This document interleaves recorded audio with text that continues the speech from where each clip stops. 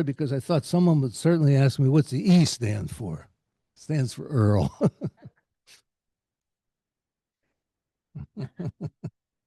I don't know.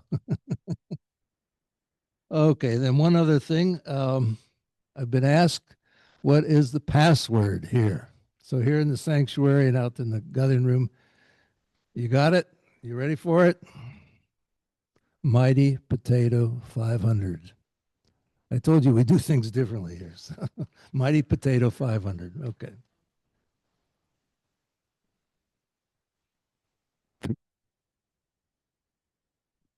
Ask how you spell potato. Be the next. And Mr. Scott and the foundation has been generous with the regions and being the significant grantor to our gun violence prevention work that Don Gaffney heads up. So we want to remember that important work. Mass trauma is an unavoidable reality in the United States. Trauma from violence, natural disasters, and disease has become all too familiar in the American experience, inevitably raising questions about where God is to be found in the midst of such tragedies. On Saturday, that came up. Where is God in this? And how do you explain that to people who are broken in half, and half, and in half again? Each case is different, but we're always left with a sense of our well-being being broken and capacity to imagine a way forward thwarted. Though language often fails in the midst of trauma, preachers and religious leaders are nevertheless called on to offer a word. We need to build the capacity to offer a word, to bring language in the midst of these metaphorical drive-by shootings that come to us again and again and again. And yet the Christian faith affirms that no amount of brokenness is beyond the presence and promise of God. This is what Tom Long says. We know that nothing can separate us from the love of God. And to be the best friends of Jesus we can be, we do well to prepare, to tape the walls, and to learn a little bit how to engage with the people we're called to love and serve. Grateful to have some professors here from Bethany College. Our social work department is here. We're grateful for that. I see the chaplain is snuck in, who's handling religious studies 100 very well. And we're all called to be teachers of the faith. Learning doesn't work without teachers. Teachers are signs of God's grace in the world. So we give thanks to God that we've been sent a teacher for the next couple of days to help us make sense of what's happening in the world in which we live, to become better friends, and to be able to say a word a little bit more effectively, a little bit more lovingly, to be Christ in the midst of the people who need it. The Reverend Dr. Kimberly Wagner, who's the assistant professor of preaching at Princeton Theological Seminary, is with us. And so far, we had a delightful chat. I hope I don't screw that up throughout the weekend, but it's so far so good. And I think you will find her to be a wonderful conversation partner, and I hope you will engage her. She received her bachelor's in secondary life science from Miami University in Ohio. Not a bad school. Her master's of divinity is from Candler School of Theology at Emory, and her PhD is from the Graduate Division of Religion at Emory University. Now, don't hold that against her. Not everybody can get into Vanderbilt or Lexington Theological Seminary, right? But we're grateful that, or Bright, right? But we're grateful that she has come, and she brings great skill, great education, a great academic pedigree. She's a Presbyterian, which means you should be very comfortable in this neck of the woods, and you will have had her CV, which lists some of the things that she's been involved in, things she's written, boards she's served upon. It is nothing short of impressive. There's been a great list of people who have been the Orr and Scott lecturers. They are strong and they've made the world better. You deserve to be on this list. And we're grateful to God that God has sent us a teacher to help us become better friends. Dr. Wagner, we receive you with the ancient sign of the church's love. Thank you. You want this down a little bit? We'll bring it to Kim Wagner height, I like to call it.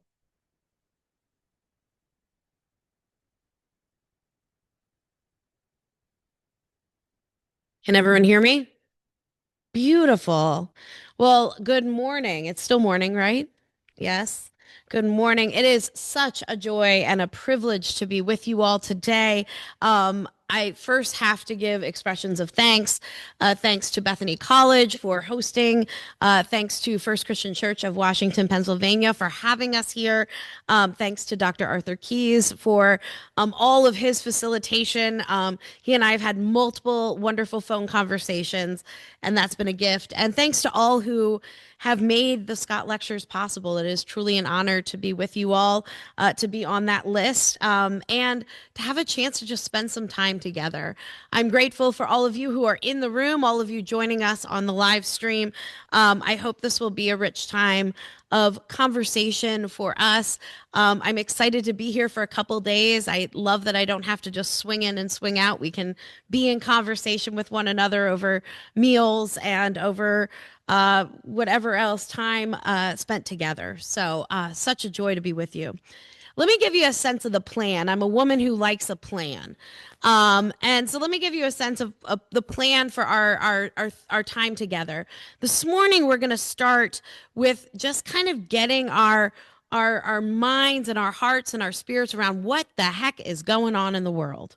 And we're going to think about what it means to understand trauma in these times.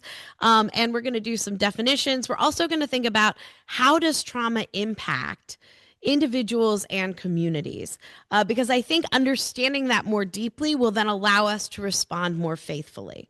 So that'll be our morning. So it'll be spending time kind of digging into what are the impacts of trauma.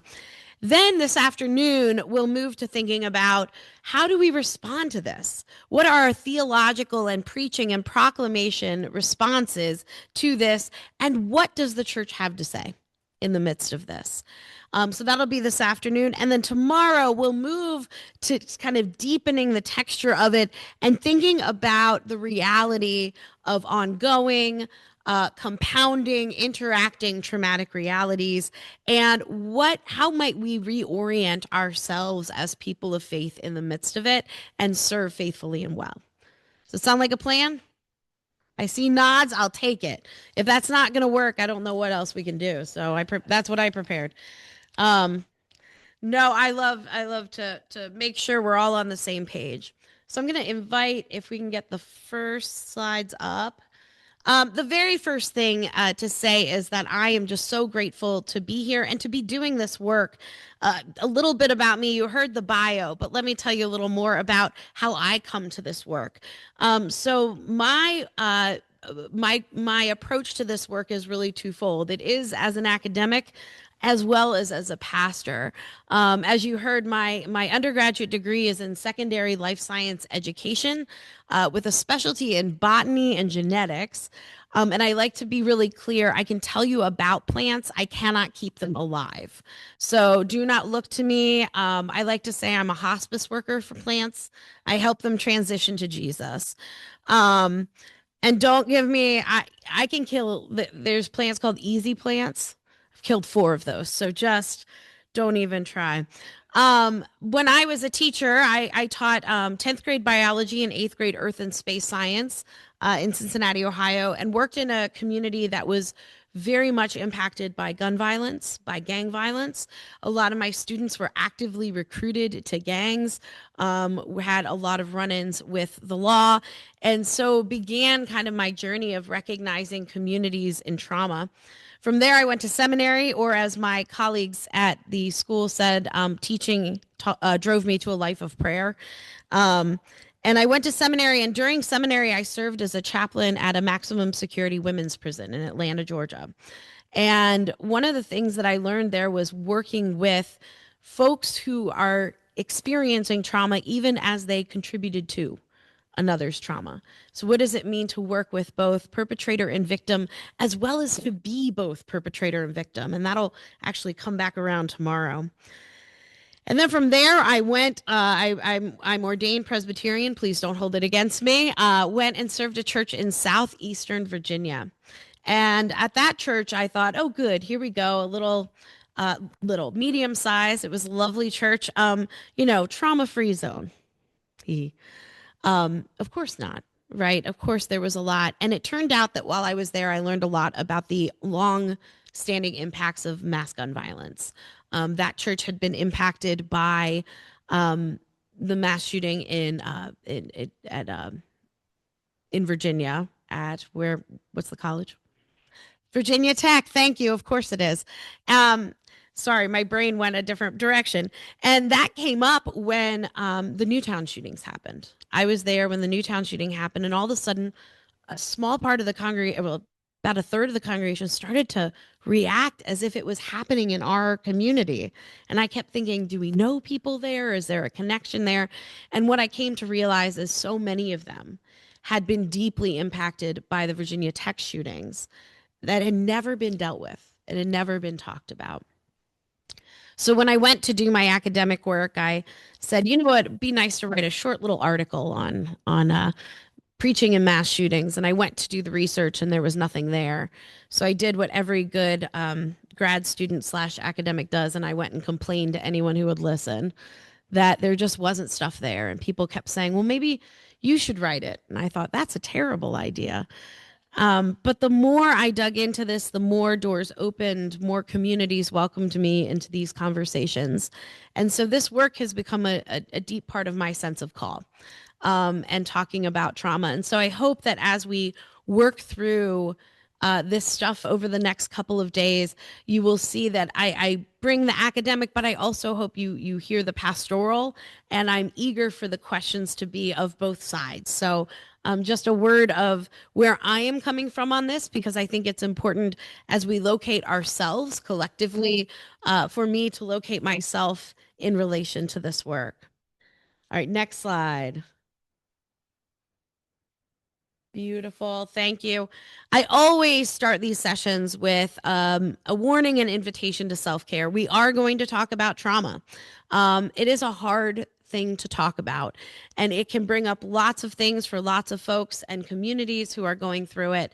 And so I just want to invite you, as you are here or as you are joining us online, to just pay attention to your heart, to your mind, and to your body. If you need to get up and step out, please do. If you need to mute me or shut me off online, please do. I always tell folks there is nothing I have to say that's more important than you taking care of yourself. And so I just want to invite that self-care. So I hope you will take me up on that should you need it. Great. Thank you. So I think it's important for us to start by locating and naming where we are. We live in a very complex time, right? We live among ongoing political divisions. We live in a world that is racked with news of war and international violence. We live in a world that is struggling with concerns around justice and inclusion, race, disability, equity, sexism, LGBTQIA plus discrimination. We live in a world that is marked by ongoing mass violence and natural disasters. We also live under the weight of climate change and ecological degradation, personal experiences of loss, and collective experiences of fear of change in society and in the church. There is a lot weighing on us, and it all overlaps and interacts and exacerbates. And yet, at the same time, we live in a world where new life still happens, where babies are born, where recovery happens, where forgiveness still exists. We live in a world where we are always, at least I am, overwhelmed by people's capacity for resilience, right? For communities' capacity to rebuild. We still live in a world where communities are still meeting and being formed, where God is still with us and meeting us in unexpected places and ways. We live in a world where there is still somehow joy and laughter almost as an act of resistance. And we live in a world where God's promises are still true. I think that this complexity can lead to a handful of responses from folks. One may be a sense of complete overwhelm, not knowing how to hold all of these things, all of the hard things as well as the joyful things at once. Another might be a sense of apathy, of needing to check out, of needing to bury our heads in the sand and just pretend that it doesn't exist. Another might be a need for escape. We see more and more in our media and social media needs for escape, right? Needs to zone out, to tune out. For some, there is a sense of urgency that we need to act, we need to move, we need to get going, right? And for some, I think there is a need of response that feels futile. For some, there is a sense that no matter how well we respond, how well we do, it might be futile. I think it's helpful in these times with the complexity of where we are living to understand what is going on through the lens of trauma. But I want to be really clear, not everything is trauma. It has become a catch-all term, right? It has become a term that has been, I think, overused, particularly in social media, particularly in kind of public discourse. Sorry, let's move that away just a hair. There we go. In public discourse, because we want to label everything trauma. And not everything is trauma, but I think having that trauma lens gives us some tools for responding. And I want to be clear about the difference, and we'll get there, the difference between trauma, discomfort, and hard things. Because I think there is a difference, and it's important for us to dissect that. So we'll get to that in a second. But I do think understanding these days through the lens of trauma can be incredibly helpful, because it allows us to understand why people may be responding the ways they are, and allows us as people of faith, as proclaimers of the gospel, to speak into those situations and address the things that we are seeing on the ground. So all that to say, all of you who are here, I don't want you leaving here diagnosing everything as trauma, but I do hope that these tools will be helpful. So let's get to defining things. I'm a good academic. That's where we have to start, right? We have to start with a definition. So I'm going to ask you to flip to the next slide. And I think there are some challenges to defining trauma. And I think to name those challenges first is really helpful. The first I've already mentioned, which is trauma is often used as a colloquial term, right? As an everyday term. Either we over-label things as trauma or we just throw it around, right? My students' favorite thing to do to just drive me crazy is they'll come in and say, "Oh, Dr. Wagner, I ran out of coffee this morning. It was so traumatic." Now, as a coffee lover, I get that. Like, that's real. But that's not trauma, right? But we throw it around. We use it hyperbolically. And so when we do that, I think it uses some of its precision. The second thing that I think is, even when we use it precisely and well, it becomes a catch-all term for multiple kinds and categories of trauma. So we'll talk a little more about this later, but we talk about trauma from experiences, everything from mass violence and natural disasters to individual experiences of loss or abuse or neglect, all the way to historical and cultural traumas like racism, like poverty, right? Like discrimination. And so when we use the word trauma, we're actually talking about a broad range of experiences from a broad range of events. And so it loses some of its precision in that way. The third reason I think it's hard to define, and here is my favorite soapbox to get up on, is I think that we conflate trauma and the traumatic event. And even good scholars sometimes do this. And I want to argue that it's really important to hold them apart for two reasons. The first is that trauma is the subjective experience of an event or a situation, which means that a bunch of us could experience the same thing and have a lot of different responses to it, right? That our trauma is different even though we may have shared an event, right? And it keeps us, I think, holding them apart keeps us from, as my friend likes to say, shoulding all over people. You should be feeling this way. You should be acting that way, right? To equate a traumatic event with a particular response is really unfair and really unhelpful, and I would argue unfaithful, because it says that your subjective experience has to look a particular way. And I think when we overlap trauma and the traumatic event, we do that. The second reason I think it's important to hold them apart is because oftentimes, and we're going to complicate this a little later, folks can't even begin to conceive of the depth and breadth of their trauma until the traumatic event has at least ebbed, if not ended. And we need that sense of safety, that establishing of safety, as Judith Herman talks about in her work, Trauma and Recovery, that we need to establish that physical and emotional safety before we can even begin to conceive of how the trauma has impacted us, of the depth of our trauma, of how it's showing up in our lives. This is why it took years for churches and communities to deal with COVID.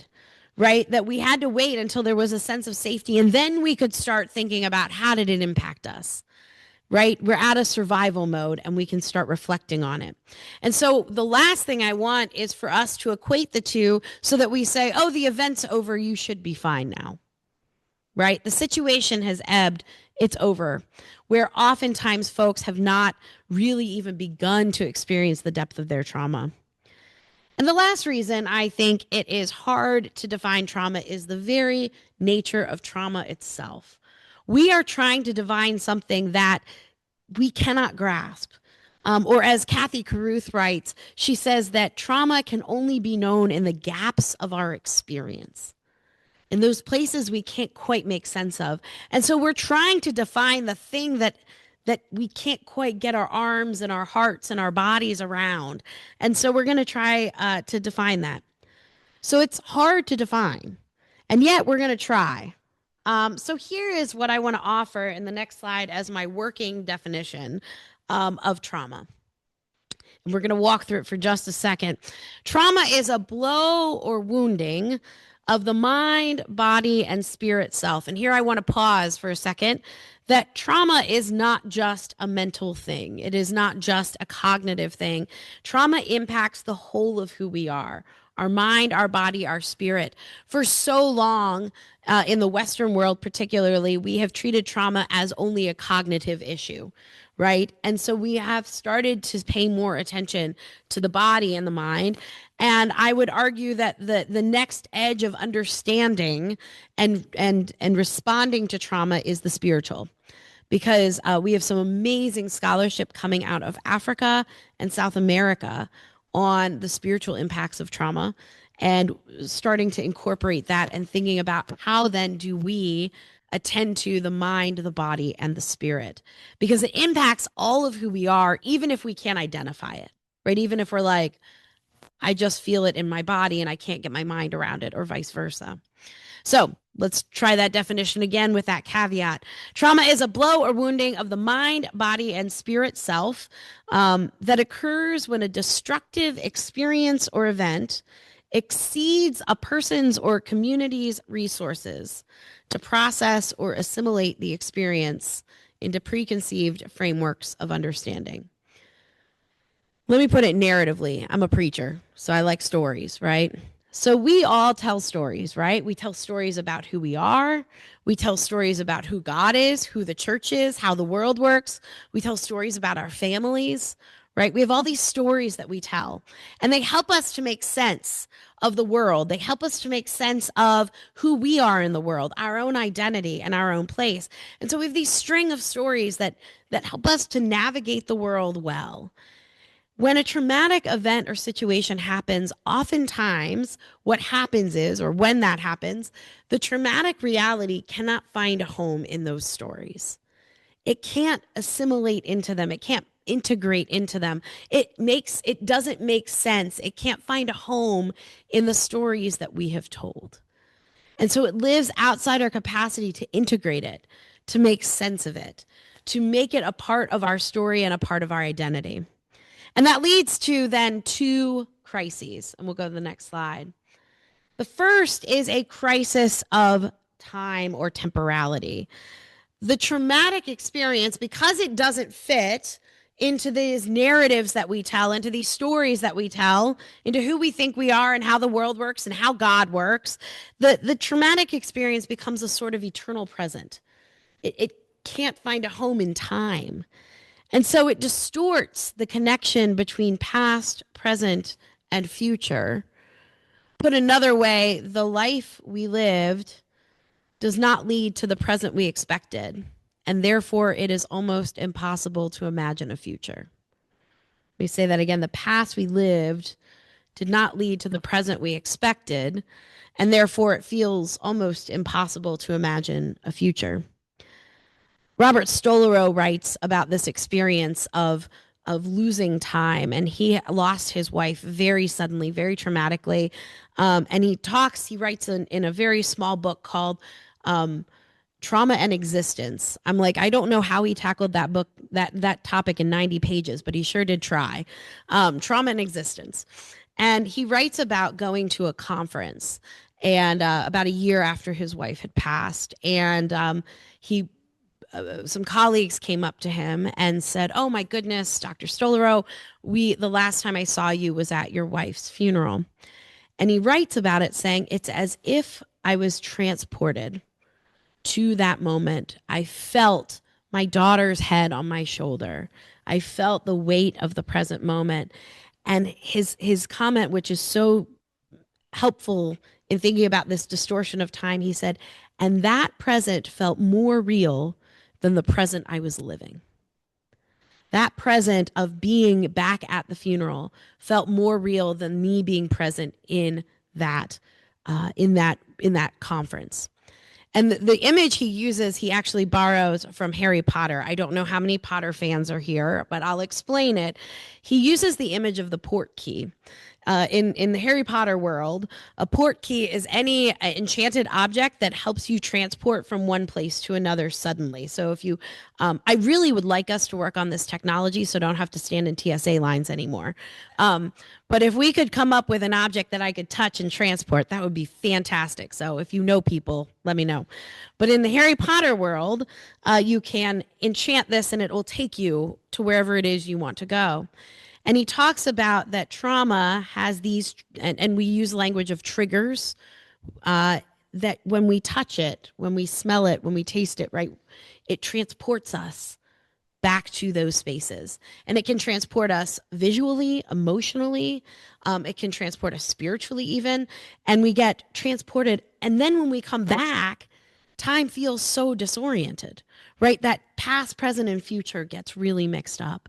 And so a lot of folks and communities experiencing trauma have a hard time placing things in time, right? Have a hard time with chronology, not because they don't know how to tell time or don't know how to tell a story, but the stories they told become mixed up in time.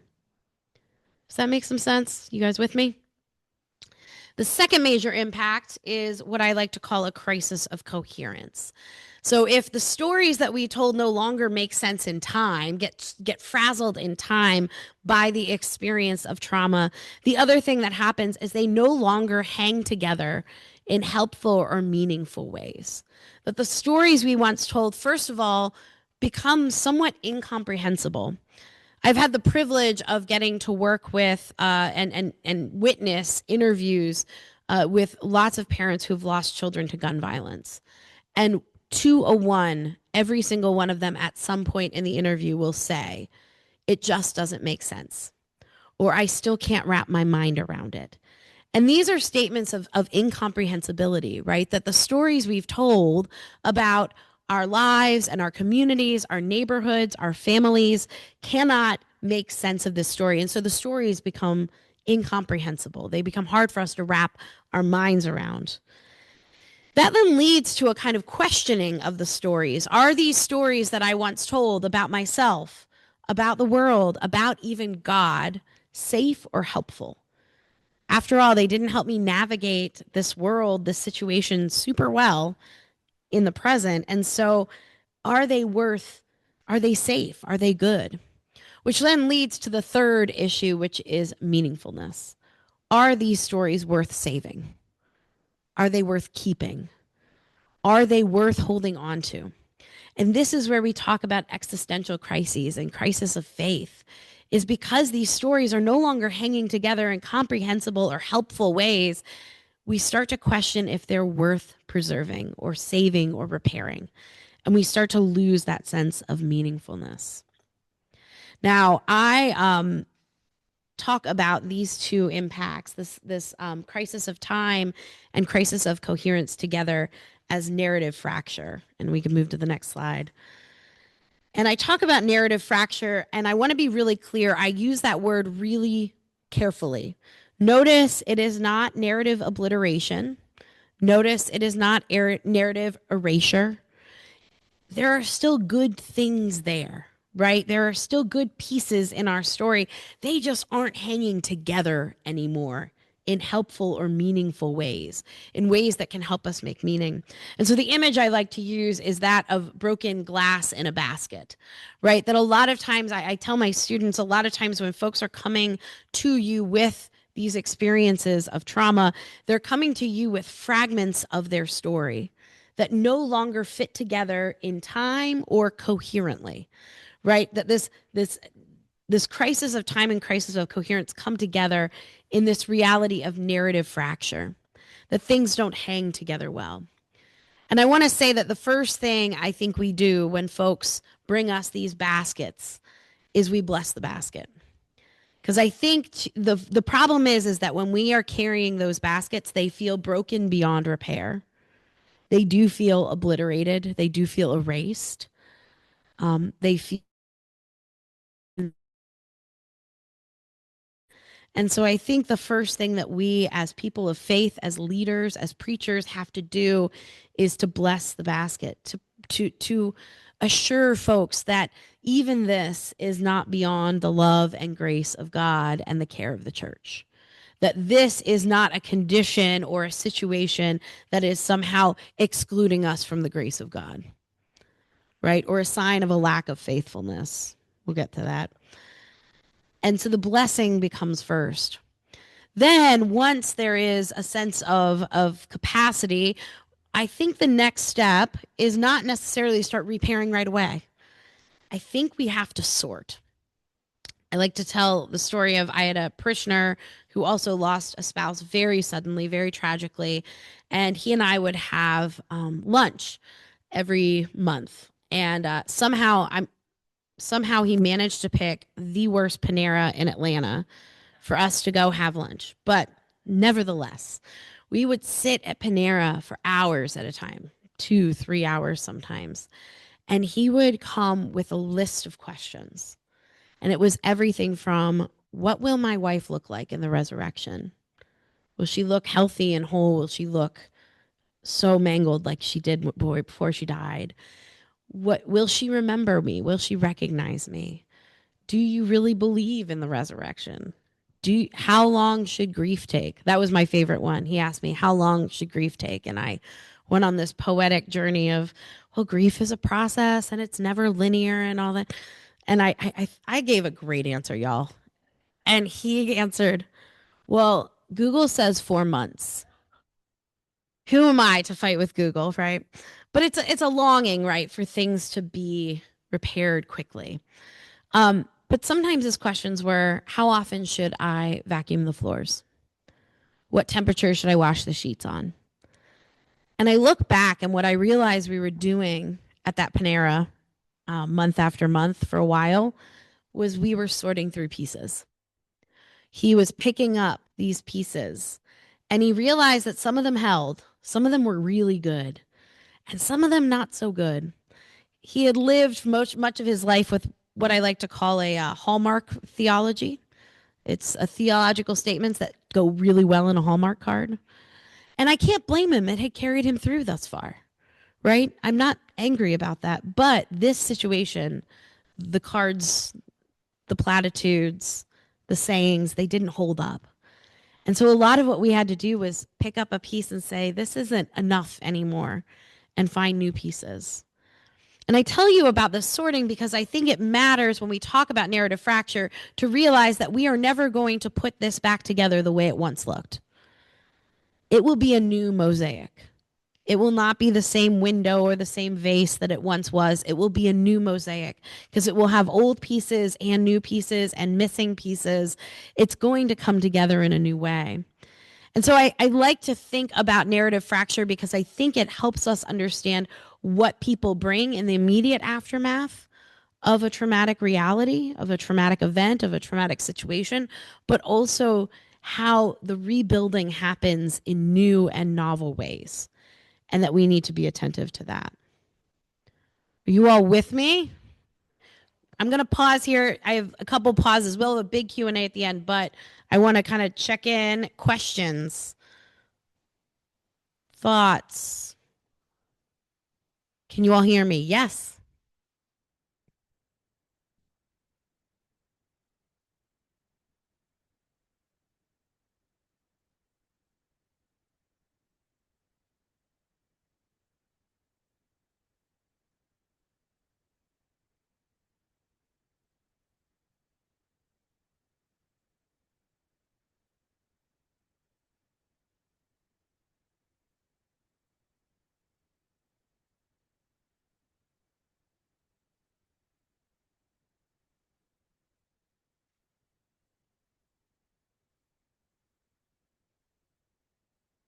Yeah, great question. The question I heard, let me make sure I heard it well, is what happens when the church, who is experiencing decline and fearing irrelevance, when does the grief and the trauma of that turn, if you will, to get support from the newer thing? Is that the question you're asking? No, ask again.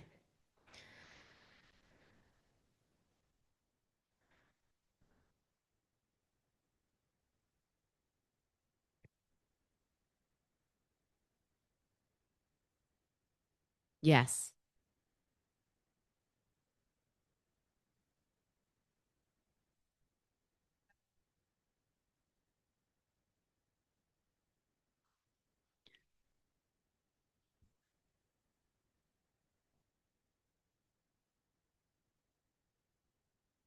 Own trauma. Yes. I see what you're asking. Yeah.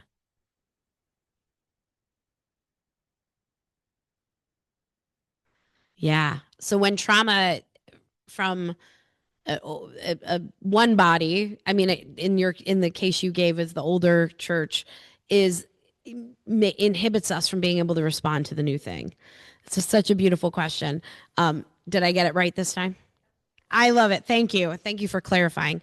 We're going to talk a little bit in the next section about collective trauma because I think one of the things that we have to address is collective trauma in communities in order that are reaching out, in order that we can be responsive.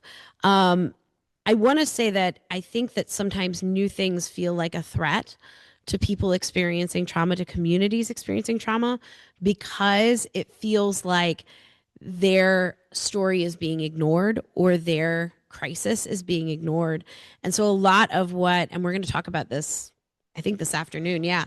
A lot of what we have to do as leaders, as people of faith, is to think with them about how to honor their story and that their story can continue on in this new way, right? That there is life beyond the traumatic reality. And we're going to talk tomorrow about what happens when communities get stuck in trauma. That their whole narrative becomes a narrative of decline, of trauma, and how do we push beyond that? And so the quick answer, or the quick version of that we'll talk more extensively tomorrow, is I think that we need to do a process of grief, but also of recognition that our story as a community can include this new thing without erasing the old. Right. I think there is a way that communities who are struggling, who are dealing with trauma, get so enveloped by it that there is a excuse me, a sense of their whole identity is now that, and that they can't do anything new. And so helping folks talk through the trauma that they're experiencing with a recognition that that is not all of who they are, that it fits into a larger story of their narrative and of their narrative of faith. So we're going to get to that more tomorrow.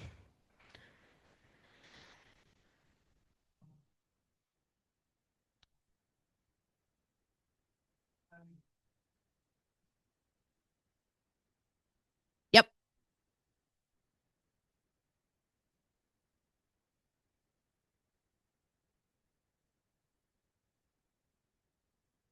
Yeah, absolutely.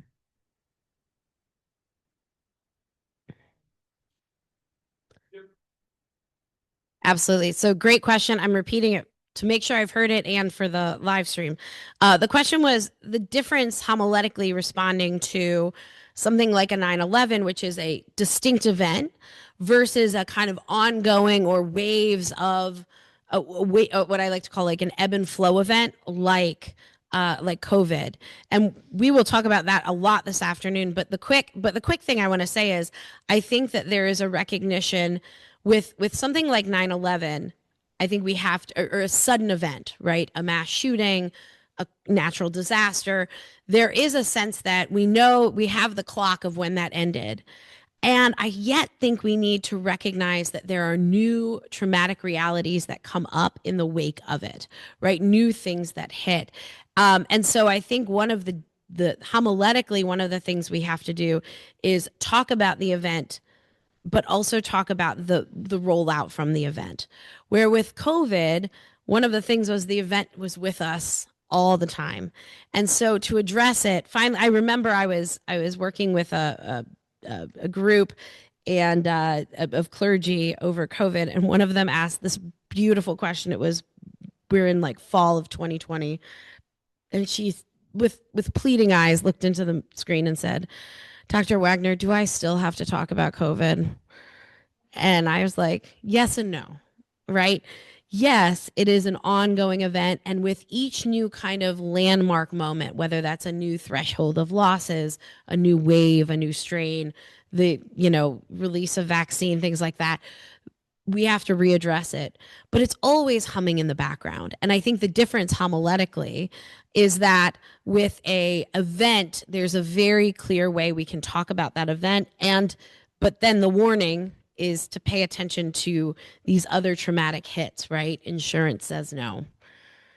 Red Cross left, right? Whatever it is, those moments when the other hits come, if you will, where with something that goes on a long time like COVID, this recognition of needing to be attentive to when there is something new to attend to, but even when we're not attending to it, we know COVID's humming in the background. We don't have to preach COVID, but we have to preach knowing it's humming there, right? And so I think part of it is also the rate at which we address it directly versus indirectly. So, but we'll talk more about that this afternoon. I saw one more hand and then I'll keep going.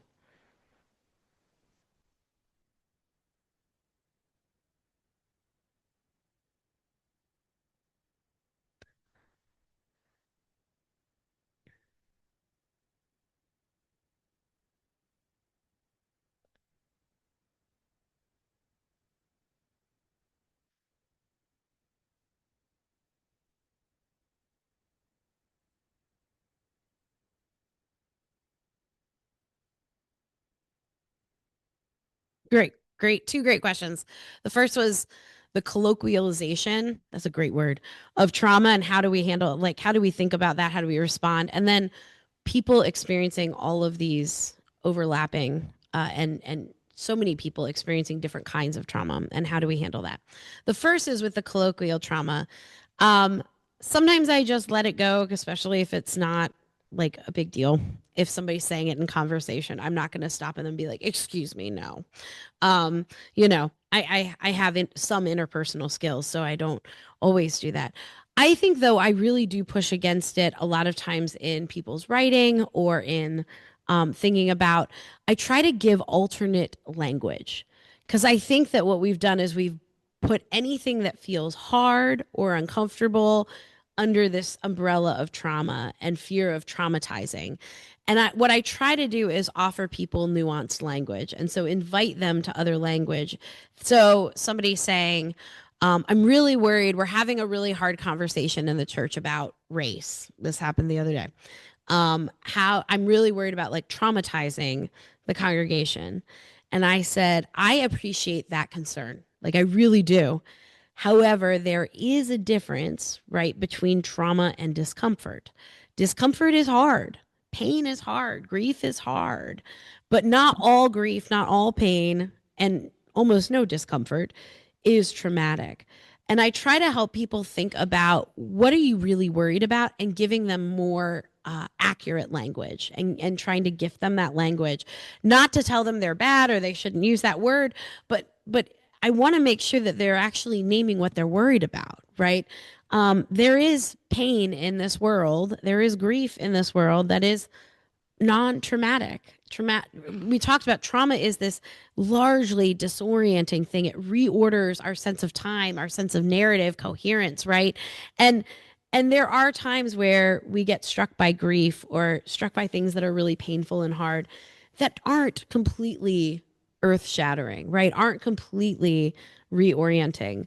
And so a lot of times for me, it's less saying that's not trauma and more saying, I think you're worried about discomfort, or I think you're worried about bringing up some grief in the congregation, right? And helping folks to unpack what they're recognizing, that term is often used as an umbrella term for anything hard, and thinking about how do we use more precise language.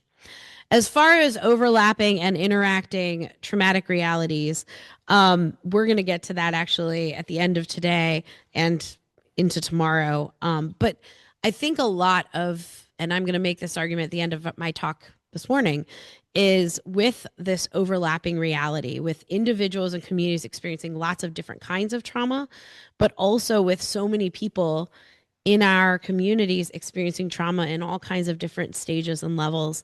One of the big issues that I see coming up is a sense of overwhelm and a loss of imagination. And I think that one of the things, and we're going to get to this in earnest tomorrow, but a little bit today, that we as preachers, as pastors, as leaders, as educators can do is help folks name and evoke imagination.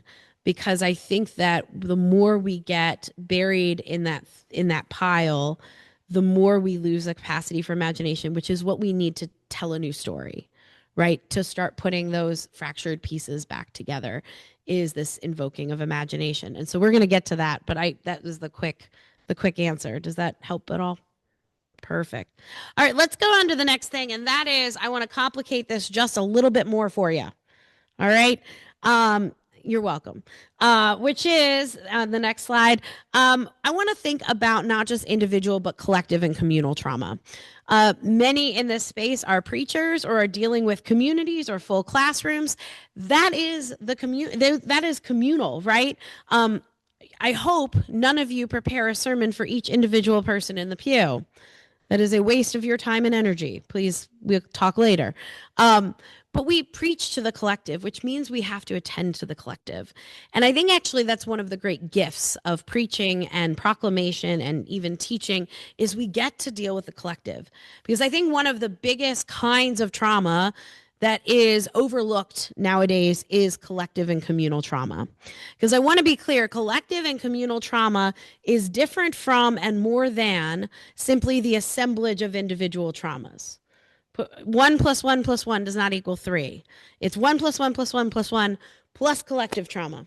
And of course, the two feed each other, the two inform each other, but they are different and they both need to be dealt with. And I think largely, particularly in the United States, we are doing better about dealing with individual trauma. We've destigmatized therapy a little more, things like that, but we still aren't dealing with the collective, right? Whether that is our communal trauma, our national trauma, we're not dealing with that. And so it's exacerbating individual traumas as well. And collective trauma, just like individual trauma, leads to this dual crisis, right? It's a crisis of time and a crisis of coherence and community.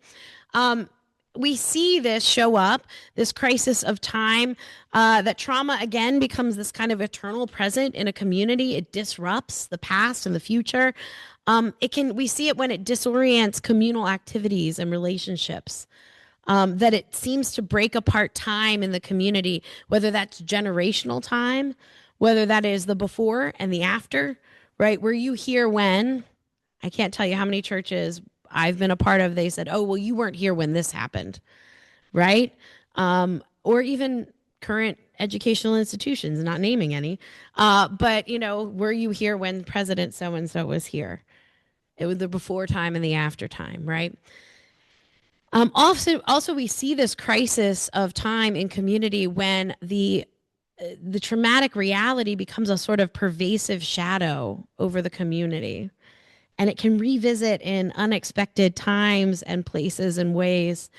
A friend of mine took over a pastorate at a church that was in a brand new building, gorgeous building, was only about 5 years old.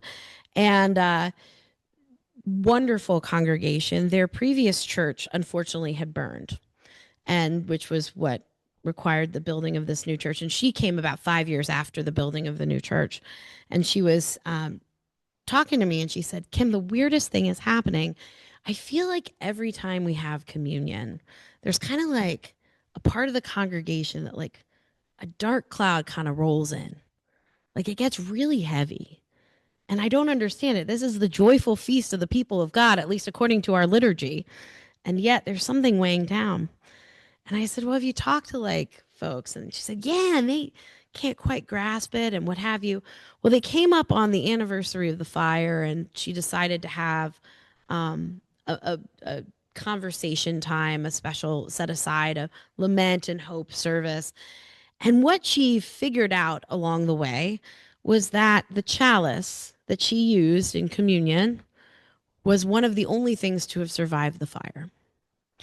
And so every time she held it up, she was holding up this kind of symbol of both resilience, but also of the loss, right?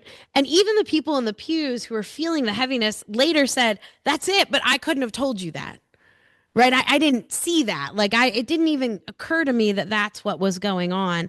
And so we're going to come back to this story in a second, but I think that oftentimes the pervasive shadow shows up in unexpected places and ways. It disorients time. And then as I mentioned in answering questions, it can distort time because it can become the trauma can become a sticking point in the story and the identity of the community, that all of the sudden this is all of who they are, and time collapses into like, this is who we are. We are a declining church. We are the church that burned. We are the community where the mass shooting happened. I remember I had the fortunate opportunity to interview one of the Catholic priests up in Newtown, who buried about 8 of the children and 2 of the educators, and was a first responder, pastor, clergy to the firehouse where everything went, where everyone found out who survived and who didn't. And I interviewed him a handful of times, but I remember him telling me that one of the problems he feels like the community faced so much and continues to face is that Newtown is now where the Sandy Hook shooting happened, right? That their whole identity is that. And he's like, and even I see it in like people in the pews, like, this is who we are, right? This is our whole identity. We also see crisis of coherence in community, that the stories that we've told no longer make sense, no longer feel helpful, no longer feel meaningful, right? Foundational stories that we told about who we are maybe no longer serve in the same way to help or secure communal identity. There is a potential loss of rhythms and traditions and rituals as helpful or meaningful. So back to that chalice, right? So now my friend had figured out what was going on in communion. And really, I think she had three choices, right? One was to ignore it and just be like, we're going to keep using this chalice and people are going to have to figure it out. Not the most pastoral response, right? And she's a good pastor. The second option is, do we retire the chalice, right? Do we put it in our little museum area in our library and it becomes an important part of our church history and we get a new chalice? Or do we do something else? Do we keep it and somehow unpack it? And they ended up keeping it and unpacking it. And so they rewrote liturgy for this service that acknowledged the history of this chalice as part of the communion liturgy. That out of the fire of death, we lift up this chalice that stands for new life, even as it honors the old. Right? To rewrite the liturgy around it. That liturgy that they were using around that chalice no longer worked in the same way it once did. Right? That the ways that they did communion, the ways that they talked about the fire no longer held. And so this need to disrupt rhythms and traditions and rituals that no longer worked, that no longer held. We see a crisis of coherence in community when the values of the community are thrown into question. A lot of times it's not just the narratives that no longer hold together, but all of a sudden the community maybe stops being as welcoming because they're scared of the stranger because of something that happened. Or they start to value protecting their own, or they start to value something totally different and not serving within the congregation.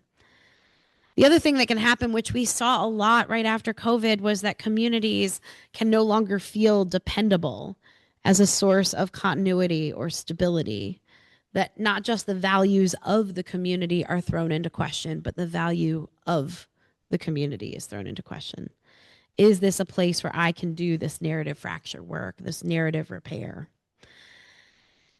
Collective trauma, this narrative fracture at the collective level, has both uniting and dividing forces, as I'm sure you all can imagine. Uniting forces, we know the first one, right? What happens after a tragedy hits? What happens after a storm hits or a shooting happens? Shout it out. We come together, right? We bond. We are in it. We're going to donate water and food and blood and money, and we're all going to serve. How long does that last? 3 months, I heard. 2 weeks. Yeah. Usually anywhere from 2 weeks to 4 months is generally, and it's always dependent on what other news stories hit, right? What is the next crisis? And then give me 1 second.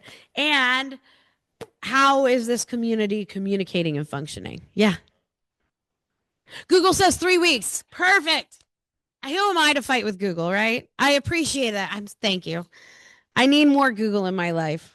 The reason why it doesn't, I think a lot of us, particularly those of us who are like all about, let's do community, right?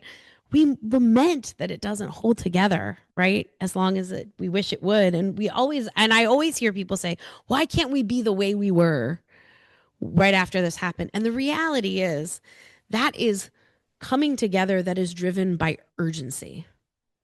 And so unless something else urgent happens, it can't hold. And so I think we appreciate it, we enjoy it, we benefit from it, but I don't think we should try to cling to that kind of bonding because that bonding is driven by emergency and urgency. And really, honestly, how much urgent do we want, right? This is why we saw at the start of COVID, right? Everyone was out on their porch banging their pots and pans for doctors and nurses, right? It didn't last, right? We are on what year? 3, 4 in the war in Ukraine. 4. And I don't know, there aren't as many Ukrainian flags hanging out. There aren't as many posts on Facebook, right? Not that Facebook changes the world in that way, but we lose that sense of urgency.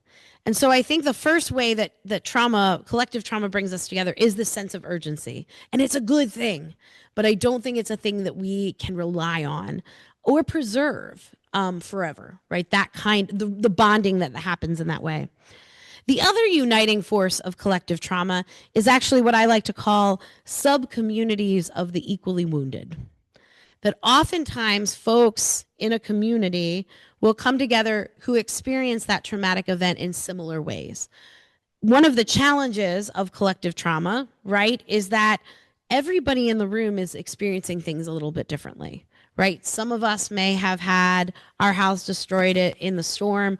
Others may just have damage. Others may be untouched, right? Some of us lost the school our kids go to. Others of us are able to send our kids to school on Monday, right? There's a variation often in a community. And so a lot of times what we see is this coming together of these sub-communities of the equally wounded. And this is a good thing overall, right? This is a helpful thing at first because it's helpful to be with people who you don't have to explain it, right? I'll talk about this more a little later with a story, but I lost my mother very suddenly 3 years ago. And I remember my sister was a young mother at the time, had just had a baby, and she found this wonderful group of mothers who had lost their mother. And she said it was one of the best things she found for her support because she said we could all just look at each other and like say 2 words and we knew what we were saying, right? That we could communicate clearly.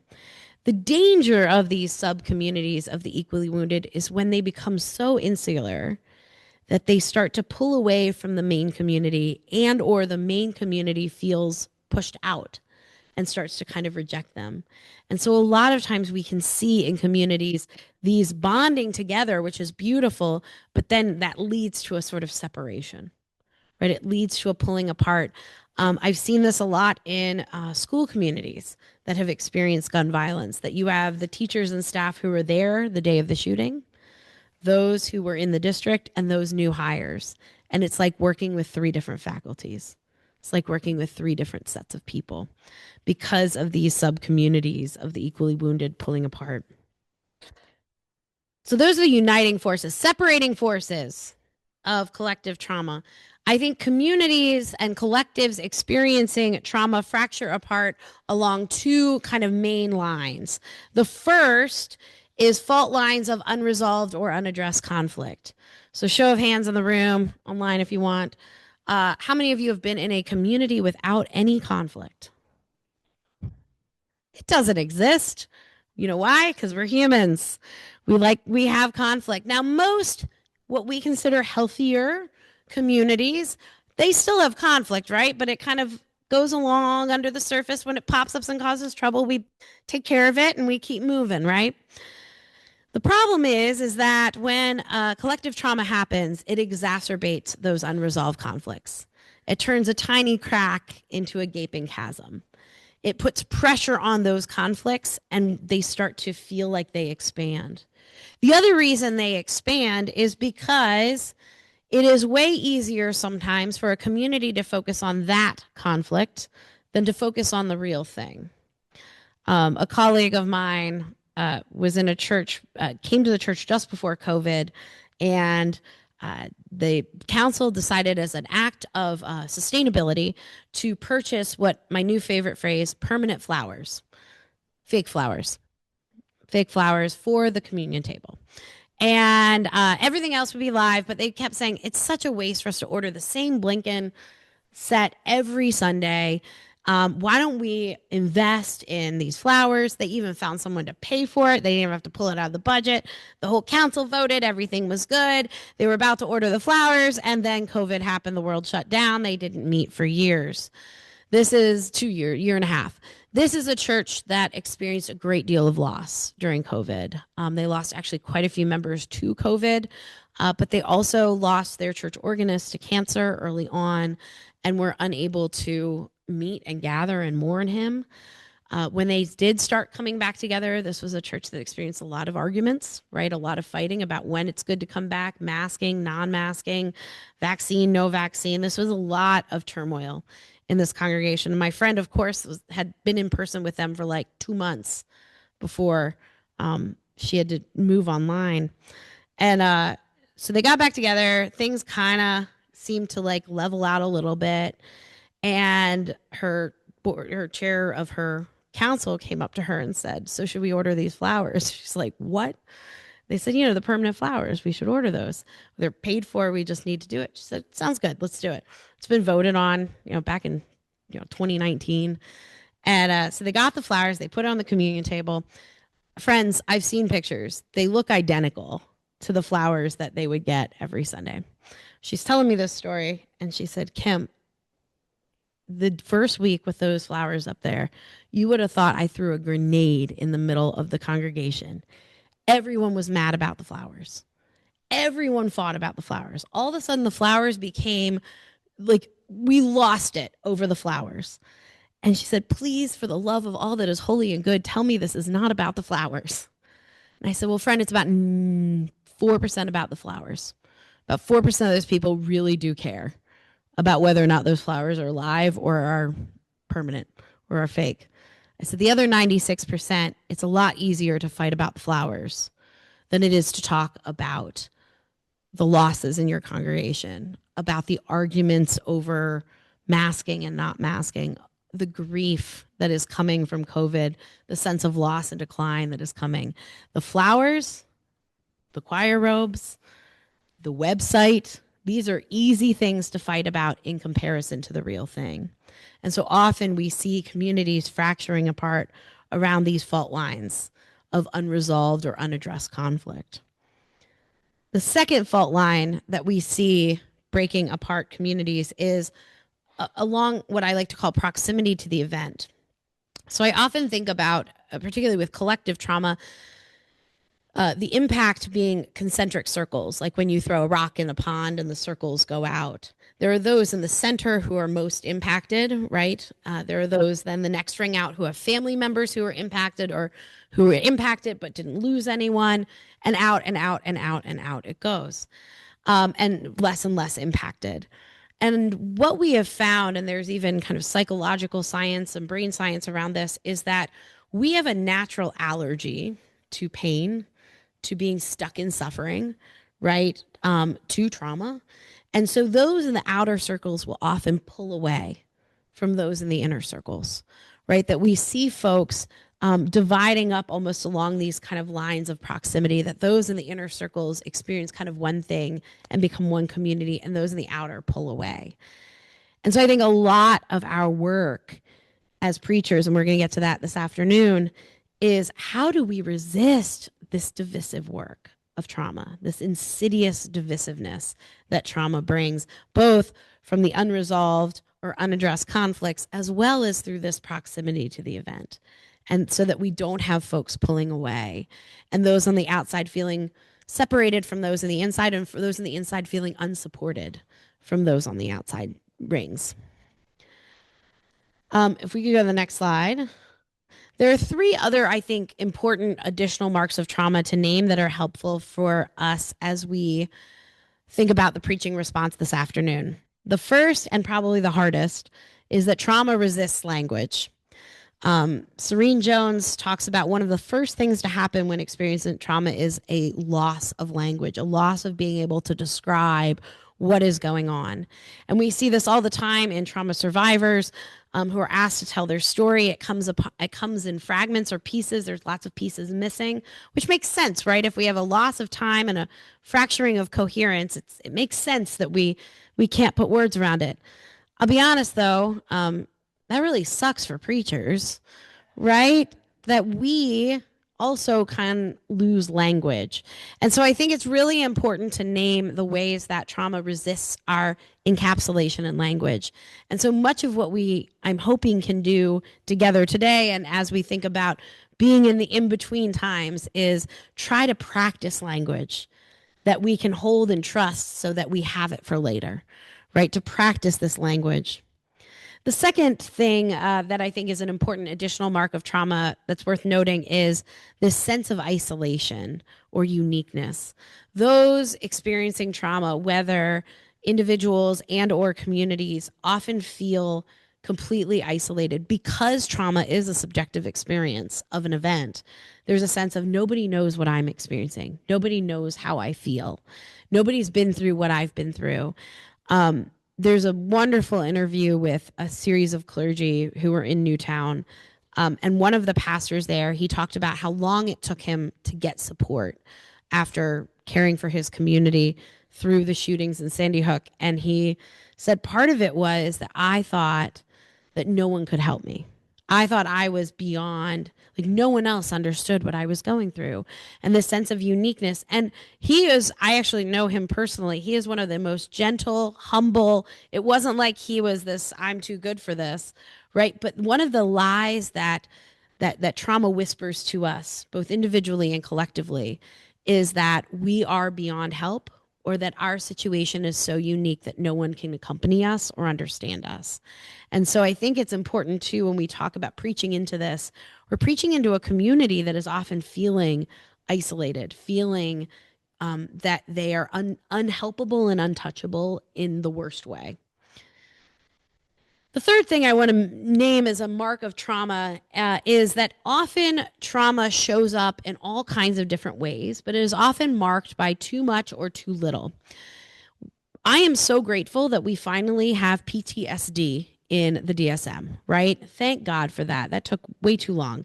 Post-traumatic stress disorder is finally in the DSM and is defined very clearly, and you have to have particular symptoms for it to be PTSD clinically, right? But we also know and understand now that there are experiences of trauma that what we are calling subclinical, meaning they don't fit the definition of PTSD, the medical diagnostic definition, right? However, it's still trauma and it's still showing up. And one of the ways I liked, Jennifer Baldwin talks about this in her book, Theology and Trauma, and she talks really helpfully about there is the clinical, right? The really flashbacks, paranoia, complete shutdown, right? These are things we identify pretty clearly as traumatic responses, particularly because they're written down and described as in PTSD and diagnostic manuals. However, so many folks in our congregations and our communities can be experiencing trauma, but it's subclinical. It wouldn't fit the definition, but it's still trauma. It can be marked by too much, right? By a little bit of paranoia or a little bit of I'm not sure how to navigate things and anxiousness. It can be marked by too much in being a workaholic or keeping the house super, super clean or, or exercising so much. And some of these, not all of those are signs of trauma, but they can be symptoms of signs of people experiencing trauma. And one of the hard things about the too much is it is often celebrated in society. You are such a hard worker. Look at you going to the gym 3 hours a day. I wish I could do that, right? Oh, you are just so meticulous. Sometimes that too much is a subclinical sign of trauma. Similarly with the too little, that folks who are a little subdued or not engaging or just have a hard time getting going, that these can also be signs of trauma. And sometimes these are celebrated as well. You are so calm in a crisis. It's a really beautiful thing, but what if that calmness is a detachment, a disassociation, right? And so just wanting to name that there is the clinical trauma, and we're talking about that, but we're also talking about subclinical trauma, meaning traumatic impact that shows up in these too much and too little ways that wouldn't fit the diagnostic definition, but are still important to pay attention to. Perfect. Look at me doing time well. This is unusual. Don't ask my students. Thank you. I want to kind of close down with talking about these different categories of trauma in order for us to get good vocabulary going, and then asking a kind of, I hope, evocative question that'll lead us into the afternoon. But I think it's important for us to name, and you asked this beautiful question earlier about there's so many people experiencing all kinds of trauma. And I think it is important to recognize that there are lots of categories of trauma that we need to be attentive to. There's, of course, acute catastrophic trauma. These are your 9/11s, your mass shootings, your natural disasters, right? These are the things that have a clear beginning, middle, and end. And in some ways, I think we're doing better about addressing those. Hopefully, we'll get better at that still. There are then those perpetuating or ongoing traumatic realities, and those could be individual or collective. I put under that kind of ongoing abuse or neglect. I also put under that category things like COVID, things like eco trauma and fear of the climate disaster, right? I put under that one also ongoing experiences of discrimination, although they fit in other categories as well. But these ongoing, perpetuating realities. There is then historical trauma, which is trauma that we talk about having a event or a situation that set off ongoing realities of trauma. So slavery and racism, or we talk a lot about the Holocaust and anti-Semitism. These are things that have a clear event, historical event, that has continuing lingering trauma from it. There's also cultural trauma. This is when a culture is almost eradicated. Again, by the way, I'm pulling these categories, but they all overlap, right? They all interact. So, because we can also talk about the Holocaust as a cultural trauma, as the trying to eliminate a culture. Same with the genocide of Native persons in North America, right? And thinking about these cultures that were almost eliminated, these languages, these ways of being almost eliminated. We also see a lot of cultural trauma now in immigrant communities as first generation immigrants become second and third and fourth generation. A lot of I work with a group of students, and one of them was talking about how the cultural trauma frame really helped her understand what her Korean immigrant church was going through. They've now been there into the third generation, and there's a lot of grief and anxiety and trauma for the older generation that this new church looks like an Americanized church and no longer speaks Korean, no longer, right, is practicing some of these Korean patterns of worship. And so thinking about, we're seeing cultural trauma too in communities, immigrant communities who are assimilating or who are marrying in folks from other traditions. There's structurally induced or culturally induced trauma, meaning trauma that is oftentimes, we think a lot with these about discrimination. So we can think about racism generally as a culturally induced trauma, and the Jim Crow laws as a structurally induced, right? The laws themselves led to traumatic impact, where racism, it leads to traumatic impact, but maybe isn't mandated. It's part of, as in laws, but part of the culture. We have, of course, intergenerational trauma of one generation that gets passed on. And it's oftentimes because it's not been dealt with. There's a beautiful piece by Florence Kashgekian is her name, and she writes, it's called A Place Past Midnight. And she writes this beautiful essay about her parents surviving the Armenian genocide. And her mother was pregnant with her when they fled.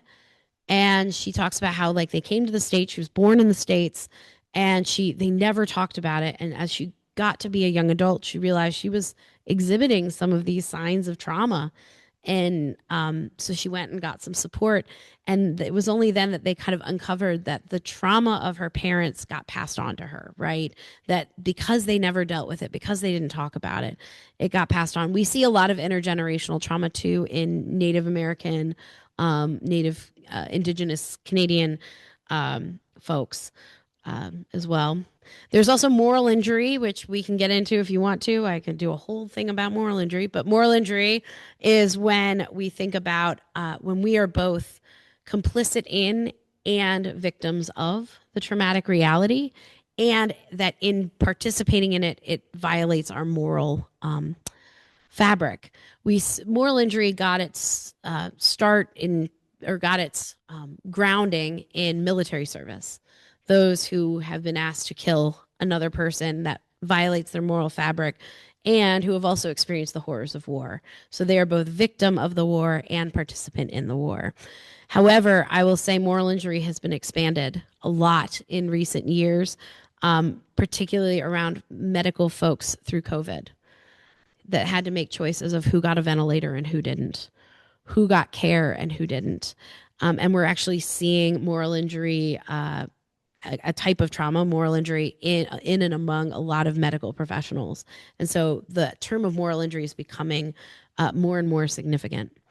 And then there's, of course, secondary trauma, which I think matters to a lot of us who are caregivers, educators, pastors, teachers, that we oftentimes in proximity to trauma experience our own trauma from being that caregiving work. So the reality is that none of these come one at a time. Traumas do not send save the date cards, and they do not line up one at a time for us to deal with one before the next one hits. This is my fantastic piece of art. This is the extent of my artistic capacities, y'all. If I could draw this correctly, all those circles would just lay right on top of each other. But the reality is that you can't read the words if you do that. So it didn't do that.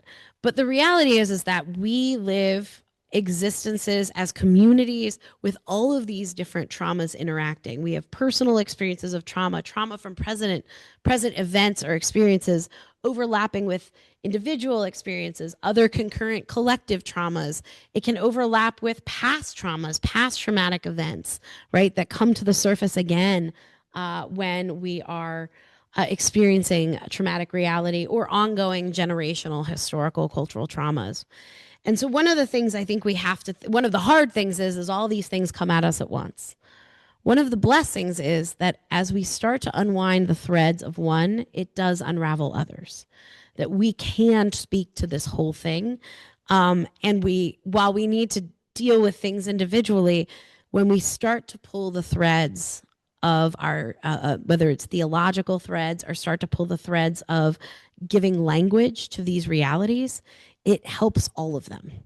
It does. And so I want to say that as these things overlap, there is a way that our preaching, our proclamation, our teaching can begin to untie some of the knot of this.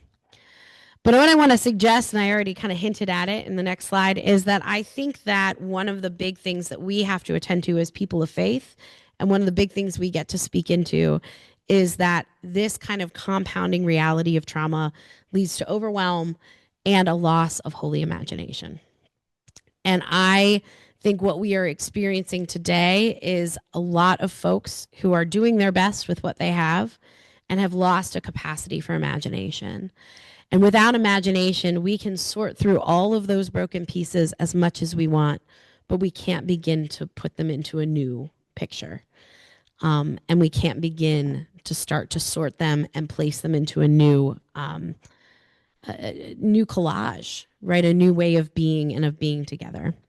And so I want to close with this question, which will lead us into this afternoon, and that is, what does it mean to take seriously the reality of individual and collective narrative fracture in preaching and ministry? And so in the afternoon, I feel like I'm leaving y'all with such a downer, but in the afternoon, we're going to fix it all. No, we're not. We're going to think about how we faithfully respond to that. And so that's the question I want to leave you with for us to ponder as we move into the afternoon. But I am glad to take your questions. I've been talking long enough. Or comments or arguments. Which one? Yep, back it up. Perfect, thank you. Yeah.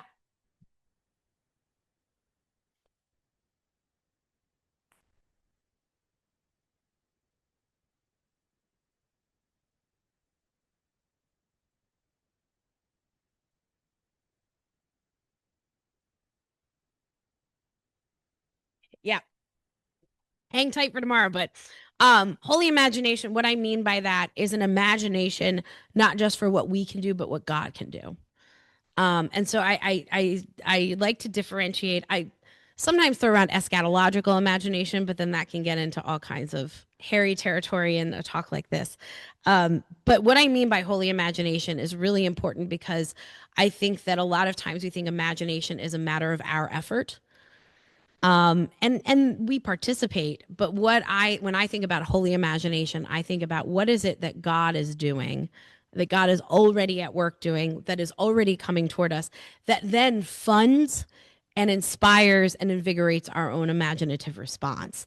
And so part of why I qualify holy imagination is it's not just imagination for what we can do, what God is doing, and that what we can do is not by our own bootstrap theology, right? But by the fact that God is at work and working in and with us to make that happen. Does that clarify? Yeah. Before you ask a question, say who you are and where you're from. Oh, that'd be lovely.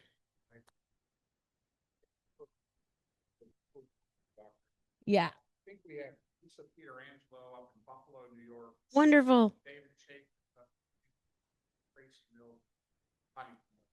Welcome, friends. If you have a question, pop it in the chat and we can have our wonderful tech folk read it. And if it's another Lisa, we'll welcome you too. Go ahead.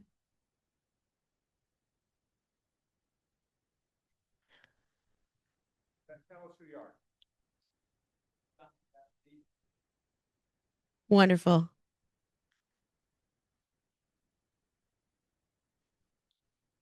Mm-hmm.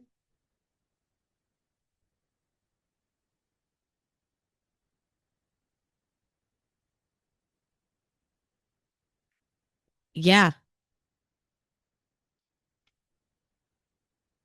Yes.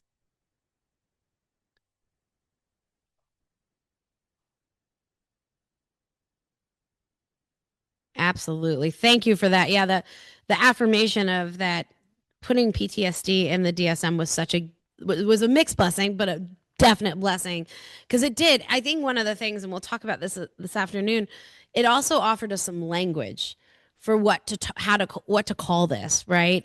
Even like if you read early Freud, he doesn't use the word trauma, right? He has this double wounding. He starts going into like a tree and it's a lot. Don't read it, or read it if you'd like. But he doesn't have that language. So I think you're right. Part of getting PTSD in the DSM was such a gift for both being able to affirm and help people see themselves, but also to give us language to describe what was going on. Thanks, John.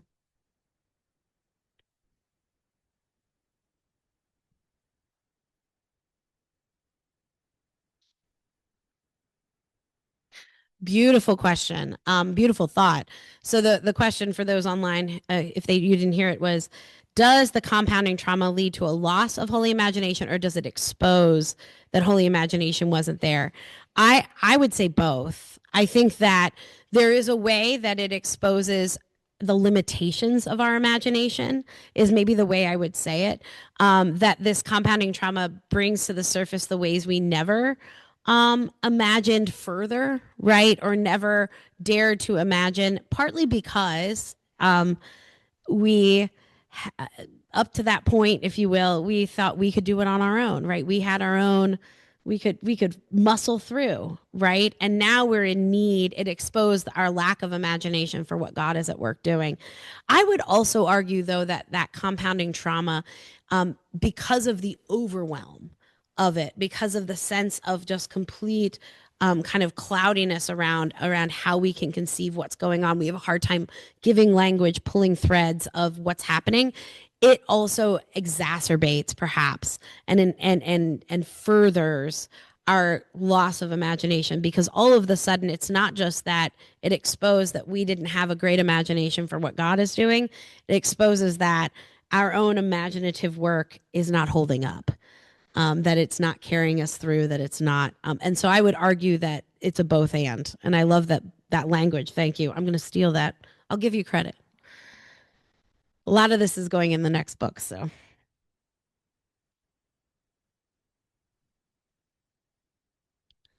Hi, Clete.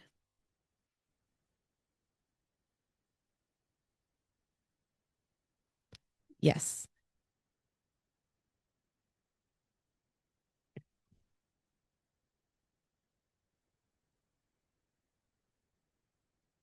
Yep.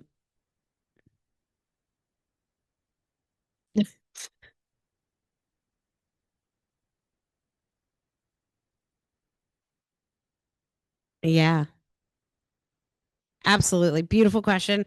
We have a whole section on that this afternoon, but the short version, yeah, no, we're going to talk about the role of the proclaimer, the role of the pastor, because I think your diagnosis is exactly right. That I think what we either um, kind of no pastor or preacher or even teacher is outside the scope of experiencing the trauma. If we are embedded in our communities, we're going to experience that trauma with and alongside them. And so it means that we too are experiencing narrative fracture. We too are experiencing these sense of isolation, this sense of a loss of language. And so I think one of the ways most of the pastors I know and the studies that I've done and the research that I've done points to preachers wanting to leap to the superhero, savior, fixer position, which is, I get it. I trust me, I get it. Like we all want to, we got into this because we want to help people. And so this afternoon I'm gonna debunk that a little bit, and I want to try to offer a few alternative images. But I do think that the inclination is the superhero. As I'll talk about this afternoon, there's two dangers to it. One is you can't actually fix it, right? That's not a thing. You can address it, you can accompany, you can't fix it. Two, to be the superhero, you have to come in from the outside. And so what ends up happening is a lot of pastors and preachers and leaders, and we see this with politicians too, right? With local leaders, that you pretend like you are untouched by it so that you kind of keep it at bay, so that you can feel like you can fly in from the outside, zappy zappy, that's a technical term, fix it, and then fly back out. And the problem is that doing that oftentimes damages you as the preacher, and it actually is unhelpful to your community because they then think that somehow holiness or faithfulness is the same as absence of hurt or absence of impact. And so we're going to talk even more. I'm going to offer three alternatives to the superhero, because I do think most in my study and in my work with a lot of clergy, the first inclination, even of the most democratic leader, is to run to the closet and grab their cape. And I think that we need to resist that because we are impacted by it. Anything else? I'd hate to be the woman that stands between you and lunch. So, yeah.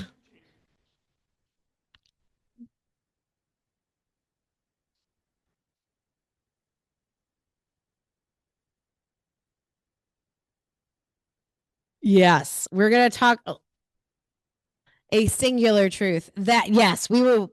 If I don't address it this afternoon, bring that question back. But yeah, we're going to talk a little bit about kind of how we locate ourselves theologically, but then also how we offer a theological narrative in the midst of competing narratives. So wonderful. Thank you all for a wonderful morning. I'm so grateful for your attention. Get out of your way. This is the moment you've all been waiting for. Introductions. I want you to all stand and quickly tell us where you're from. Don? Don Williams, I minister here in Beaumont, right down the road. Wayne?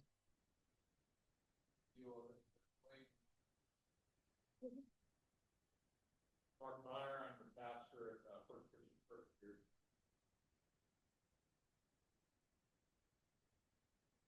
Cletus Hall, in the United Christian Church, Lower and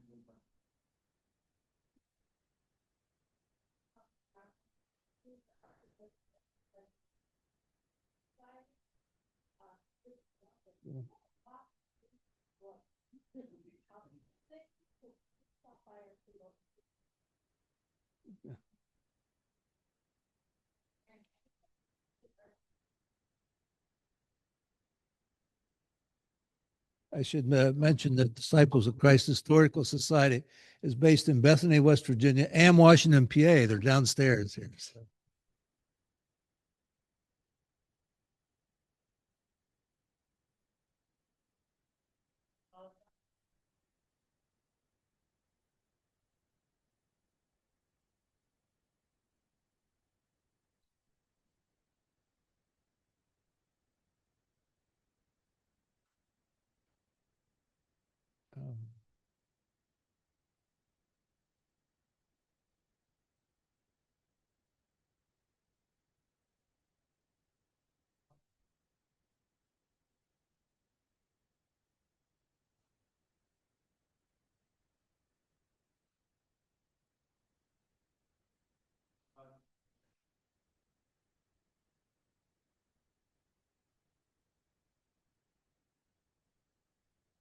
Kenny Hardway, pastor of First Christian Church at BF West Virginia.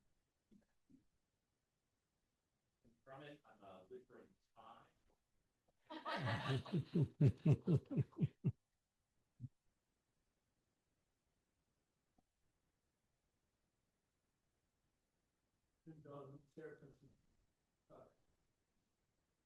But he's from from Mariana, Pennsylvania, right? So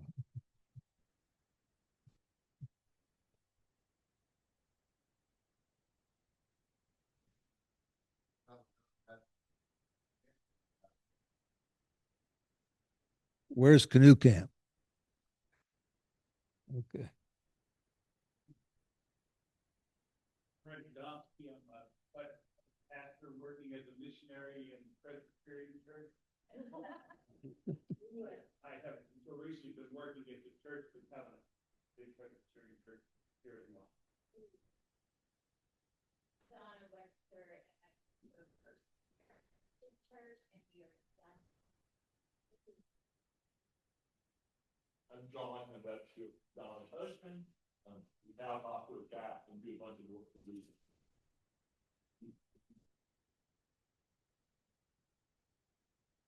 Firstly, I now live in Gibsonia, Pennsylvania, one of the renegade Lutherans. Served before my retirement in West Virginia for 20 years, and then served and spent almost 20 years. I'm sort of a groupie for Dr. Wagner. I attended a number of her. Love learning from her. I'm Christine Rapella. My background is in trauma chaplaincy, whether it's in the hospital, in homeless encampments, or doing development in city mission in the Kingston area. John Harris, I'm a retired Presbyterian minister living in Wellsburg, West Virginia, regularly preaching at Zion United Church of Christ, Louisville, Ohio. Some know me as the Labyrinth guy. And in 2 months, I will also be a certified spiritual director.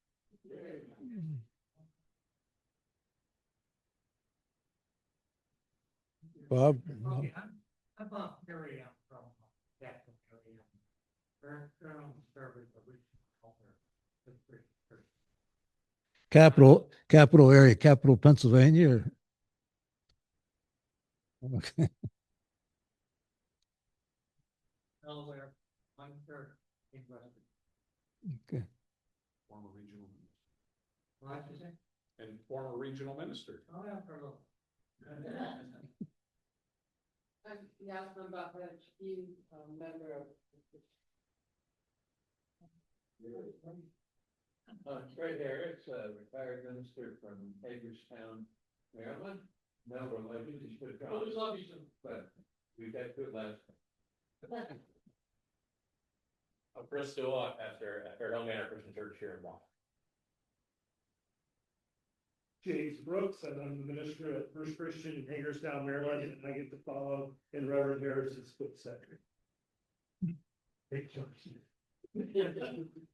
I'm Thad Allen. I'm the regional pastor for the Christian Church in West Virginia, Pennsylvania, and the Northeastern. I'm Charlie Cochran. A little over 2 years, I served as the pastor of the Central Christian Church in Fairmont, West Virginia. I'm Melanie Sinclair. I'm a faculty member and the chair of the Social Work and Criminal Justice Department at Bethany College, and one of the associate professors. I'm Kimberly Lawless. I am a professor of social work at Bethany College.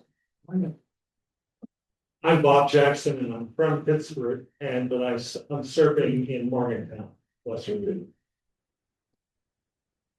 My name is Guy Montecalvo. I'm an elder here at First Christian Church. Marie Montecalvo, my wife, and I'm also a member in Delaware. Rosemary Bigby, semi-retired RN. This was my home church, and I turned Presbyterian.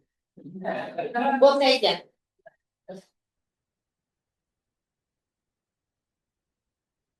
Chris Butler, I actually work downstairs for Beth. I'm the program director of self training for veterans.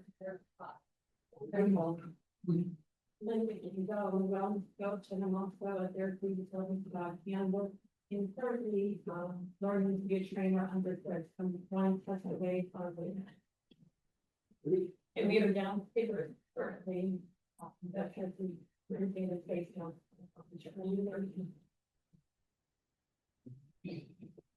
Was low, and I'm a member of this church. I'm Barb Mouse, also a member of this church, and also an elder. I'm Greg Walls, and I'm a longtime disciple who recently a newly minted minister of Word and Sacrament, serving at First Presbyterian Church. Down John Rumberg, as the First Christian Church in Stowe, which is in the greater active.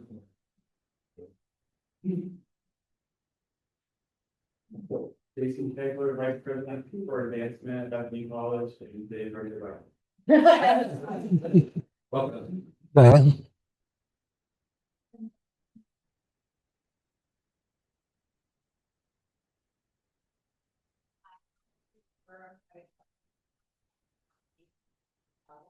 I know many of your faces. I've been working with Bart and Dad for the last 5 years, got lectures. Art and I were chatting really this morning that, as I said, there was these other faces. They're all new faces. They're really fantastic. Yeah, got lectures. So in the past, I used to talk to all these people about thinking about getting a gift for that to be published. Well, now that's Jason. So you can protect your wallets when Jason's coming around. But I focus on the recruitment side of the house now. So there's some information out there. While we're having lunch, there's information on people. With questions, please let me know. And I can't leave without reminding everyone in this room that we have 2 Disciple Praise scholarships that we offer every year, full tuition. We have 2 offers for this fall. If you know anyone that's a senior, don't try to figure out where they want to go. You need to stay. Both Thad and I are trustees, so I think I would just echo what she's saying. Help us recruit disciple students. That's probably the most important thing that we can do in terms of our relationship to the college. Heather, could you just stand and introduce yourself?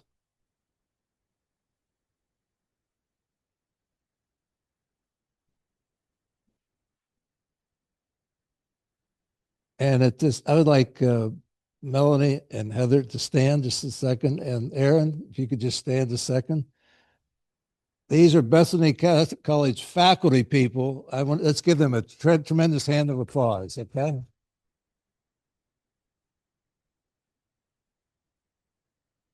And Lori, we're going to break for lunch, and when do we come back? Okay, all righty.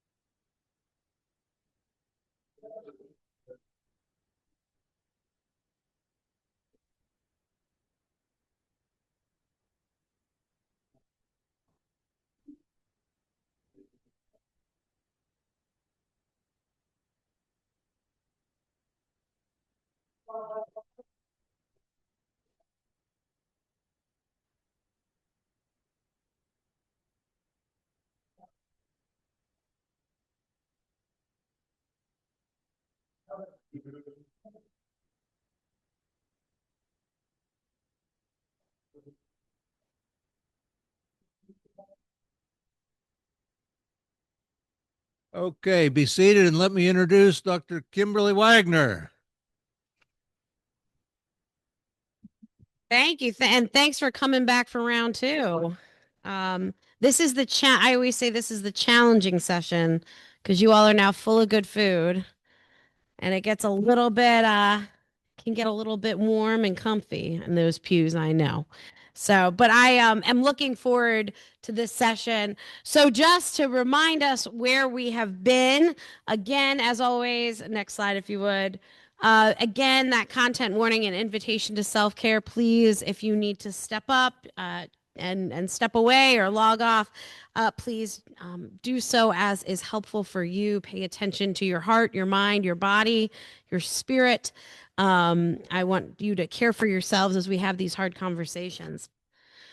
So where we left off, we started this morning with a working definition of trauma as a blow or wounding of the mind, body, and spirit self that occurs when a destructive experience or event exceeds a person's or community's resources to process it, to assimilate it, to integrate it into our preconceived frameworks of understanding, into those stories that we tell. And we talked about, is that me? I'm so loud. My mom, we're good. My mom said I became a preacher so I could use my loudness for good and not for evil. There you go. So the second, and we talked about these impacts of trauma, right? We talked about on the next slide, this dual impact of time and coherence, which would lead to, next slide, this concept of narrative fracture. And what in the world is going on? Let's push that away just a little bit. All right. Still good? All right. I appreciate all the feedback, y'all. That's helpful. We talked about that the crisis of time and the crisis of coherence leads to this narrative fracture, this breaking apart. And it leads to narrative fracture on both the individual and the collective level.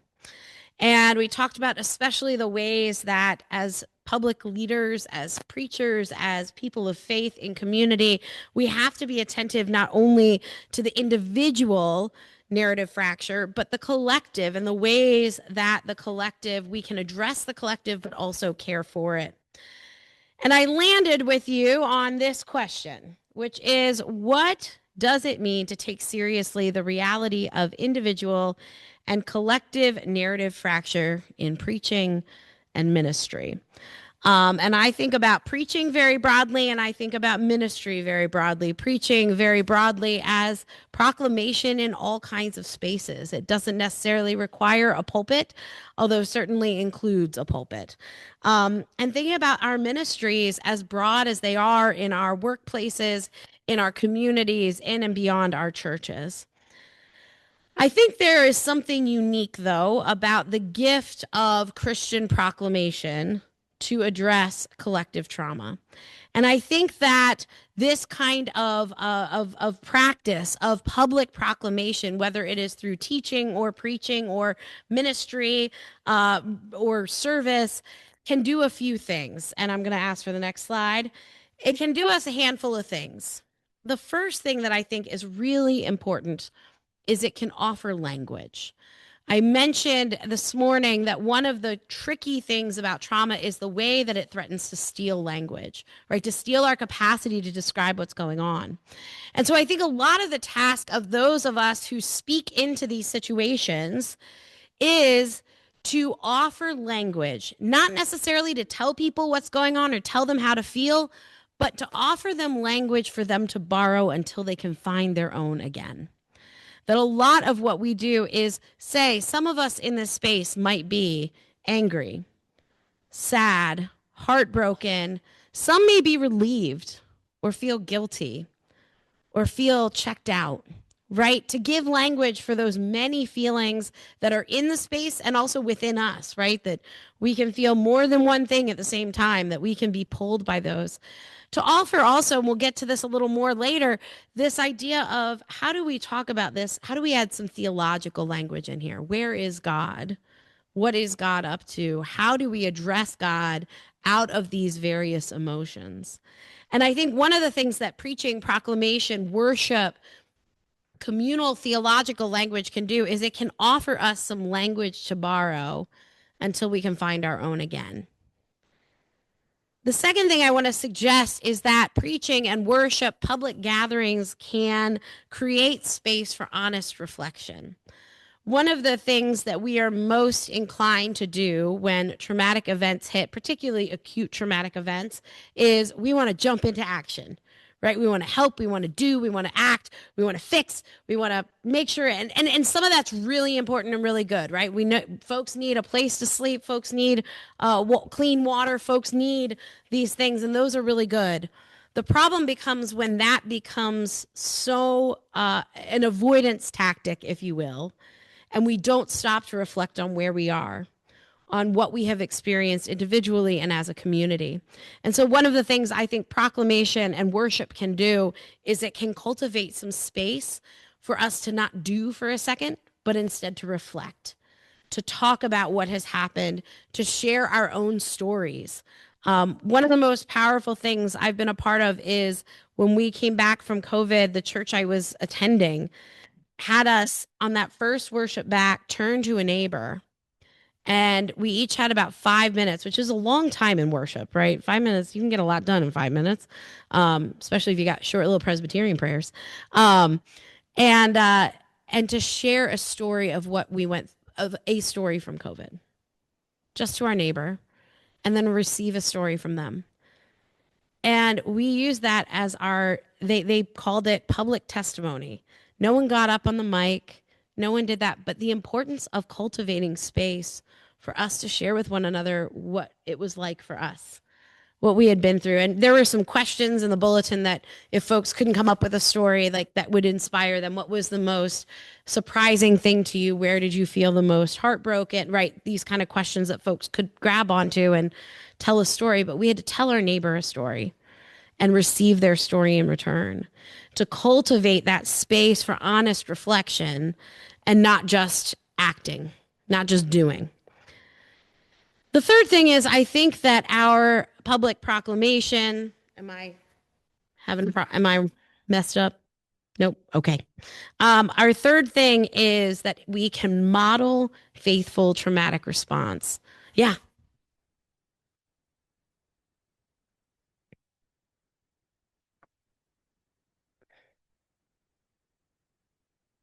Yeah, absolutely. Great question. So anytime I want to preach on anything that I think is hard, or even the text brings up something hard, like infertility or like loss of a child or what have you, I always kind of give a heads up at the start of the service in the bulletin, usually in the newsletter, like the week before.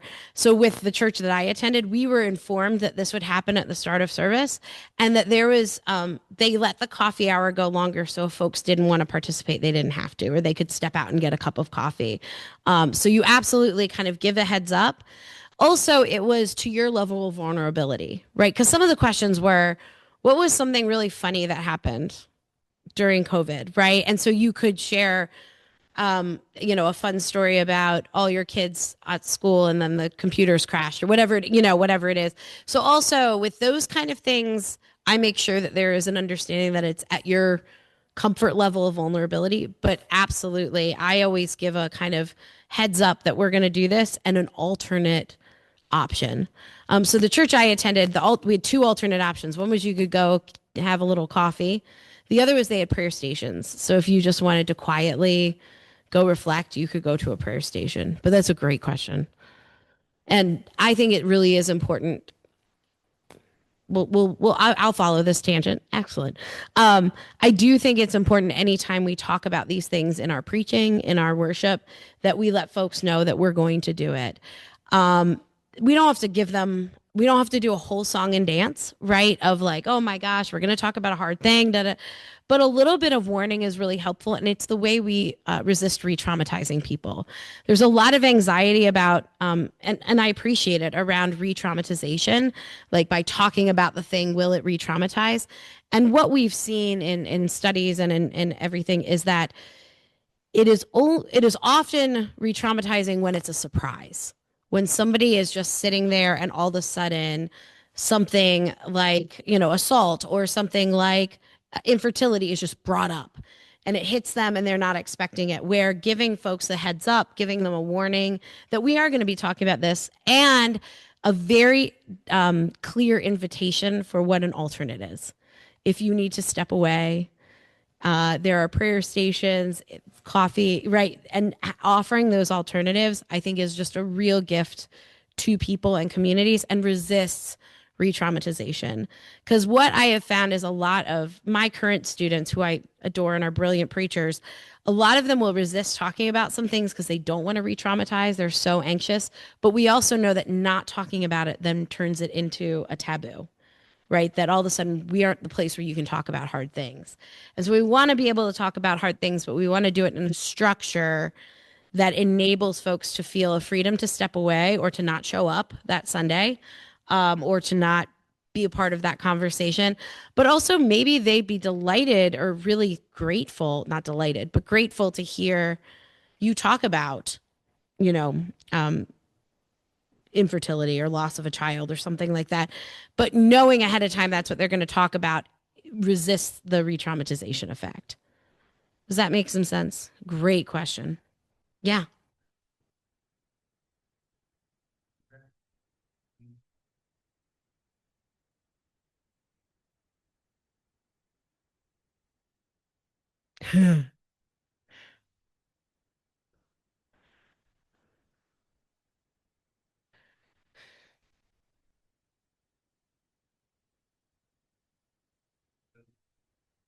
Yeah.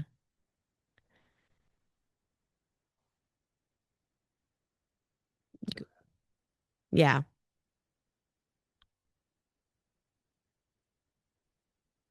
Yeah. In conflict resolution.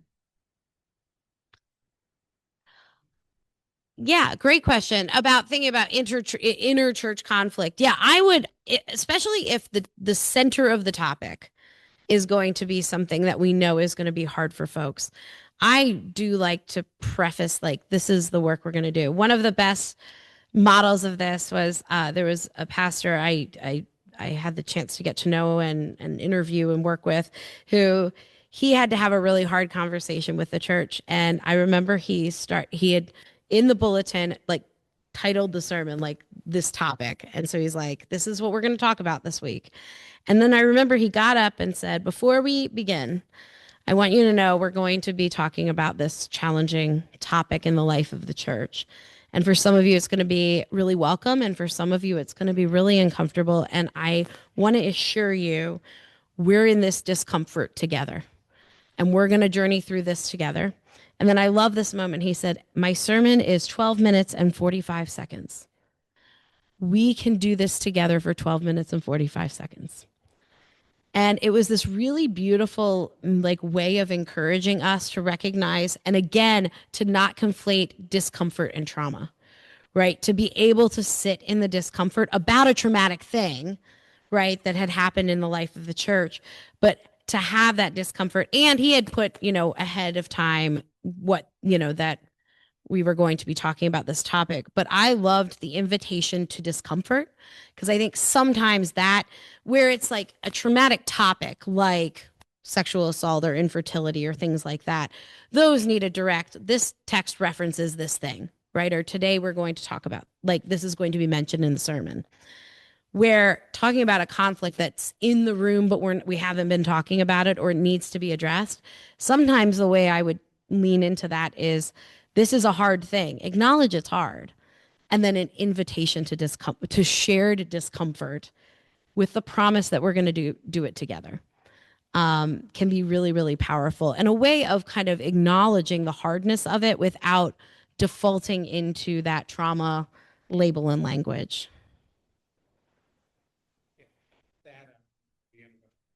Thanks, Dad.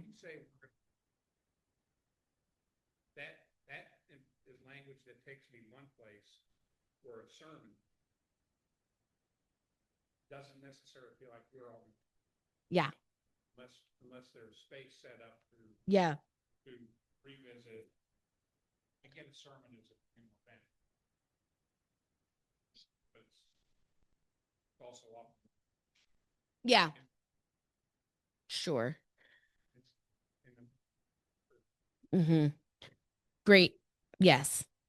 Two thoughts come to mind with that question. That it was excellent pondering. I love that. Pondering. Yes. The first is to say, I always think that we're getting to my theology of preaching here, that sermons are innately dialogical, right? Like, even if another doesn't speak, there is a dialogue that is happening, right? I can interact with my congregation. Every congregation has a tell, right? Every classroom has a tell. Even the most, the Presbyterians, we get the title of frozen chosen. Even the most frozen among the chosen have a tell, right? And so I do think it's innately dialogical. So when I say we will talk about this, it stems from me trusting that there is something happening interactively. So I use that pretty intentionally, but I also want to honor the other half of your question, which is the other half of your pondering, which is, if you say we are going to talk about that, you have to allow space for their voice. And that may happen in the lunch after. That may happen in an invitation to further conversation. That may happen in this sermon is kicking off a Bible study we're going to do. And so a lot of times, if I say, like, this is a conversation we are going to be having, I make sure that the sermon is not the last word, but one word among the conversation going on in the community, so that I'm inviting their reflections and their voices. But I think a lot of the work, and this actually brings me back to my bullet point, a lot of the work of preaching is to model how we have that conversation, right? And so it initiates, it gives some language, it also gives some parameters for that conversation, how we're going to talk about it. That doesn't mean folks can't, step outside the parameters. But to me, what I think we can do faithfully from the pulpit as a solo voice, but hopefully in a dialogical manner, is to think about modeling how we ponder these things, how we ask hard questions, right? To not have sermons that are just, this is it.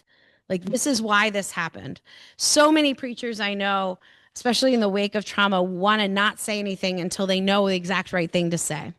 I have bad news for you. You're never going to say anything, because we're never going to know the exact right thing to say. It's the very nature of trauma.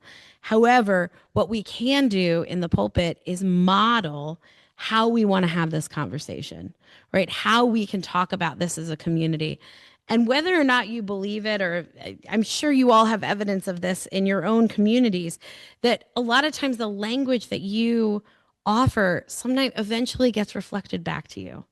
The way you describe something, the way you ask the questions, the way you wrestle with the text, the way you talk about hard things, people borrow that language. People start to imitate with one another and with you how we talk about it. And so for me, one of the things that preaching can do in a very dialogical way is not be, this is the one statement on this, right? It is always the opening of a conversation that then we want to cultivate spaces for that conversation to continue. But it also can model how we're going to talk about this. What are we going to do? How are we asking hard questions of God? How are we wrestling with our faith? In essence, to bless too the wrestlings we already have heard in the congregation. Where is God in this? One of the best funeral sermons that I've heard in recent years is pastor who followed me at my church buried a young man who was one of my youth who took his own life. And she started the sermon by saying, I know that they tell us in seminary, like, I know that you all are looking at me and thinking that in seminary they prepare us to say something to this and to explain to you why this happens. I've never been so at a loss for words. And what I also know to be true is that God has not abandoned this young man or his family or this church. And even as I have nothing to say here, I have so much faith that this is still true, right? To do that wrestling publicly, I think is really powerful, that we don't have to be the one that comes in with the answers and the right thing to say, but to publicly, faithfully model that wrestling which then enables the congregation to do that wrestling with one another and as a community. It gives some language, some parameters, some foundation for how we do that together. Does that make some sense? So preaching is permission. Preaching is absolutely, it's permission giving, and it's, I don't know why this thing hates me, and it's modeling. One of the things that I think we do is we model how we talk about this, right? So it's both permission giving, but it's also modeling. It's helping folks see, well, my pastor, who I respect, who I think, is spending time in the scriptures, this is how they're talking about it. Maybe I have permission to ask God, where are you? Or to be angry, or to be sad, or to be at a loss, right? And so modeling well, faithful response, that then is permission giving and gives them something to at least try out for a while until they find their own voice, their own way.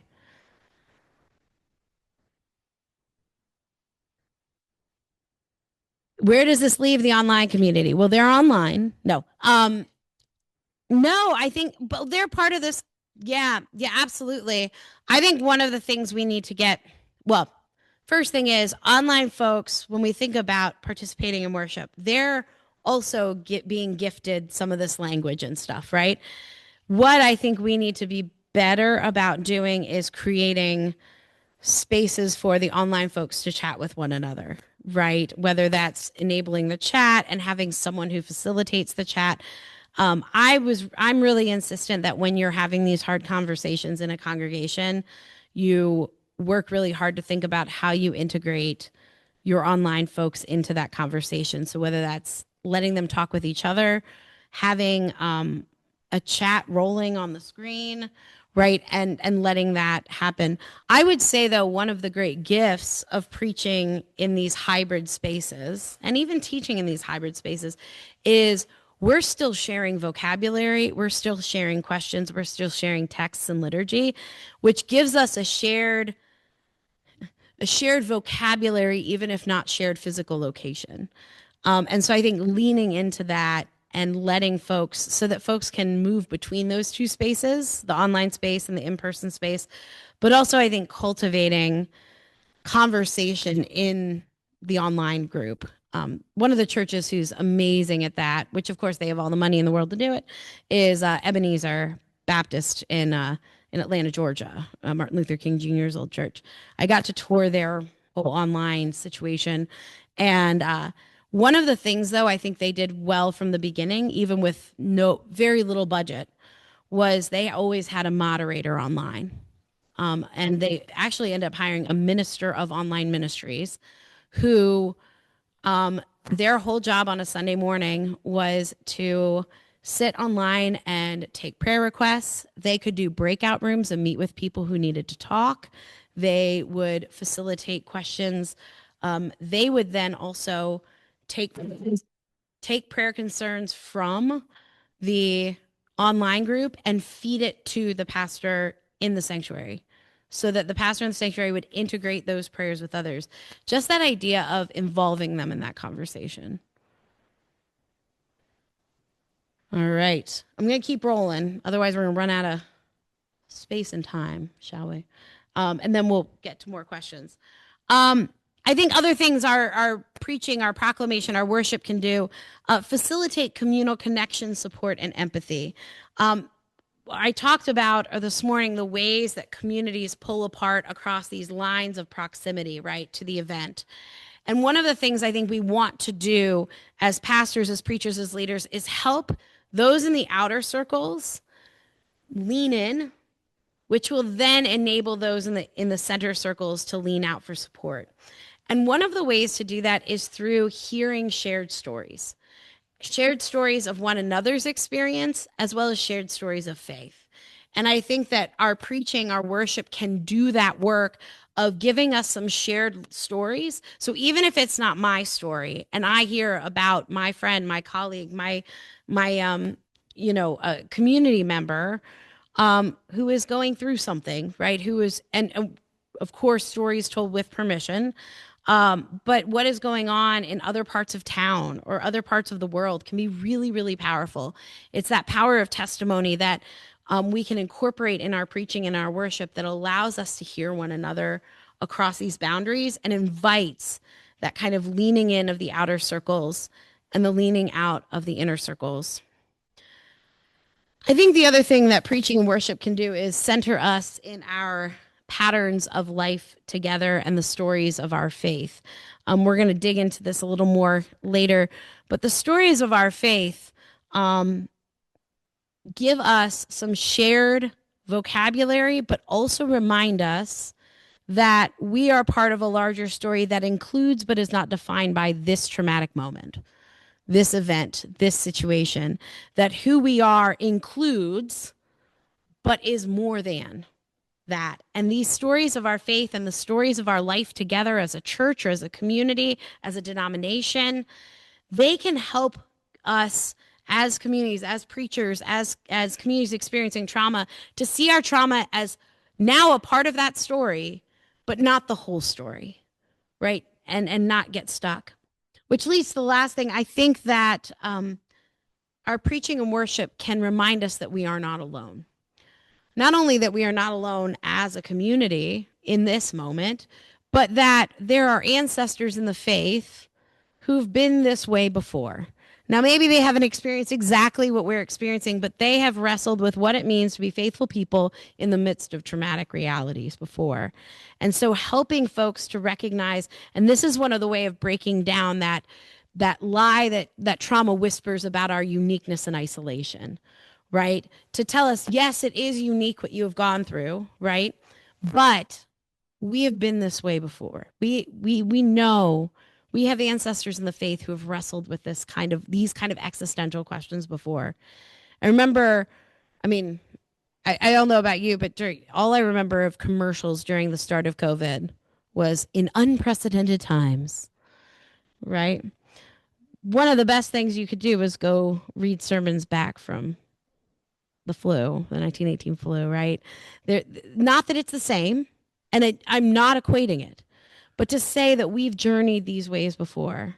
There are stories of plague and pestilence in the Bible. We've journeyed this way before. Not to say that it's not unique, but to say that we're not alone and that our uniqueness is not untouchable or unhelpable or unaccompanyable. Does that make sense? Now I'll pause for any other questions before we move to how the heck do we do this? You all have such great questions. Yeah, jump in.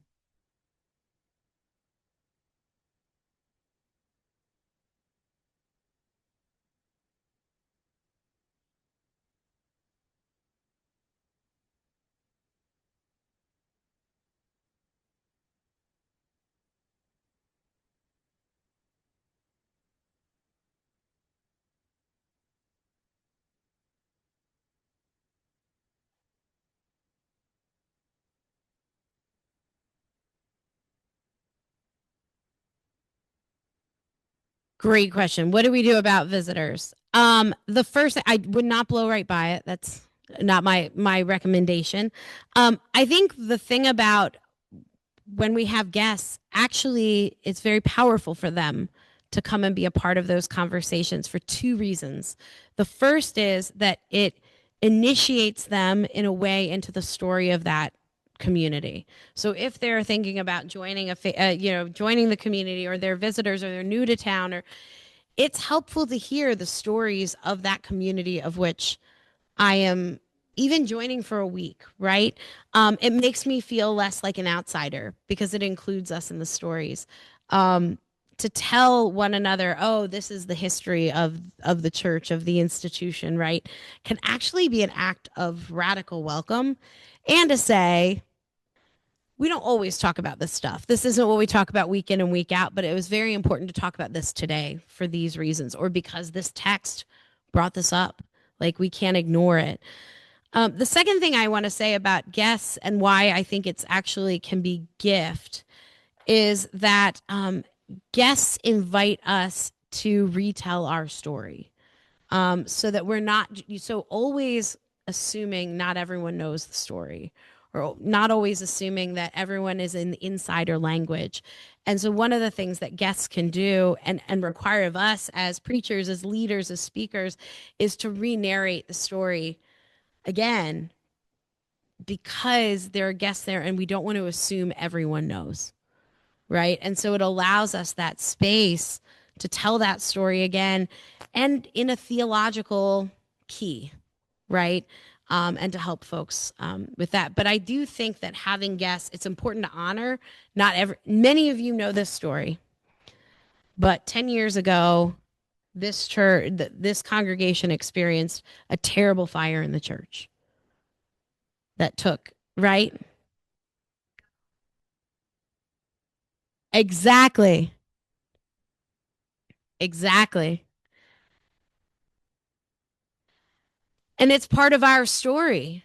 Yeah, and it's a key part of our story. One of the things I think we need to that I think is helpful, especially with collective trauma, is to recognize that recovery, if you want to talk about healing, I resist that language. We can talk about why later, is not erasure or a complete healing over. There's always going to be scar tissue there, right? It's always going to now be a part of our lives, a part of our story. And so to include it in our narrative and getting to tell it again and say we're not alone in this, of course, and we're not the only ones who have gone through this. However, this is an important part of our story and something we've had to wrestle with, which shapes who we are, but it's not all of who we are. Great questions. All right, so how the heck do we do this? I don't know. No, I'm just kidding. Next slide. What I want to suggest is I wish I had a formula I could hand you as preachers, as speakers, as proclaimers. I wish I could hand you a formula that would work in every situation. I cannot. But if I could, I would, and I retire happy. But what I do want to say is I think that where we land ourselves and position ourselves theologically becomes incredibly important when we are dealing with trauma and traumatized communities. And that is, I think we need to pay attention to what it means to preach and minister in this kind of eschatological tension with brokenness and death and loss on one side and hope and resurrection on the other. That we are always proclaiming in that tension between brokenness and hope, between death and resurrection. And I think we should be doing that all the time. That's going to be my plea. But I think it becomes especially critical that we are mindful of how we are doing that when we are addressing trauma. And the temptation is often to collapse this tension. One way we are tempted to collapse it is toward the brokenness, death, loss side. Everything is gone. Everything is terrible. All we can do is cry out to God. Go find your sackcloth and ashes. We're going to town. Right? I'm being cheeky, but you know what I mean. And that's an easy place to fall. And I know lots of there's an importance of that grief, right? But the problem is if that's the case, if we collapse this tension all the way to the brokenness, death, loss side, then we lose any promise of resurrection. We lose hope that will spur us forward. And what I will argue as we keep going, hope that spurs this kind of holy imagination that is lost. The temptation is also to collapse sometimes the other way, right? Where you say, oh, it'll be okay in the sweet by and by. Just have faith. God's got it, right? Oh, just keep breathing through. Well, we'll get on the other side, right? And while those faith statements of it'll be okay in the sweet by and by, just have faith, have some truth to them, they're not helpful in this moment for two reasons. Because at best, they tell somebody, they disregard real pain and real hurt. They say, it'll be okay in the sweet by and by. It's dismissive at best. At worst, to just fall on those kind of platitudes or collapse the tension in that way is to tell somebody unless you're hanging out on this end, this hope resurrection end, your pain is too much for this church, for this faith, and maybe even for God. And even it inadvertently communicates that pain and loss are somehow beyond who God is and what this church can care for. And so my invitation to you is to think about what it would mean in our preaching to hold this tension. And you're going to be at different places on the tension over time. And this goes back to the wonderful question we had earlier about the difference between preaching after 9/11 and preaching after COVID, right? Immediately after a traumatic event, you're going to be preaching pretty far on the death, loss, grief side, right? But you don't want to collapse the tension, because sometimes we preach far over there and all we can do is recite the promise of the hope that we trust is still there but aren't experiencing, right? All the way over there. And then even on the most beautiful, beautiful pre-pandemic Easter morning, we have to preach over on the far side, but still holding the tension of death and loss and brokenness. Because let's be honest, we don't need resurrection if there isn't death in the world. We don't need hope if there isn't hurt, right? And as we preach, we move in this tension. And the goal is not to get from one side to the other. The goal is not to get from the death loss side to the hope side and yay, game over. We're going to continually navigate those things. And the ways we navigate them is the difference between preaching after, say, a 9/11 with an event that has these waves versus the ebb and flow of something like a COVID, right? Or something like ecological trauma, which we'll talk a little bit about tomorrow. Jump in.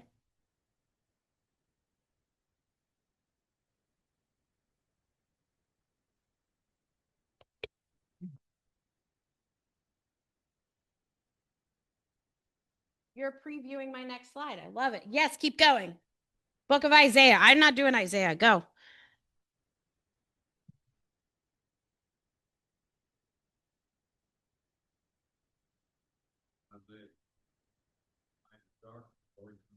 Joy comes in the morning. Amen. Exactly. We see this all over scripture. I'm going to give 3 examples. You just gave the 4th in Isaiah. The first is, I think the Psalms are brilliant at this, at holding this tension, especially the lament Psalms. They're really great, right? Because they'll go back and forth. How long, O Lord? Praise the Lord. The bulls of Bashan surround me. My bones are like wax. The steadfast love of the Lord never ceases. What? And there's no transition. I always say that any preaching professor worth their salt would tell these psalmists they need to work on their transitions in their sermons. But part of what the psalmists do that's so powerful is they hold that tension and they don't let one silence the other, right? They don't let one collapse to the other. That it can be true that I feel like God is missing and the steadfast love of the Lord never ceases. And both those things can be true at the same time.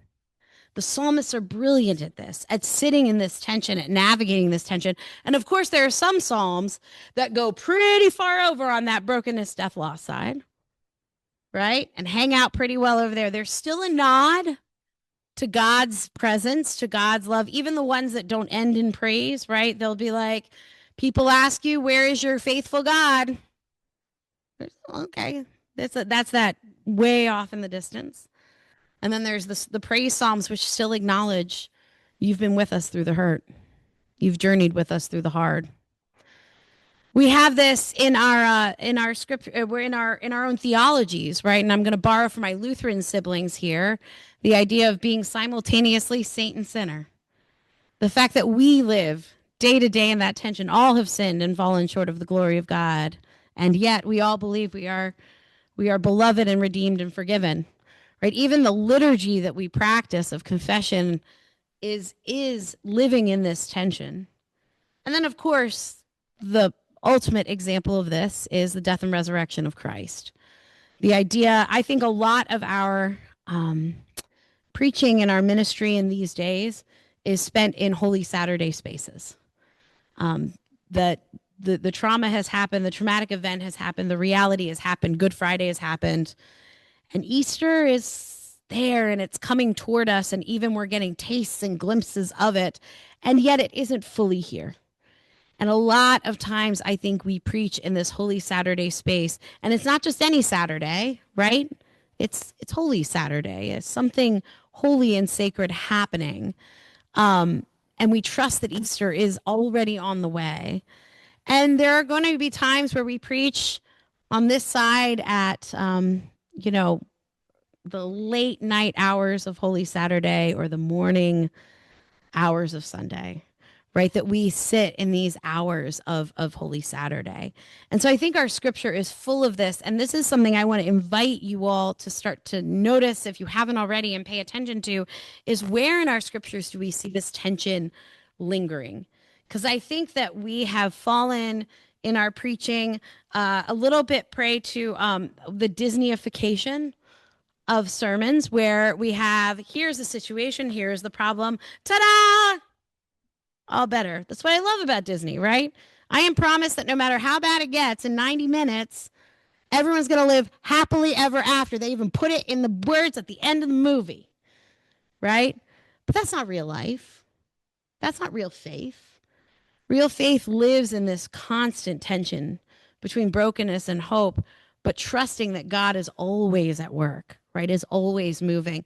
And so to pay attention to those stories, those texts, those characters who are complex in our scriptures, who live in this tension and who model for us how we hold this tension so one doesn't silence the other, that hope doesn't silence despair or the reality of pain, and despair doesn't silence hope, that we live in this hard space. And I want to suggest, and then I'll get to questions, want to suggest too that this matters not just for what we say, but how we say it, how we put our preaching, our words, our sermons, our speeches, our teaching together, that we don't always model it as here's the bad, here's the good, right? That there's ways where we can model even narrative fracture in our preaching and thinking about how do we talk about both these things together without shutting down one or the other, that we can hear the cries of pain and the words of hope held together. And to think about even the stories that we tell. A lot of us, I know I am this way. You have figured out I'm a storyteller. I like using narratives and stories, but I'm always really careful. I try to be careful, I should say, to not always tell stories that have like the perfect happy ending, right? That land in a place that is just fully resolved and everything is great. Because I think that gives a false sense of how we want to hold that tension. Because even if in our content we hold the tension, but our sermons always end with happily ever after, or our sermons always sweep away all the hard stuff with a aha at the end, then we start to lose that tension as well. So I'll pause there. I just threw a bunch at you. Questions, thoughts, concerns, arguments? Nothing? Thinking about there's the act of preaching, Right. and there's also the preacher. Mm-hmm. Who may be underneath with her or his own stuff Yep. going on. So we got to figure out how to get. Next slide. Can we do that? I'll pay you later for your excellent transition. Take right where you want to I love it. I love when that works. lead out the ball. I love it. No. Great. But this is the question, right? So, okay, so we're doing this work, but we're in it too, right? And I think your question is so well, like there's the act of preaching, but then there's the preacher themselves, right? There's the person who is experiencing trauma with and alongside the congregation. And I think that it's really important for us to be attentive as leaders, as proclaimers, as preachers, as teachers to where we are in the midst. And so on the next slide, I think one of the first things that we have to do is we have to be honest about our location in relation to our community. So there are my concentric circles. This is one of two figures that I got in the book. So the concentric circles. A lot of times we make the assumption that we are where the congregation is, or that we can somehow exist outside of where the congregation is. But the reality is our congregation can be in more the inner circles, right? And they're not always in the same exact spot, right? They aren't all in one circle, and we may be outside or we may be in the midst of them, right? We have experienced it with our congregation, with our community. I've also worked with congregations where most of the congregation was in the outer circles and the preacher was in the center. Right. There was a church out in Colorado where one of the wildfires, it was a mostly what I like to call commuter congregation. So a lot of people came in from far away. And the church, the pastor's house, the church musician's house, and the church secretary's house all burned. But none of the congregation, because they all lived out in this suburb and would drive in to this part of town for church. And so what was really fascinating was this pastor having to think about, how do I preach with and among this congregation where I'm in the center circles and my staff is in the center, but most of the congregation, I mean, they were affected, like smoke damage, right? Some evacuations, things like that, didn't lose property, where we did. Right. And we being the church staff. And so I want to say one of the first things that we need to do is to be mindful and also honest about where we are. Because I think we want to locate ourselves either right in with the congregation or we want to locate ourselves outside so that we can come in and help. Right, that we can come in from the outside. But the reality is that we may be in a very different place than our congregation, or we may identify more with one group of our congregation than the other, those who are more in the outer circles or those who are more in the inner circles. And so I think the very first thing that is so important is for us to locate ourselves so that we know to whom we are speaking and from where we are speaking. Right, to acknowledge, I don't know what it is like. Many of you have lost your homes, and I don't know what that's like, but I can, but I've heard these stories and I've walked with you. Or I am so glad you all did not lose your homes. There are a few of us here who are feeling this a little bit differently, right? Or hearing this text differently. And so I remember, like, speaking, I don't know why fire is coming up a lot today, but it is. What does it mean to hear the text of the burning bush when you've just gone through an experience of fire versus those who haven't, right? And so thinking about how we interact with these texts. So the very first thing I want to say is to be honest about the location of the preacher, of the minister, of the pastor in relation to the congregation.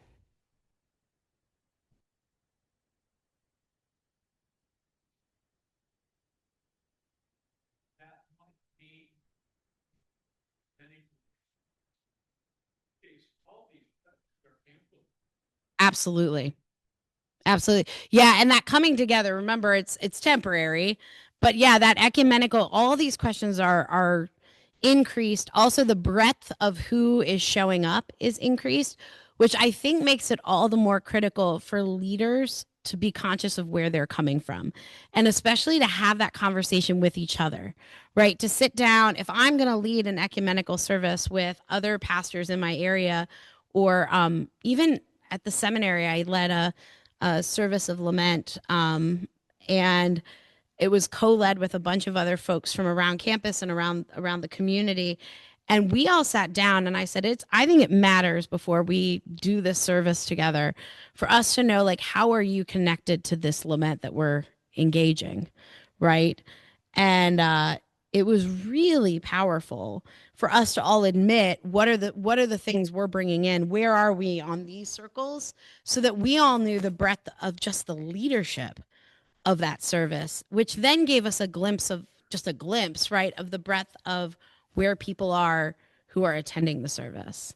And so I think part of that honesty is also being honest with those with whom you are leading, right? That there are those for whom a lament service for sexual assault victims and survivors, and different people, and again, sharing as they felt they wanted to in the vulnerability. But, it was a collection of people who all come together to do this work for a reason. And to hear folks say, I am connected to this because of, or I'm just connected to this because I know folks in my congregation, this is not something I've experienced, right? Is really important as you think about even organizing these kind of events. Other things? All right, so let's go to the next slide. We started talking about this before lunch. So, one of, I think, the great temptations of leadership, of ministry, of being community leaders is the temptation towards the superhero or savior or fixer posture. After all, we want to help, right? We want to do it. And one of the things I think we are tempted to do is when people come to us, remember that basket of broken pieces I showed you? When people come to us with that basket, they want to hand it off. It's heavy, it's hard. And a lot of us are tempted to be like, sure, I'll take that. And then they run off and say, let me know when it's fixed, right? And we want to fix it for them. And the reality is, if you get nothing else out of today, we cannot fix it for people. We cannot fix it for our community. We can be with them as they go through that sorting and reconstruction work, but we can't do it for others, right? And as I said earlier, one of there's two major problems with the superhero complex. Well, three really. The first is you cannot be a savior. We already have one. That is not our job. We are not Jesus. We are not supposed to be Jesus. We're supposed to be Christ-like, not the Christ of our community. And so the first thing is a kind of miscalculation of our role. The second danger of the superhero, as I mentioned earlier, is the need to come in from the outside, right? The need to, a superhero often will fly in, fix it, and fly out, and isn't living with the people. We have to live with our community, with our people.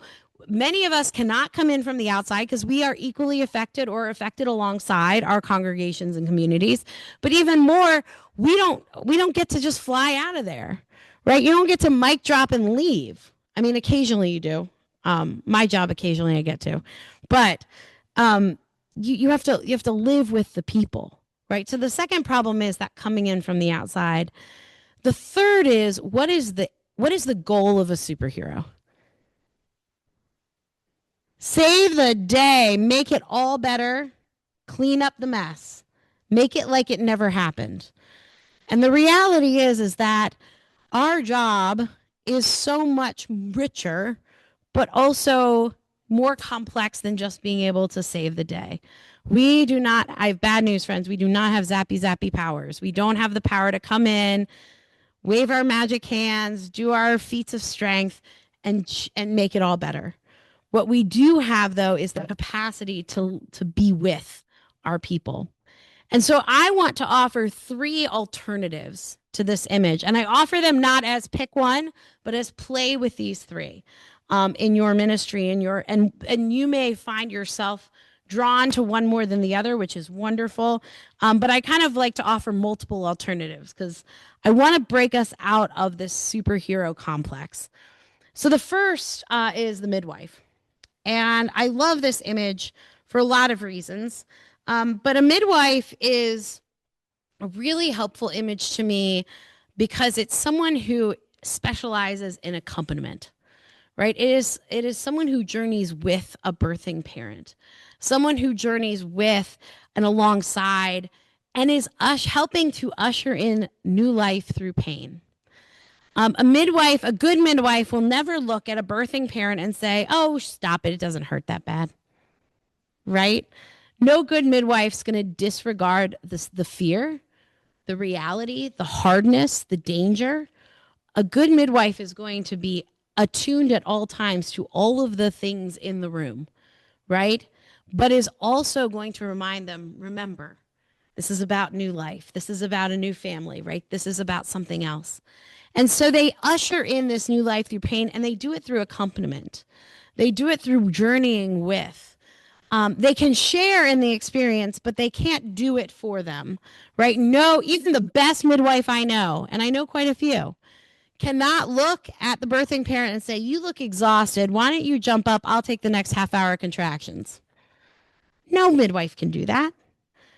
We can't do that. We can't just take off the burden as much as we would like to. But what we can do is say, out of my wisdom, my care, I can guide you and work with you through this, right? I can help you think about how to make this less painful, or how we deal with the pain, right?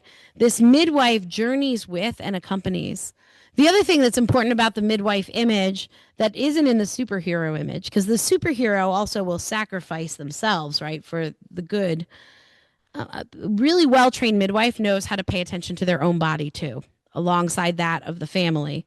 I mentioned having a couple friends who are midwives. I ran this image by them to see if they were on board with it. And one of them told me this great story. She said, the first really complex birth I ever did, she said, I was at the family, like I was really bonded with the family. I'd done a lot of work with them, right? And the labor just kept going and going and going and going. And she said, and we were getting like close and we were trying to decide whether or not we needed to go to the hospital. We decided not to. She said, and all of a sudden I passed out.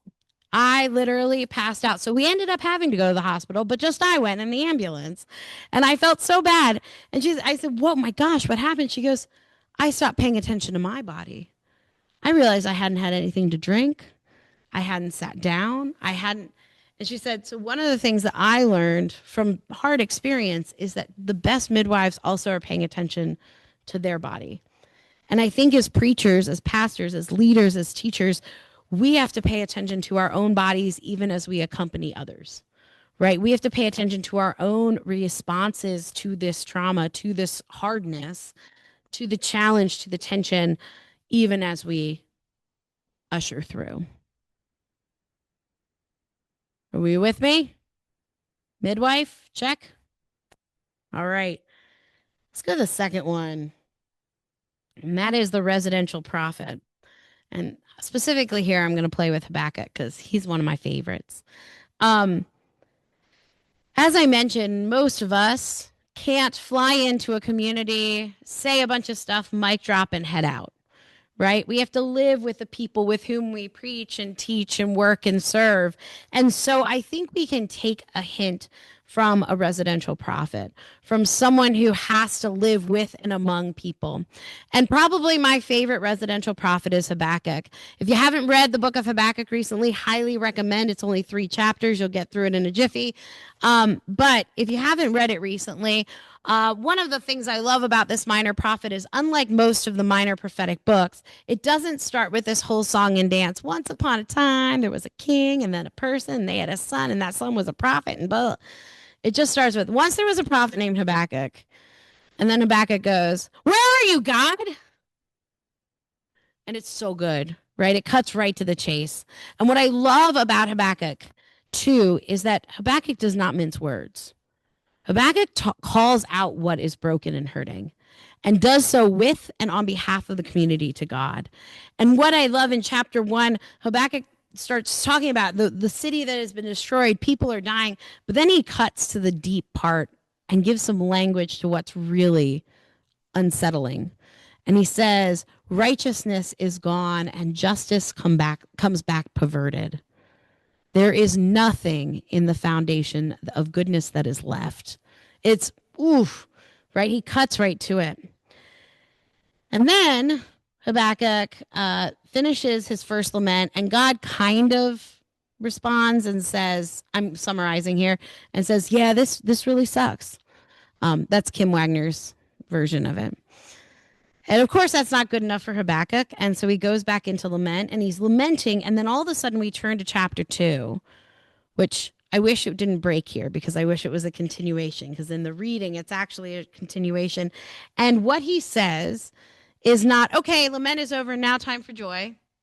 Instead, he says, but I will stand at my watchpost and station myself at the rampart. I will keep watch to see what the Lord will say to me, what the Lord will answer concerning my complaint. See, what Habakkuk does in the midst of lament is goes up to the city wall, where I would argue he is not escaping, but actually could probably see the devastation of the city better. And he continues in his lament on the wall, but anticipating what God will do. right? Anticipating that God is still going to show up, positioning himself still firmly planted in lament with and on behalf of the community, and yet glancing at the skyline to see where God is coming, how God might show up. And of course, God does show up, right? But offers kind of a hard word. There is still a word for the appointed time. And if it tarries, wait for it. That's where Habakkuk positions himself as one who is planted in the lament of his people and is not going to just give that up, but also is anticipating what God will do and is doing and what God might say. And so this other image I want to give us is that of that residential prophet standing with one foot in the lament of the community and one foot in that kind of prophetic hope, expecting God might still show up. And what would it mean for our preaching to stand in that tension, and for us as preachers to recognize our own lament with our community and yet take this position that allows us to offer proclamation and pay attention to where God is showing up? You with me? Image number 3 that I'll offer, and then we can rip them all to shreds. That is John the Baptizer. A lot of times, as I mentioned, I think we as preachers, as leaders, want to take the superhero savior position. We want to take the Jesus position. We think that that's our call. That's our work. We're here to help. But yet, I think that one of the great things that we can do is point to Jesus, right? To be the one who isn't themselves the one who is going to fix it, but the one who can point the way to the one who can, right? And to think about our position as John the Baptizer as one who takes the praise of the people or the needs of the people. All these people came out to John in the wilderness for confession, and John, baptizes them and preaches to them. He had some rough sermons too, right? A little brood of vipers, yes. And yet he pointed, he is the one who is to come, right? That is the Savior. And our task to point. Now, one of the hard things about this image is, I don't know if you remember how it ends for him, but being a John the Baptizer might get you beheaded.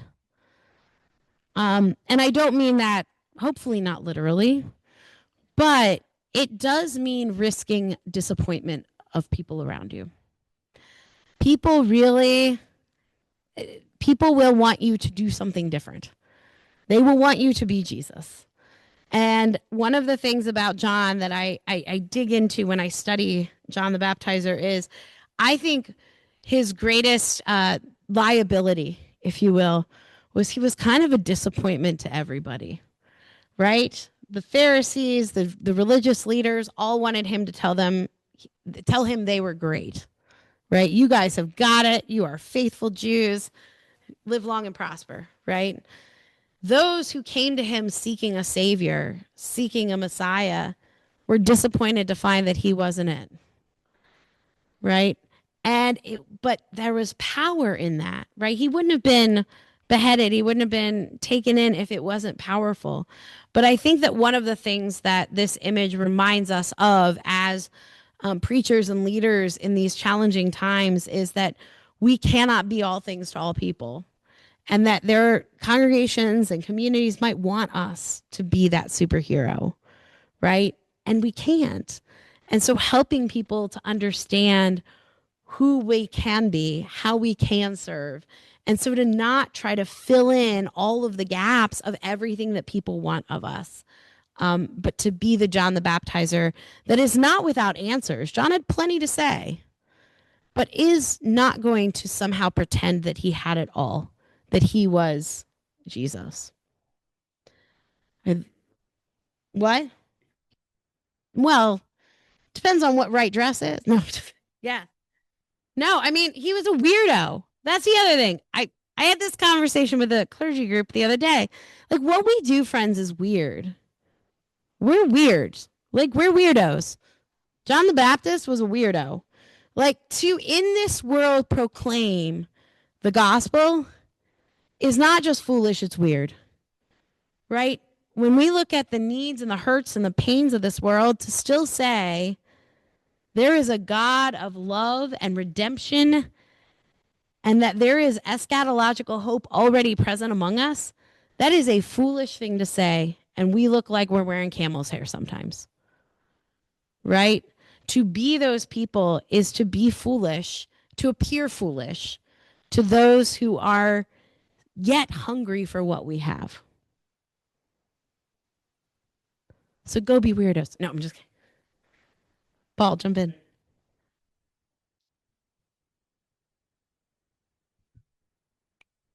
Mm.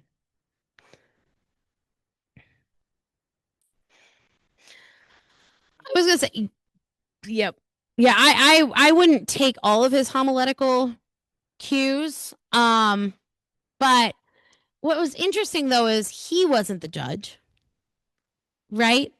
I mean, John the Baptist wasn't saying, "I know which one of you is going to be winnowed out."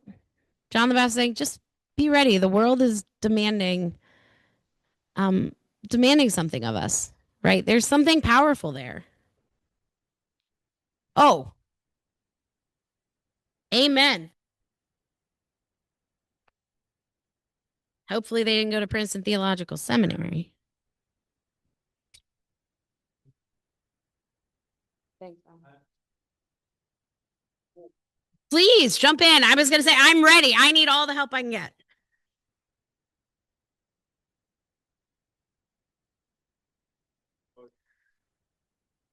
If we position ourselves as budget, we're not, we're the budget. Say more if you would.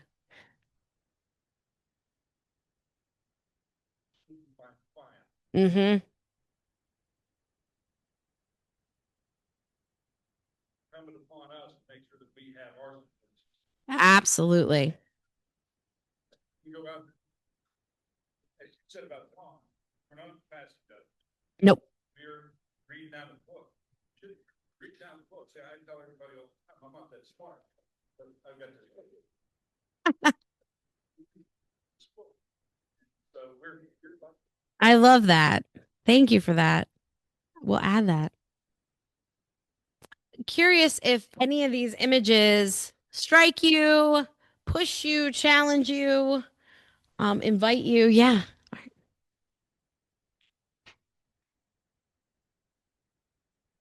Of these three, I would argue Pope Leo right now is doing a lot of John the Baptizer. And a little bit of Habakkuk. Right? He is lamenting the hurt of this world, and yet he is pointing to something bigger than what the present is. I would argue he's doing those two. Probably. Yeah. The midwife is, yeah. I mean, I think all of these, like the reason why I give you multiple is I don't think we occupy necessarily one at a time, right? Maybe in different proportions, but to accompany, to lament and anticipate God and to point to Jesus as the dangerous weirdos that we are. I think all kind of work together and we emphasize. I would say he's done all three. Right now, I see him a lot in the John the Baptizer and Habakkuk position, but absolutely midwifing so many folks. And if you notice, he's an interesting, I mean, I'm a preaching nerd, right? So we all know this. So I've been like reading through all of his sermons as he's been traveling from place to place, and the ways the tone shifts and the ways that the message emphasizes different things is really powerful for him to think so contextually. And so in a certain place, he may be a more midwife role in his preaching. But it's interesting to see how that shifts. Yeah. I need a pen. Yeah.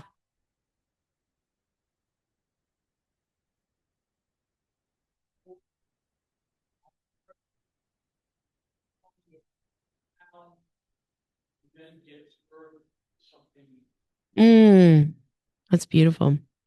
Yeah. And yet, yeah, lives under the shadow of the cross as well. Yeah. I saw a hand here and then we'll jump around.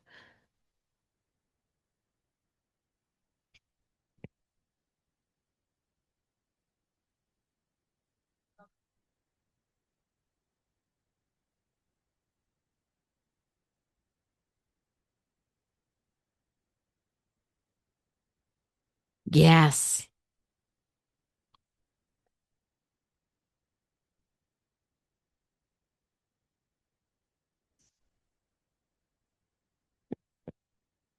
So embodied.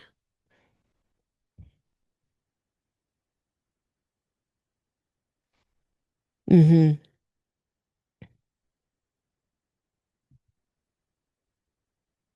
Yeah, absolutely. I love that. Yeah, and this it's very I mean the whole experience of birth and of accompanying birth is so embodied, right? And it is relational. And so there's something deeply relational too. So thank you. Saw a hand over here.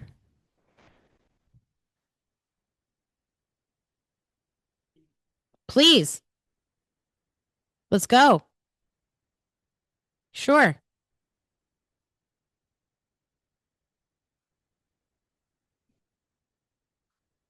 Oh no, I never meant to imply that.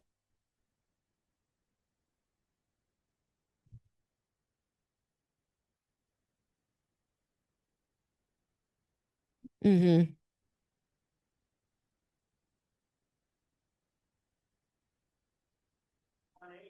Dressed exactly in the same uniform as Elijah the prophet. And so he was there for a specific task. Mhm. This task was to point to Christ. Yep.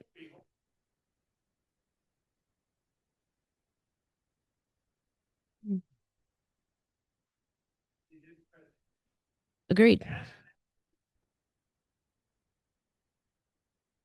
Yeah. Yeah. Yeah, and I didn't mean to imply. I don't know. We may have had crossed wires there. No, part of John the Baptist. I think you and I agree. John the Baptist is not tiptoeing around and nice and what he is. He's got a hard message, right? What I think I was maybe where we misunderstood each other is I want to be clear though, he's not the one doing the judgment, right? He points the judgment to Jesus. Right now, he is calling people out and saying, exactly like, who told you to flee, right? You've brood of vipers. He's not using soft, gentle language. And I completely agree. He is a strong character. But I do think one of the things that we misread, I think, about him is he is always the one pointing to Jesus, right? That Jesus is the one doing judgment. Exactly. Exactly. Exactly. Absolutely. And I think you and I are on the same page there. And I think his strength is because he is confident that he is pointing to Christ, that he's not the one doing the judgment. Right.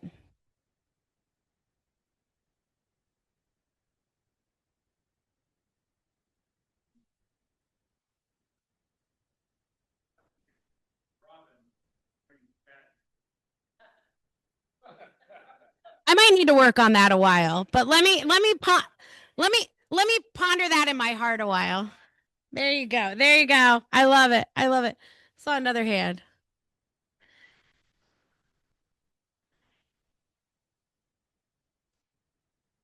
Mm-hmm.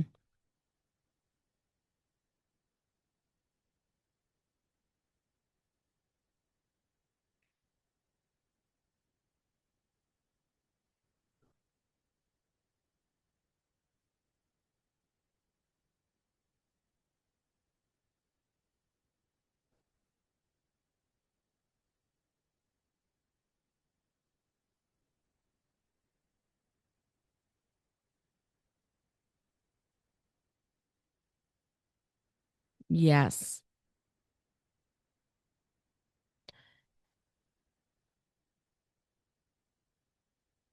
Yes.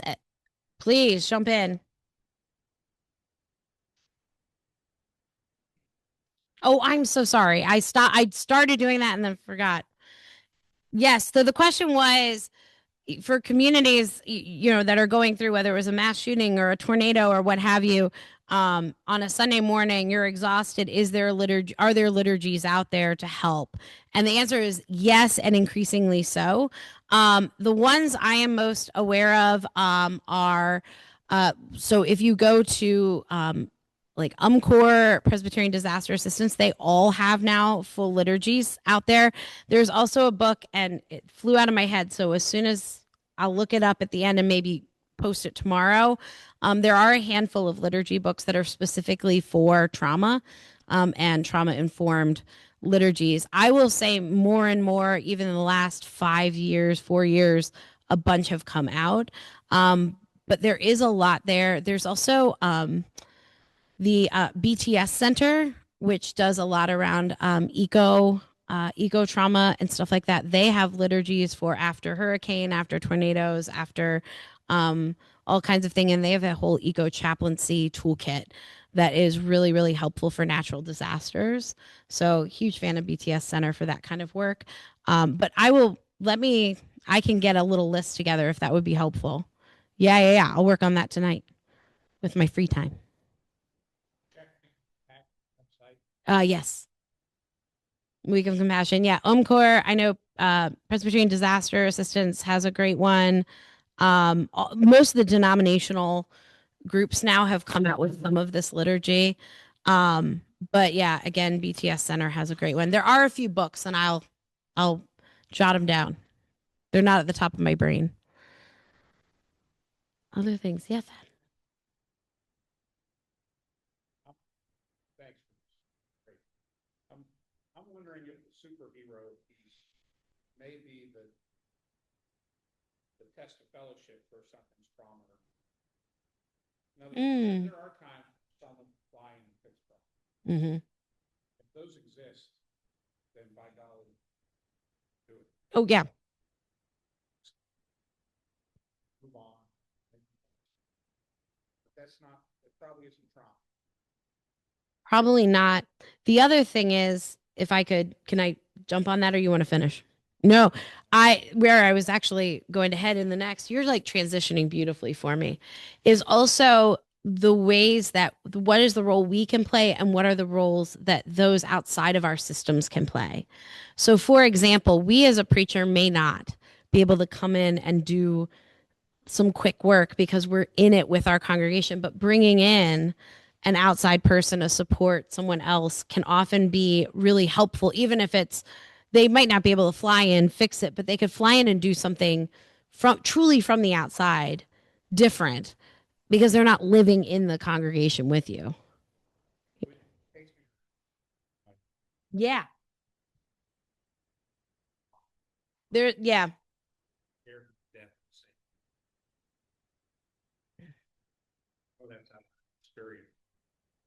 Yeah. No, exactly. And so in that same vein, maybe. Yeah. Correct. Yeah. Yeah. That goes to what you said sometimes. Absolutely. And yeah. And one of the best things, wise midwives know what are the signs that it's time to bring in outside help, right? They know it's time for us to go to the hospital. It's time for us to do this. And I think similarly, we as preachers, pastors, leaders, teachers, we will need part of the wisdom we bring is to know when we need the outside support, when it's time to go to the level 4 trauma, level 1 trauma center, level 4 trauma center. It's the fool. Listen, the fools worry me every day. But I think one of the things, though, that I think even those of us who seek to be wise, shall I say, we fall prey to this need to be the superhero or to this inclination or the expectations around us to be that superhero. And if we can already begin that work within ourselves, but also like teaching our congregations, like I am not the superhero, but I am always going to point to Jesus. I am the residential prophet. I am the midwife. It resists some of that temptation that even the wisest among us. And I said, I know some of the most democratically humility minded leaders I know, when everything goes to hell in a handbasket and trauma hits, for some reason still are tempted to run to the closet and grab that cape out. right? Because it's such an inclination.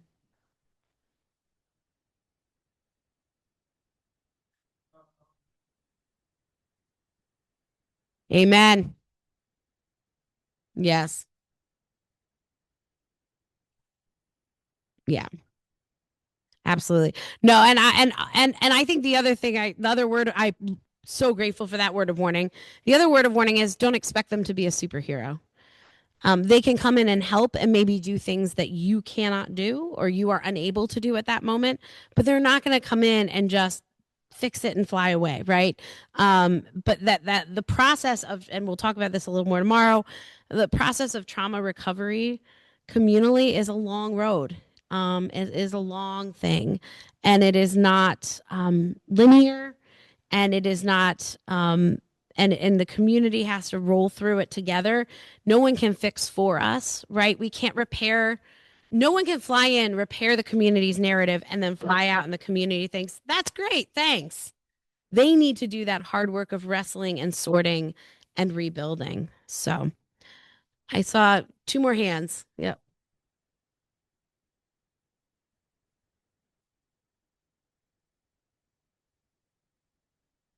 Mm-hmm.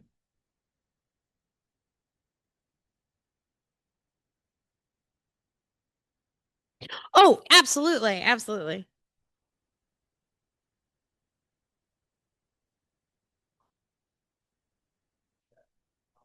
absolutely.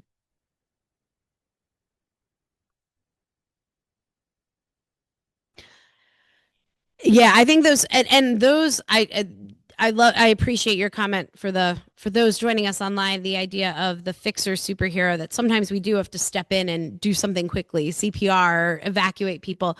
I think those are really important. I'm thinking of it more metaphorically in the sense of like in the aftermath, wanting to come in and repair all the trauma that has happened in the aftermath. I think we absolutely there are times we have to swing into action. I think the danger though is to think that we can stay in that position through the trauma recovery. I love it.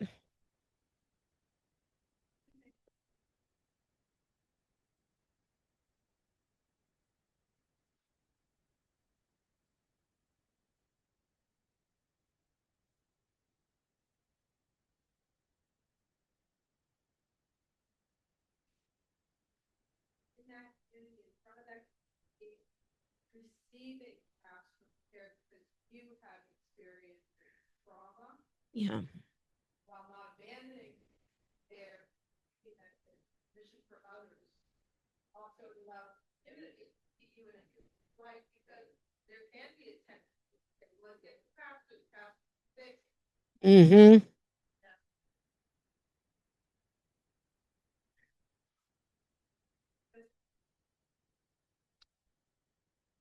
all in this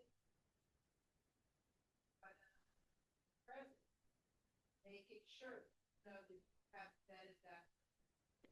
Mm-hmm. Absolutely. Yeah, I love both those recommendations. The one of and it goes back to our discussion we had earlier of modeling, that our preaching, our pastoral presence models faithful traumatic response by receiving by allowing folks to know or see that you are receiving care even as you are giving it is a really powerful modeling of faithful traumatic response, right? Whether and to mention, you know, that thankful for my therapist or for this community group I'm a part of that I've talked about, to even reference that in your teaching, in your sermon, right, in a conversation, is really powerful because again it does that modeling.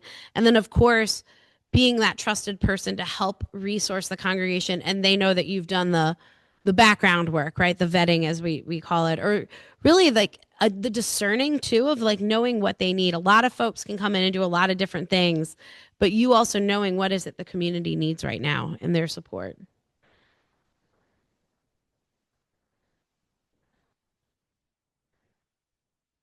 No, you've all the business asking.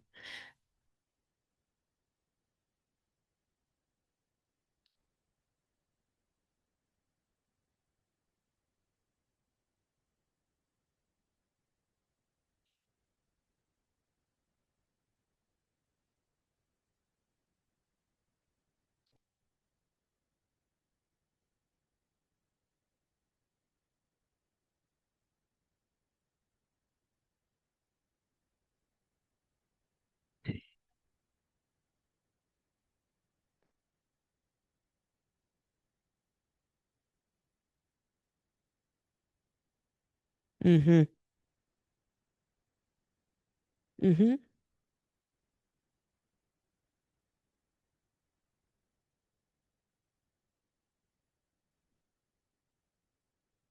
Mm-hmm. No. Mm-hmm. Yeah.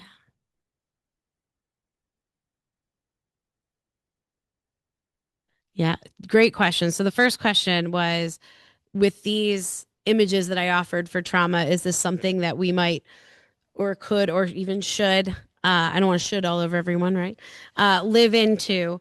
And the answer is absolutely. In fact, my hope is that much of what we talk about today and tomorrow are tools that you can start employing in what I call the in between times.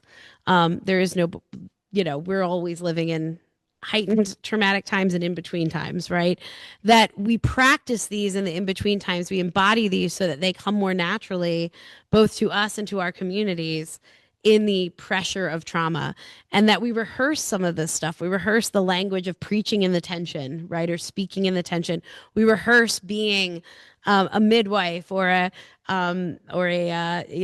residential prophet or a John the Baptizer in the in between times. What I think is that a lot of times our worst and best instincts come to light under the weight of trauma, especially when we are affected with our communities. And so, what does it mean to then rehearse some of these? And by rehearse, I mean embody, right? But knowing that they're going to serve us better when the walls come tumbling down. So I offer all of this as kind of a don't wait until trauma happens. Start practicing doing this now. Like this could be best practices because then also your community is ready when the mess hits, right? Um, you they already know to look to you as a residential prophet, as a burning bush, right? As a midwife, not as the superhero. And so it also gives you that relationship, that shifting relationship with them when the pressure isn't on. Your second question I love about kind of Buddhism and what did you call this fourth image? Equanimous. Wow, compassionate master of Buddhist equanimity. I love it. I'm going to play with that a little bit, for sure. I do think there is a role to me, as you were describing what you meant by that. It felt like a meeting to me of a little bit of the residential prophet and the midwife.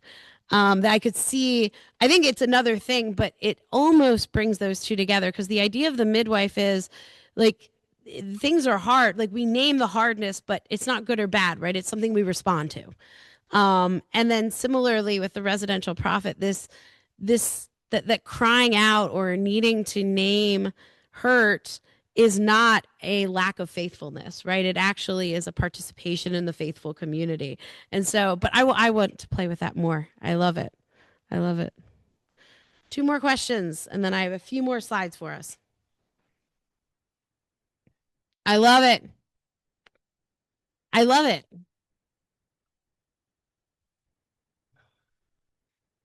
Term of choice.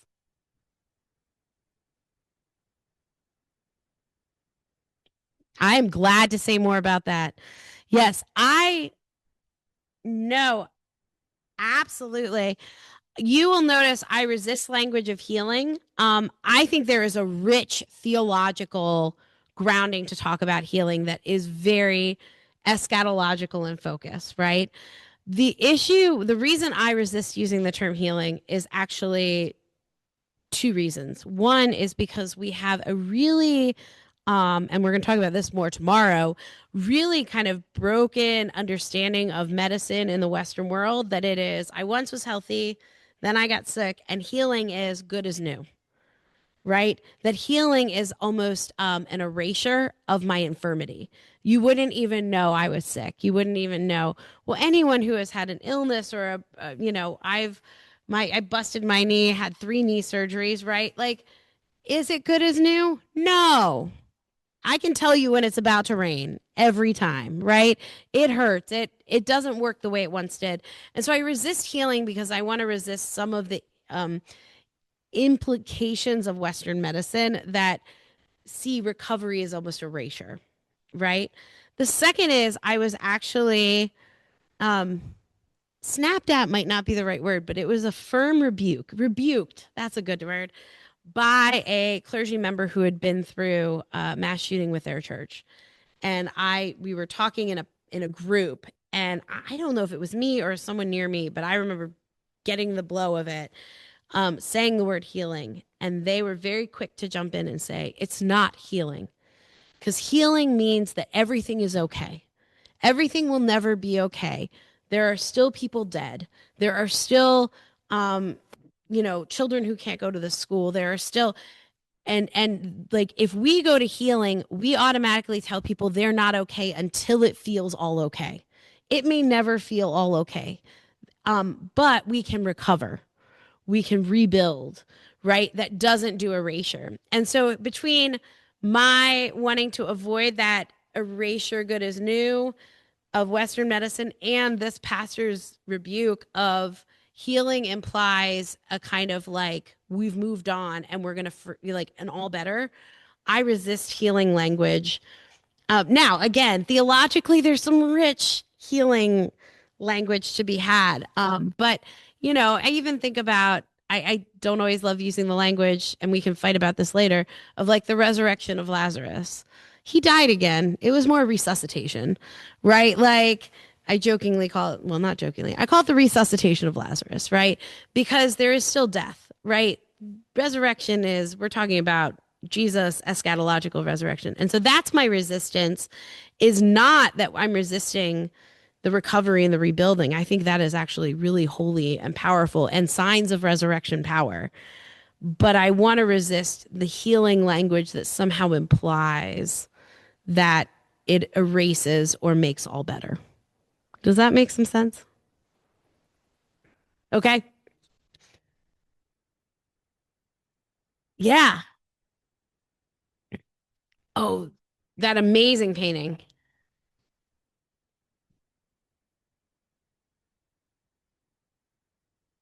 Still a wound. Absolutely. Absolutely. And so, I mean, we'll talk even more about this, but the idea of that even the resurrected, even the recovered body, the community still will have the scars and signs of the wounds, right? That doesn't get erased. And so I think part of my wanting to honor that is my resistance to the healing language.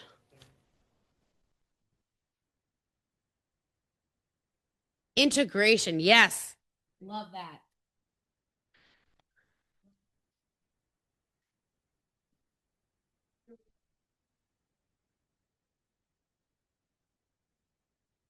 Yes, yes. And to recognize that your life includes that, but is more than. Again, love that. So, one other thing I want to name is that I think, and I would be remiss not to, oh, we're good on time. And that is that I think that there is a long tradition in the preaching world, and some of you may have heard this saying, some of you may have not, that we are to preach not with your wounds, but with your scars. Have you heard that phrase? I think that that's unfair.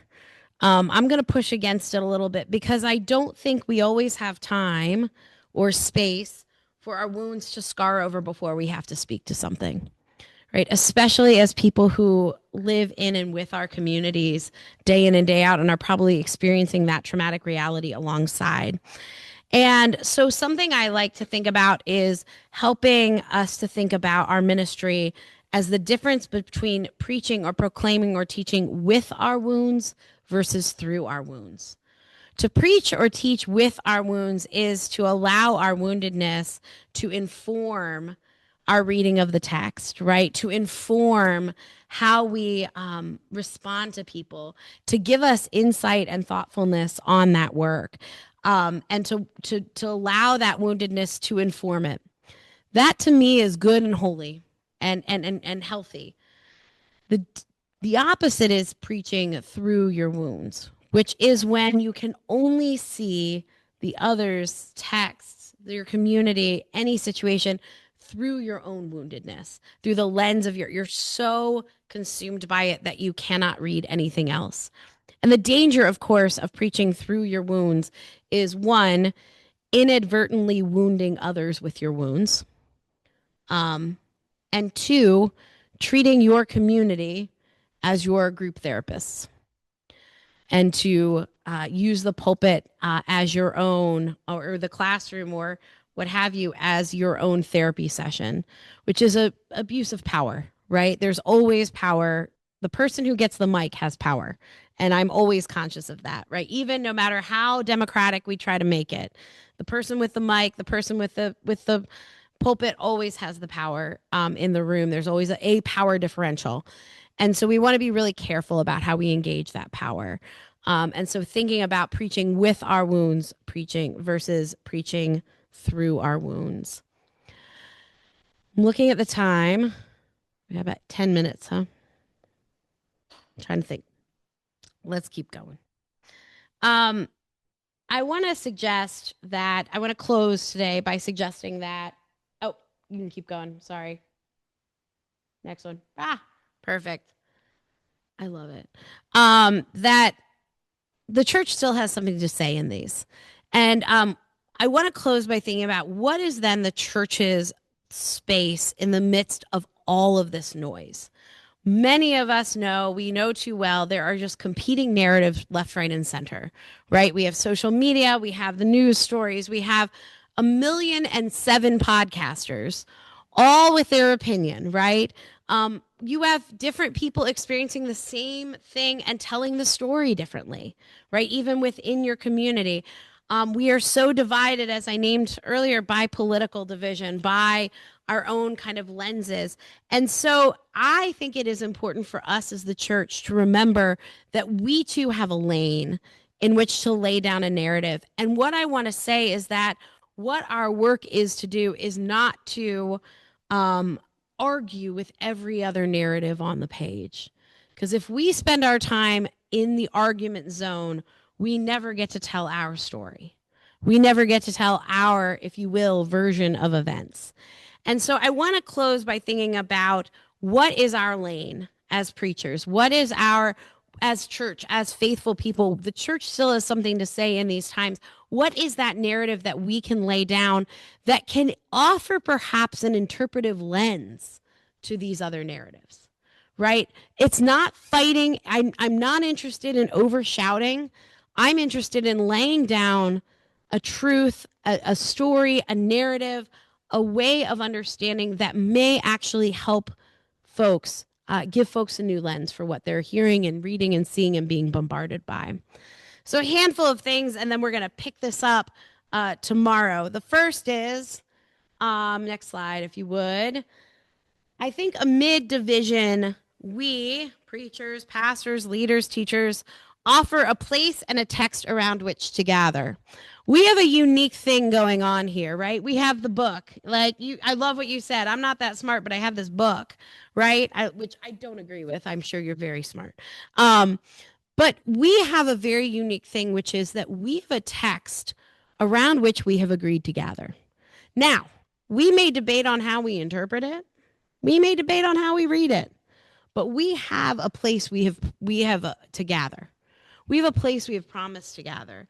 And I think the reminder to gather there becomes especially critical in traumatic times and amid traumatic things, for us to remember that there is this story, this language, this promise that we have agreed to sit around. I think here, and the art I offer is of Nehemiah 8, right? That the Israelites have come back from exile and they have rebuilt the walls because they think, you know what's going to make us feel secure? Rebuilding these blinking walls. That's going to take care of it. We're going to build these up. We're going to have Jerusalem again. And they do that. And there's this, to me, the way I read this text is there's this moment where they're like, all right, now we got walls. We're still not getting along. We're still divided. Folks are still intermarried. There's still a lot happening. And what do? They have Ezra pull out the scroll. And Ezra reads the scroll. And not only does Ezra read the Torah, the scroll, they get a bunch of people to walk around and interpret the text, aka to preach, to help people understand what they're hearing. We have a mid-division, this place we've agreed to meet. And I think that we forget sometimes that that is such a gift that we have. A text around which to gather, and we can debate about it, we can explain it, but we have this text around which to gather. Next one. I think that our lane is also a faith and proclamation that takes struggle and pain and hurt seriously, that does not brush it away. There are narratives running around that, oh, everything is great, everything is fine, you shouldn't feel angry or upset, right? Or just get over it. I think that we have a faith and a proclamation that takes struggle and pain and hurt seriously. And here I think about in Matthew, Mark, and Luke, the story of the woman with the flow of blood, right? Jesus took her seriously when no other doctor could help her, when she was literally unclean, rejected by the community. It was Jesus who turned around and called her daughter of Abraham, right? That we have a faith that takes hurt seriously, that takes pain seriously. Next slide. We have a faith that and proclamation that sits at the meeting place of the cross and resurrection, right? We have a faith that lives in that tension and sees resurrection as who we are, as a core of who we are. But resurrection always starts in Good Friday, right? It always starts there. And so we have this capacity to live in that tension where it's not all good or all bad. It's not we're not seeing, it is not quite so clear that we live in that murky place. Next. Our faith and proclamation is future oriented, grounded in God's past actions. This to me is one of the keys of our capacity for proclamation in these times, is that we can lay down a narrative that allows folks to see, who is this God that we worship? Who is this Jesus that we follow, the God revealed in Christ? And trust that God is still at work because we read and we know what God has done. Right. So reciting these past actions. And again, of course, the Psalms. I always say that some of the Psalms that come out of the exilic period always reference, almost always, I don't want to say always because some biblical scholar will argue with me, almost always at some point reference the Exodus. And it's not because they didn't have a bunch of other good stories, right? They reference the Exodus because it is a reminder of what God has done to inspire what God might yet do in this exilic time, right? They repeat that story again and again because it is a future-oriented proclamation grounded in God's past actions. And finally, I think our faith and our proclamation requires and cultivates community. When we share a story, when we share a language, when we share a way of being together, when we share meals around a table, we form community. And in community is where we can best wrestle with trauma. And I think one of the things with these competing narratives that are happening is they seek to divide and create tribal echo chambers. What would it mean for our proclamation to create community and cultivate care? And so thinking about, Jesus's ministry, Jesus could have just done it alone, y'all. In fact, I'm sure there are times on that road when all the disciples were squabbling that he thought, why did I do this? Why do I have these fools with me? Right? That's what I would have thought. But it was important to him in his ministry to cultivate community, and community that could go out and build community, right? He depended on those disciples and the women that followed him to go and do more, to build and include more. And even those who they sometimes didn't want to include, Jesus included. Whoever is not against us is for us, right? And so thinking about our faith and proclamation that requires and cultivates community. And so I want to close with the possibilities for preaching. I think preaching can do a lot of things, and this is where this is kind of the preview for tomorrow, if you will. Preaching can form as an act of resistance. It can be an act of community building. It can be an act of seeking hope that does not discount or ignore pain. It can be a reminder of identity, an inspiration for response, sustenance for daily faithful living, and as an opportunity to center ourselves in the larger story.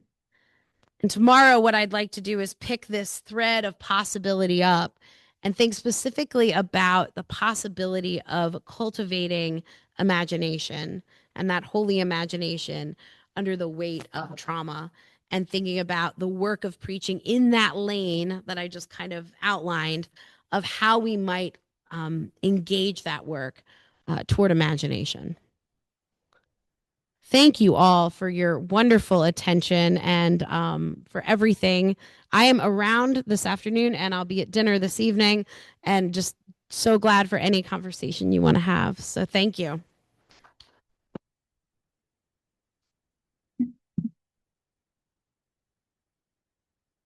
Okay, let me make two comments.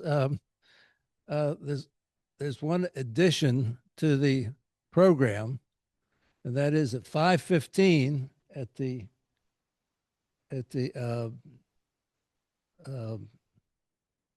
Union Grill will be a cocktail hour, and there'll be hors d'oeuvres. So, in the back room.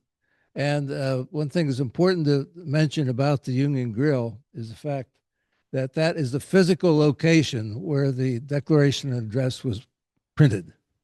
Physically, that was where it was. That's why we go there. So, and the second thing is, I'd like you to kind of be. We're starting, I guess, at 9:30 tomorrow morning. Where's Lori? But I'd like you to kind of brush your hair, brush your teeth, look nice, because President Jamie Caridi of Bethany College will be here. I want you to be on your best behavior, and he's a very good supporter of the lectures. So I think let's be nice to him. So thank you.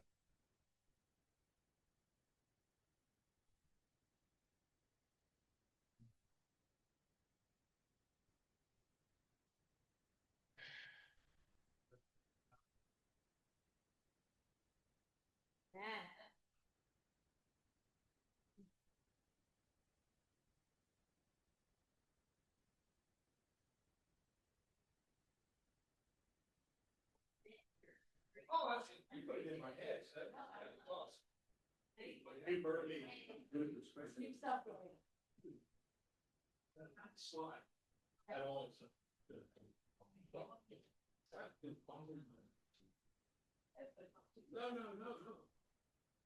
No. There, yeah. You done it.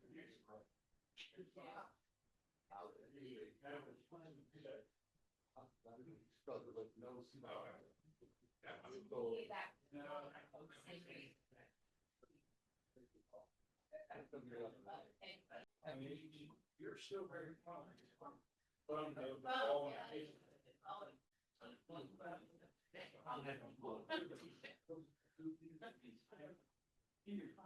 Well, I appreciate your very sweet.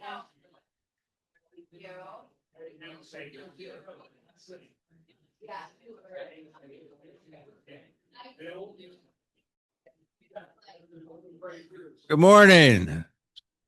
Oh, come on, a little better than that. Good morning. All right, there we go.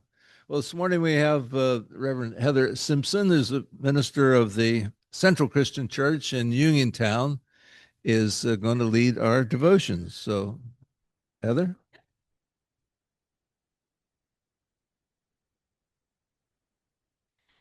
Thank you, Art. Good morning. It's good to see you. It's good to breathe the warm weather and the nice breeze this morning. What a beautiful day God has made. And it's good to be in this beautiful place here within these walls and well beyond these walls. I thought it would be good to use our voices today to wake up our minds and our bodies. And if you're able, if you will look at the chalice hymnal or red hymnal, and we're going to look at number 100. When morning gilds the skies. And we're just going to sing verses 1 and 4. And if you're able, if you'll stand with me, that would be great.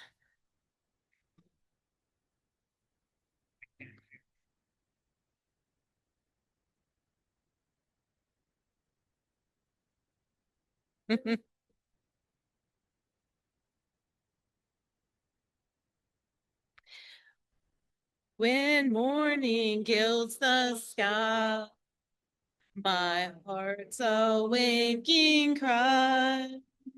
May Jesus Christ be praised, alike at work and prayer. No, Jesus, I repair.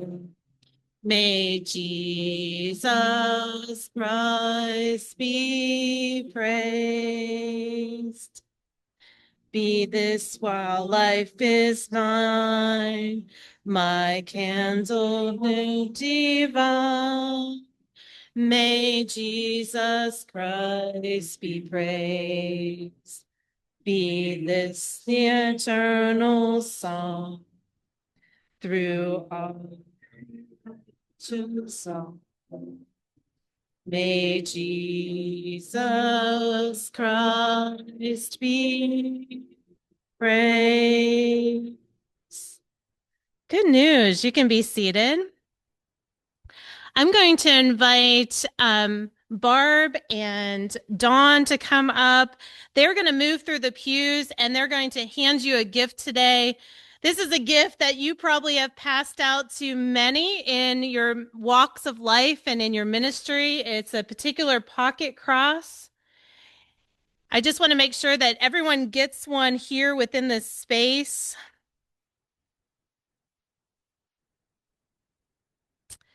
These crosses, which I'm guessing some of you have passed out to others in your congregations or to your families. We have a tradition in my church that often in times of deep pain, in loss, in even good celebration and transition, we give these little pocket crosses, and we have our very youngest of the church always bless them.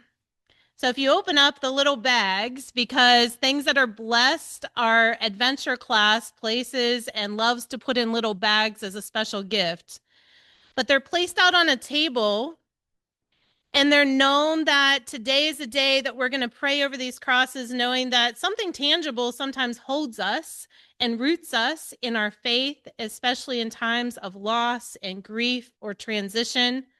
In moments where we are trying to hold on to something and hope deeper with God.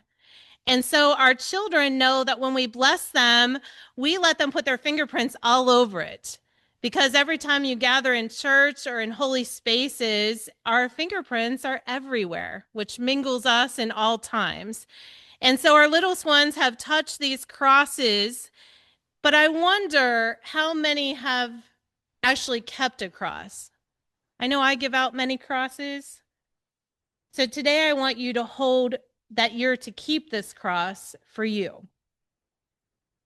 I wonder as you hold this cross and see the heart in the middle representing the heartbeat of God that mingles with our heartbeats, if there's times even today that you remember in your own experiences, times of exile, times of trauma and alienation, times of suffering or loneliness, times that you're hoping and deeply seeing, hearing, listening, and walking with God.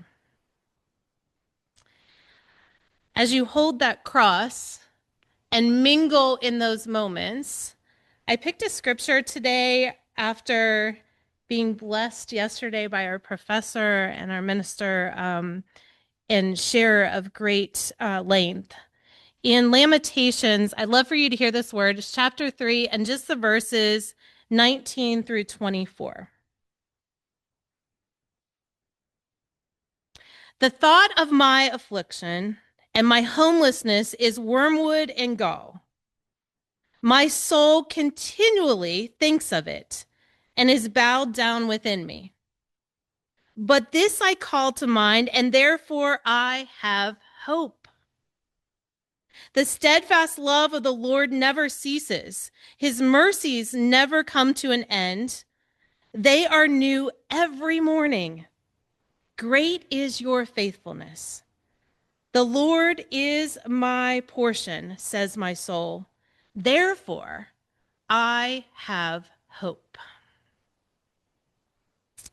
Sometimes all of us need something tangible to hold on to, especially in times where we feel in a wilderness, in exile, and in complete loneliness, when we think others are not seeing or hearing. Sometimes when we don't even notice that there are people all around us walking and holding us. Sometimes we need something tangible, which is one of the traditions of why we've always blessed crosses and taught our very youngest that we need one another, that our fingerprints mingle with other fingerprints, and they're beautiful when we walk and hold tangibly with God. And sometimes when we can place a cross in our hand, or this cross that I'm hoping you will hold for yourself, because so often in ministry, we're constantly giving, right? We're constantly moving and listening and hearing. But as I'm reminded, we also need to care for one another and to watch our senses of how we're hoping too. And so, as this is something tangible and something hopeful, isn't it true that it is the physical reminders often in life of God's faithfulness in every season of life? Can you breathe that in with me? Really breathe in and breathe out. I look for tangible moments where I can breathe. And so I'm often caught, especially if you're a pastor that wears a headset, they hear everything, right? And every time I get up before I read scripture, and especially before I pray, I breathe in and I breathe out. And I also see within my congregation, it's almost like they're breathing too, because when we breathe with one another, we remind each other that we can mingle with God's space and breath in the tangible things of life. Isn't it good to know that we can breathe with one another and hold hope with God?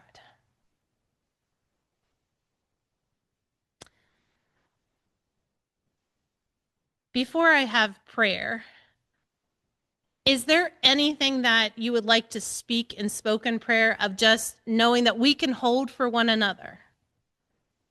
And this isn't a formal, this is just speak if there's something that you would like to be heard, that we can mingle and hold in prayer as well. Yes.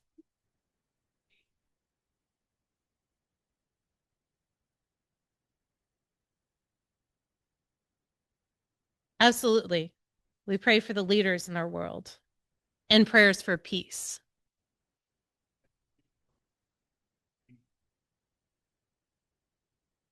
Absolutely. Absolutely. Prayers for all people in Iran that's mentioned. I picked up one of the free books. Okay. That's a plug for get your free book of the historical side. Save the landfill. And one was on disciples and Christian unity, and Garrison book, and inside it says, if it wasn't for the disciples' plea for unity, they would not be the great people that they are. And I hope that we'll remember that Christian unity is still our pole star. Absolutely. In a time when the church and the people of God seem there's a thin line between togetherness and apart, right? It's a very thin line. So many people, and there's so many people seem to want to divide rather than come together, which is what Christ calls us to be. So I hope that we'll remember our call to be uniters, not dividers. Absolutely. The prayer and the breath of Christian unity and centering on that polar star. Yes.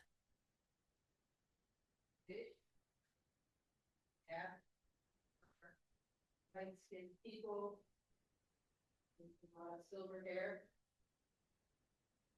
we're praying, we're honoring trauma, Mm. sensitive pastoral care. So to pray that we would be intentional about placing ourselves where we might become a minority. Yep.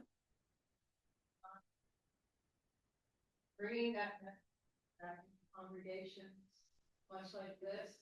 And then we would take others with us again, into places where we become minority, so that we can learn more about the many different ways trauma comes to impact us, change us, but also open the door to that unity that we want. Beautiful. Prayers that we can mingle and prayers that we can understand and move in greater diverse ways. Absolutely. Yes.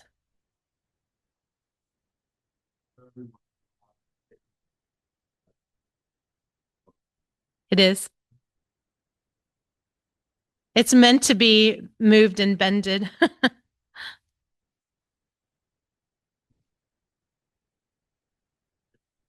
Mhm.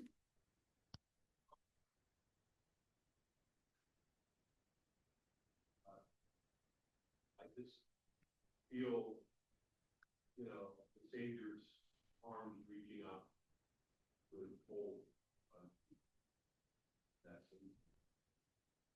They're actually finger crosses. They're meant to be moved and pressed and embraced. We embrace with God in the heart. We remind in our children and our oldest that we mingle with the God's heartbeat when we pray and when we share with one another. Yes.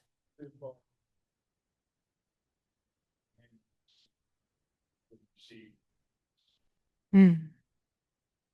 Beautiful. Thank you. Yes.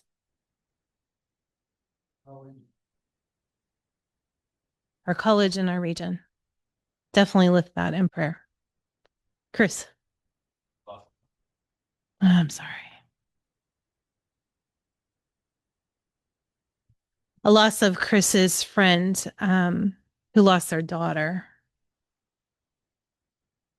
Prayers for loss.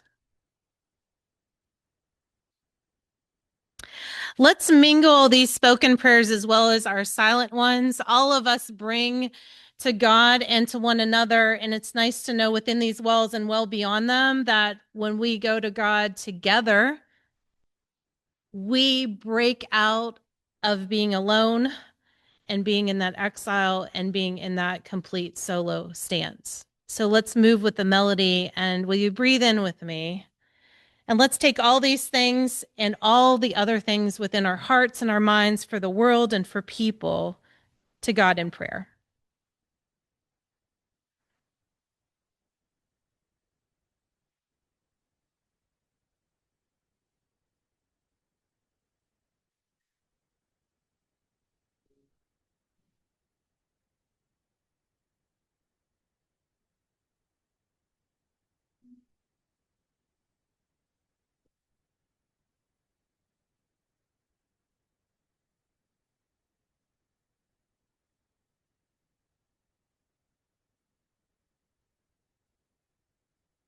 Faithful God, in the bitter times as well as the sweetest times of our lives, you are true and ever present. Help us, Holy One, to always call to mind and to find hope in your steadfast love, to mingle with your heartbeat and your vision, to move in mercy and compassion, and to be ever present with one another.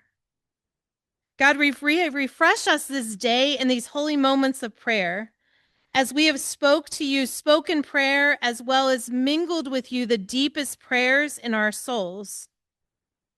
And guide us, God, that every morning is an opportunity for your great faithfulness. Every afternoon is a great moment to pause and to mingle with your vision. And every evening, God, is a moment to not forget. that we are not alone, but you are forever present. God, we wait, we hope, and we are forever grounded as we mingle in fingerprints in mind and spirit and walk in your ways.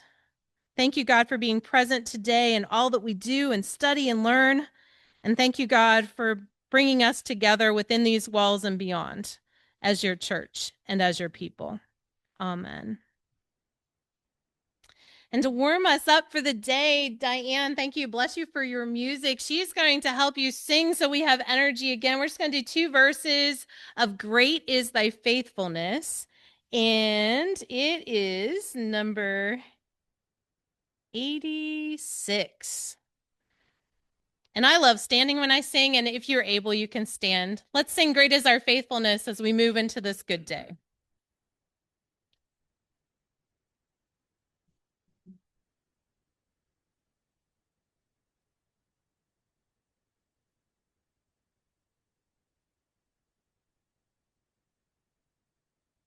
Great is thy faithfulness, Lord, and our Father. They so need to thee. God is action, they fail not. Then their shall be. Great is thy faithfulness. Great is thy faithfulness. Morning by morning, thy mercies I see. I have pleaded thy hand hath provided. Great is thy faithfulness, Lord, unto me. Come into same time and harvest. Sun, moon, and stars sing their choruses above. Join with all the and benefits. Here's thy great faithfulness, mercy and love. Great is thy faithfulness. Great is thy faithfulness. Morning by morning, new mercies I see. All I have needed, thy hand hath provided. Great is thy faithfulness, Lord, unto me. Good news. You may be seated.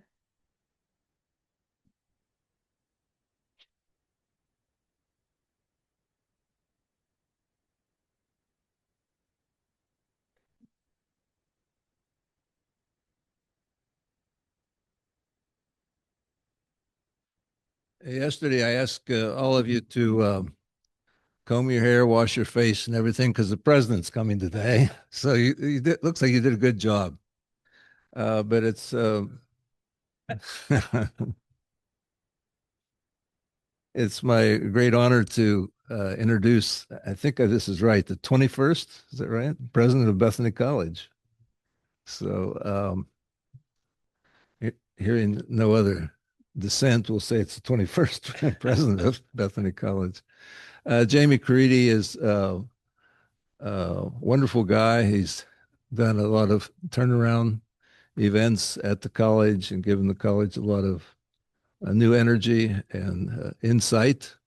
He's also a man of faith.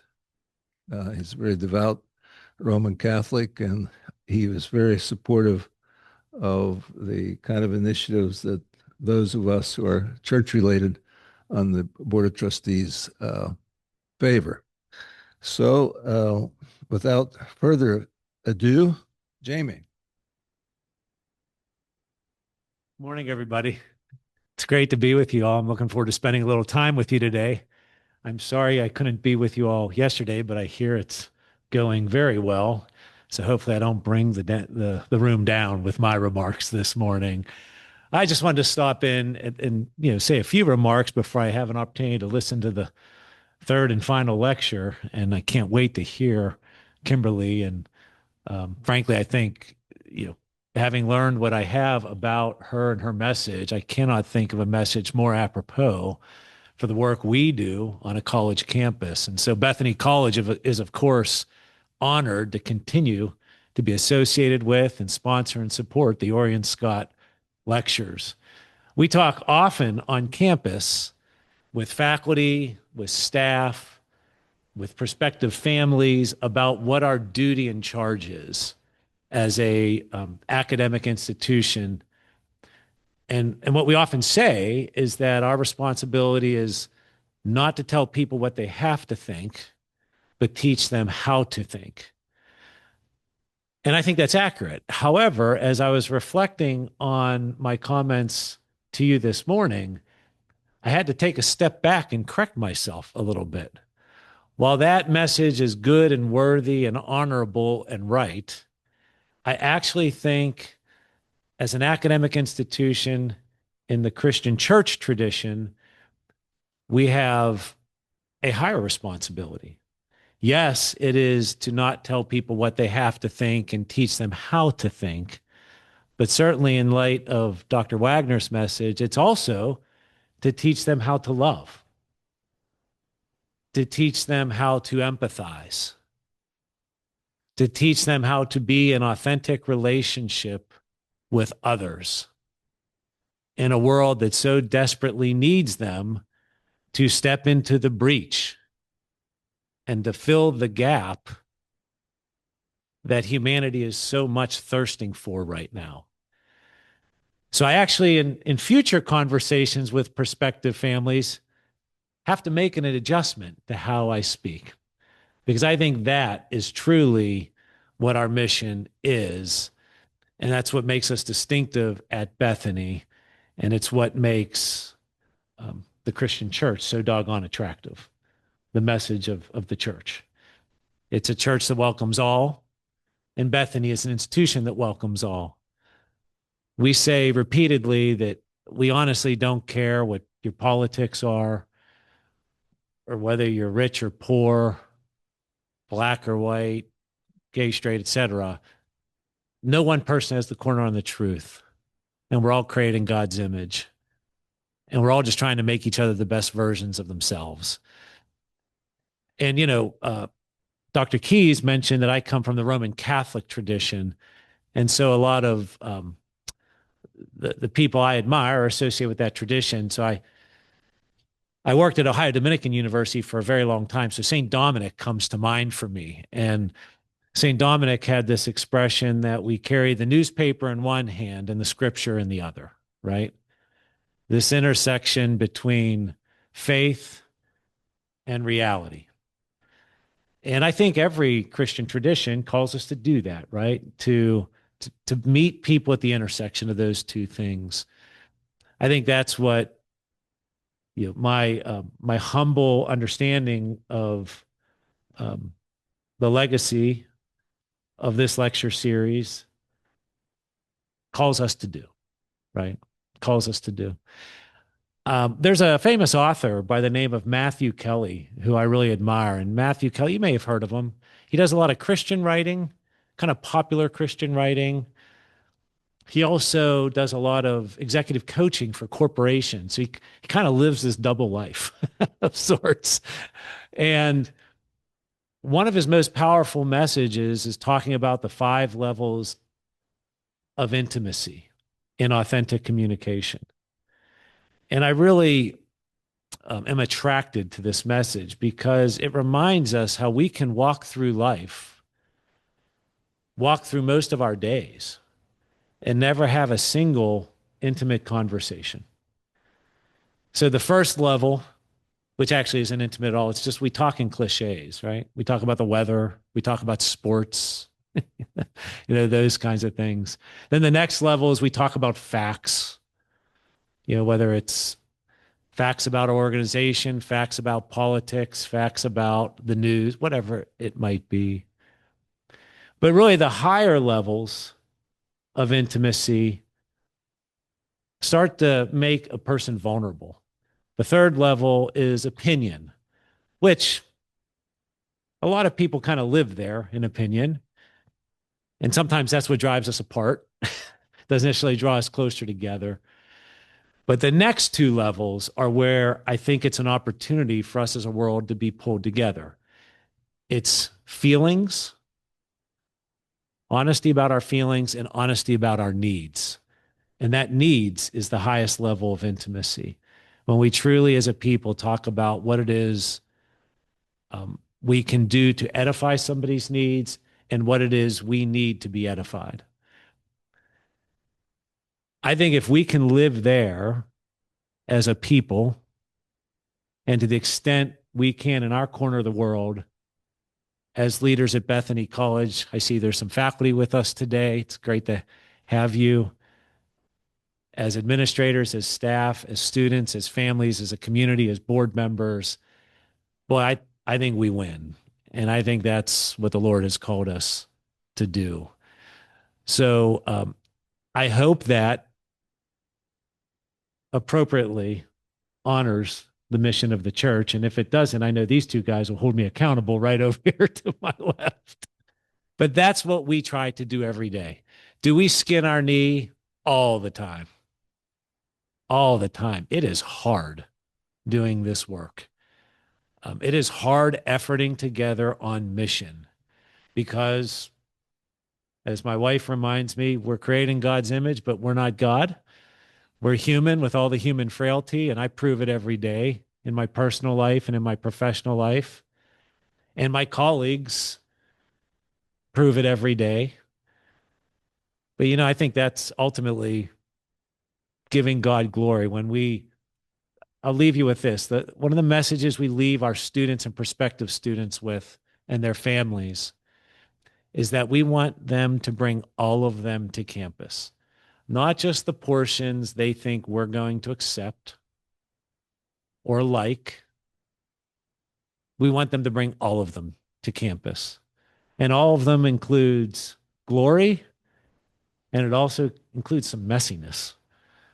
But that's life, and we're efforting to try to make each other the best version of themselves. So that's what we're up to at Bethany right now, and I believe that it reflects appropriately the mission of the church. Again, in my humble opinion, because I'm still learning about the depths of our faith tradition, and I have two great guides and mentors and sages to my left and others in the room that can help me with that. But it is truly an honor to be with you today. I'm looking forward to learning, of course, from all of you and spending a little time of fellowship. So thanks again. God bless you all. Dr. Keys, back to you.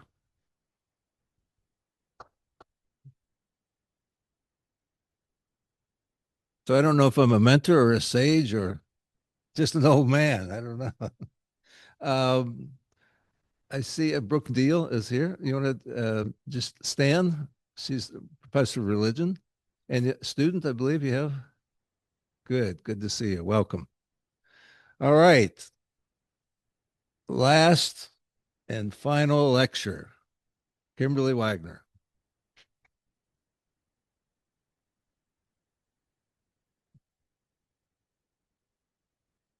I heard a sigh of relief with the last and final. No, and thank you so much for being here, for coming back. For those of you, I again want to express my deep thanks to Bethany College. President Caridi, thank you so much and for having me. Thank you to all of you all. Thank you to Art for coordinating and hosting, and everyone who makes these Orion E. Scott lectures possible. It has been truly a joy and a privilege to be in conversation with you all over the last 2 days, and I look forward to our conversation today. So today we are going to be shifting a little bit. We set out yesterday thinking about what is trauma, how do we define it, what is its impacts on individuals and communities, and then we turned to thinking in the afternoon about what does it mean to proclaim, preach, teach in the tension of between brokenness and hope, and living in that tension in how we think about the gospel message, in how we proclaim it and preach it. And then we closed out yesterday talking about what does it mean to be proclaimers in this time, to be people of faith in this time. And I urged us away from images of the superhero, of the savior, of the fixer, and moved us towards some alternative images, that of the midwife, that of the residential prophet like Habakkuk, that of John the Baptizer, right, pointing to Jesus. And so today what I want to do is pick up thinking about how do we reorient now ourselves and our proclamation and our teaching amid what I'm calling these trauma-soaked times, right? And a bunch of you in your conversation and questions yesterday brought up the concern of, but there's so much, right? There is so much going on. There is so much happening. And how do we begin to actually peel apart these traumatic realities in our communities? And as I said yesterday, traumas don't line up one at a time, and they don't send save the date cards. So how do we take it all at once?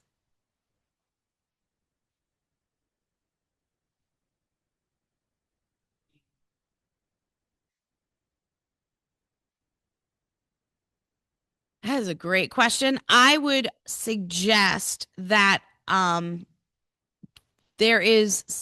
trauma that we have is hitting us more because of global media, and we are witnessing in real time things that are happening.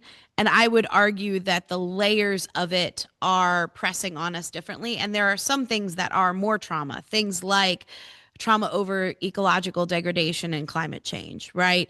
Like those kind of traumas are increasing, and in ways and in populations that we haven't had before.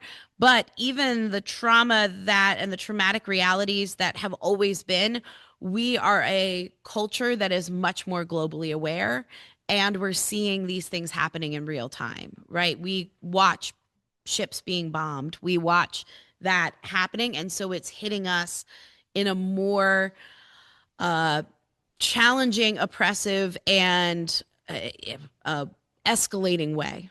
Does that make sense? It's a great question. Yeah, and that's not to say, again, I shared yesterday that one of the things that is important to remind ourselves of in the face of trauma, which tries to whisper to us that we are unique little flowers that no one can understand what we've been through, that others have marched this way. But I think we are marching this way under a new level of awareness and a new kind of multiple impact of trauma. And so that's what I want to dig into a little more today. As always, I want to start with a content warning and invitation to self-care.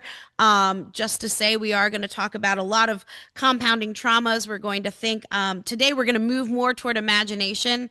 I always tell people, I feel like the first lecture is always the downer, right? I leave you in despair and then we kind of climb out. We're going to keep climbing, my friends. But as always, I want to invite you to pay attention to your heart, your mind, your body. If you need to step out or log off, for those of us joining online, please do so. It does not offend me. Nothing I have to say is more important than your self-care and you taking care of yourself. So yesterday I left off with this slide about, can you go back one? Oh, it's missing. Beautiful. Yesterday, did I send you the wrong one? Oh, well, we're all about to find out. This is going to be great. Yesterday, I left off with a slide about possibilities of preaching. And I ended by saying that preaching has all of these possibilities as an act of resistance, as an act of community building, as an act of seeking hope that does not discount or ignore pain. Preaching as a reminder of identity, as inspiration for response, as sustenance for daily living, as an opportunity to center ourselves in a larger story. And I think all of those possibilities are true, but they become diminished when we lose imagination under the weight of these compounding traumas. And when I say we, I mean we as those who proclaim, and we as those who sit in the pews, and we as those who live in community. And so I want to name, honestly, these compounding traumas. Now we can go to the next slide. Beautiful. We're back on track. And I talked about this a little bit yesterday, that this idea of that these traumas all pile on top of one another, right? These ideas of critical events such as mass shootings or natural disasters piling on top of individual traumas, individual experiences of grief or loss, on top of other concurrent collective traumas, right? Any kind of drought or heat waves, or thinking about illness and the onslaught of illness. And then that combines with past traumas, past traumatic events that come up, as well as ongoing historical or generational trauma. Next slide, if you would. I think we also need to be honest about the reality and the kind of our increasing consciousness, if you will, of ongoing, intensifying, or perpetual traumatic realities. These include things like the increasing and ever accelerating, it feels, political divides, right? And the ways that these divides have pulled us apart and invited us to encamp in certain enclaves of belief, in certain groups. I think that we can talk about ongoing, intensifying, perpetual realities, traumatic realities, when we think about things like racism and white supremacy, right? These ongoing things that we keep seeing. We can include in here other discrimination, anti-Semitism, LGBTQIA plus discrimination. All of these things feel like they just keep coming back, and they come back in new events, and they have an ebb and flow feel to them, right? In a sense that there are these events that bring them to the forefront, and then, especially as white people, we can ignore them or watch them, ebb away, and then they come back. And then, of course, there is the reality, and I've mentioned it already this morning, of eco-trauma, right? The trauma that we are seeing from ecological degradation. We see it in communities experiencing increased and ever more intensifying natural disasters, as well as this ongoing kind of haunting of the reality of the earth being a limited resource. And are we really living in the best way in communion with creation, as well as this fear of the future? I will tell you, I get the joy of teaching out at a farm. So Princeton Seminary has a farm. We call it the Farminary because, of course, we do. And I teach a course out there. It's a fully working farm that the seminary owns and manages. And I teach a course out there called Preaching Death and Eschatology with the Earth. And I always teach it in the fall so that we watch the plants die. And our job then is we do the final harvest. We watch the plants die, and then our class's job is to help winterize the farm. And the way I like to say it to them is to prepare it for a spring that we trust is coming but cannot promise, right? To engage in that eschatological work. And in that class, one of the things that has always surprised me is, and it is a class that attracts generally younger students, I'll be honest. But that class, we go through all kinds of topics. We talk about death. We talk about death of persons, death of creation, death of institutions. We talk about eschatological promise. And the week that is the hardest for them is the eco-trauma week. And it's because they're finally getting language for something that is feeling like it is weighing on them so much. This fear of, what have we done to this earth? And is this it? Is this the end? And so this sense of eco-trauma is this ongoing or intensifying reality. And so I want to acknowledge that these are all humming in the background, or in the foreground at moments, even while there are actual shootings, natural disasters, traumatic loss, traumatic death that are happening in our communities. So why is this uniquely challenging? If you could go to the next slide. There's a handful of reasons. These compounding as well as intensifying and ongoing traumatic realities are especially challenging, I think, for about 5 reasons. And I'm giving you 5, there's probably more. But the first is there is no clear path to, and I'm going to use healing here, but healing or recovery when these things are all piling on top of each other and continuing to intensify. Judith Herman, in her seminal work, Trauma and Recovery, talks about before recovery can happen, there has to be an establishment of safety, right? And that's both physical safety as well as emotional and spiritual safety. But if these things keep coming on top of each other or keep intensifying, like the ecological crisis, then there is no ebb where we can get our bearings and take account of what has happened and then move towards recovery. And so we have this kind of persistence and even increase of threat that makes this hard. So we don't have a chance to kind of let things relax and then start addressing it, right? We are addressing in the midst, and I think that makes it a uniquely challenging moment. I think at times in some of these, we are both victims and perpetrators, or at least complicit in what is going on. We certainly can think about how we participate in, we have all sinned and fallen short of the glory of God, right? But we all participate in these systems and in these institutions that continually participate in racist policies or in ecological degradation or enhance political divide. And so I think that one of the things that's really challenging here is we feel this tension between being hurt by these compounding traumas, even as we know that we are participants in a world that is so broken. And how do we hold those together? I think that these kind of realities are overwhelming as it feels out of our control. When these traumas compound on top of each other and everything feels like it's piling, we don't know where to start, right? There is a sense of overwhelm. And there is a sense of acknowledging it is a challenge, that sometimes we don't have language to describe what is happening. And then there is a sense, and if I hear it once, I hear it 1,000 times, especially among clergy and faith leaders and community leaders, this sense of exhaustion, right? That when do we get a break?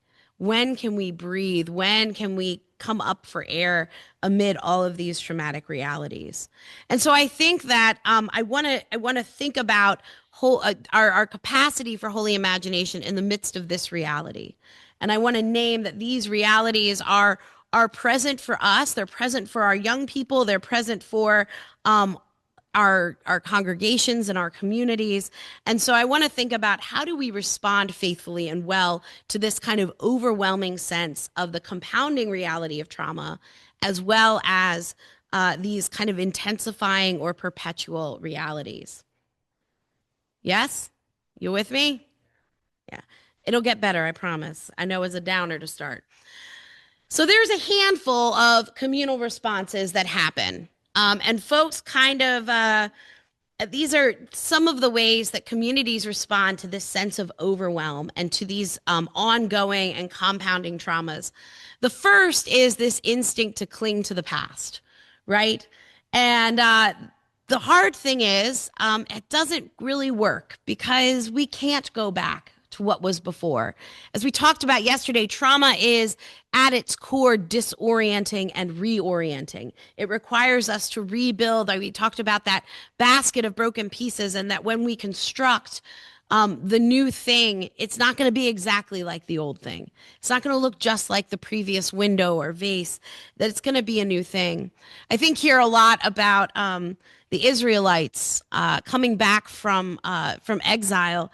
And they could have stood on the same street corner in Jerusalem with the same people and had the same conversation, and it wouldn't have been the same, right? Because there's a fundamental change. And so our desire to go to the past is not possible. We can't just pick up what was, especially after the realities of traumatic realities and traumatic events.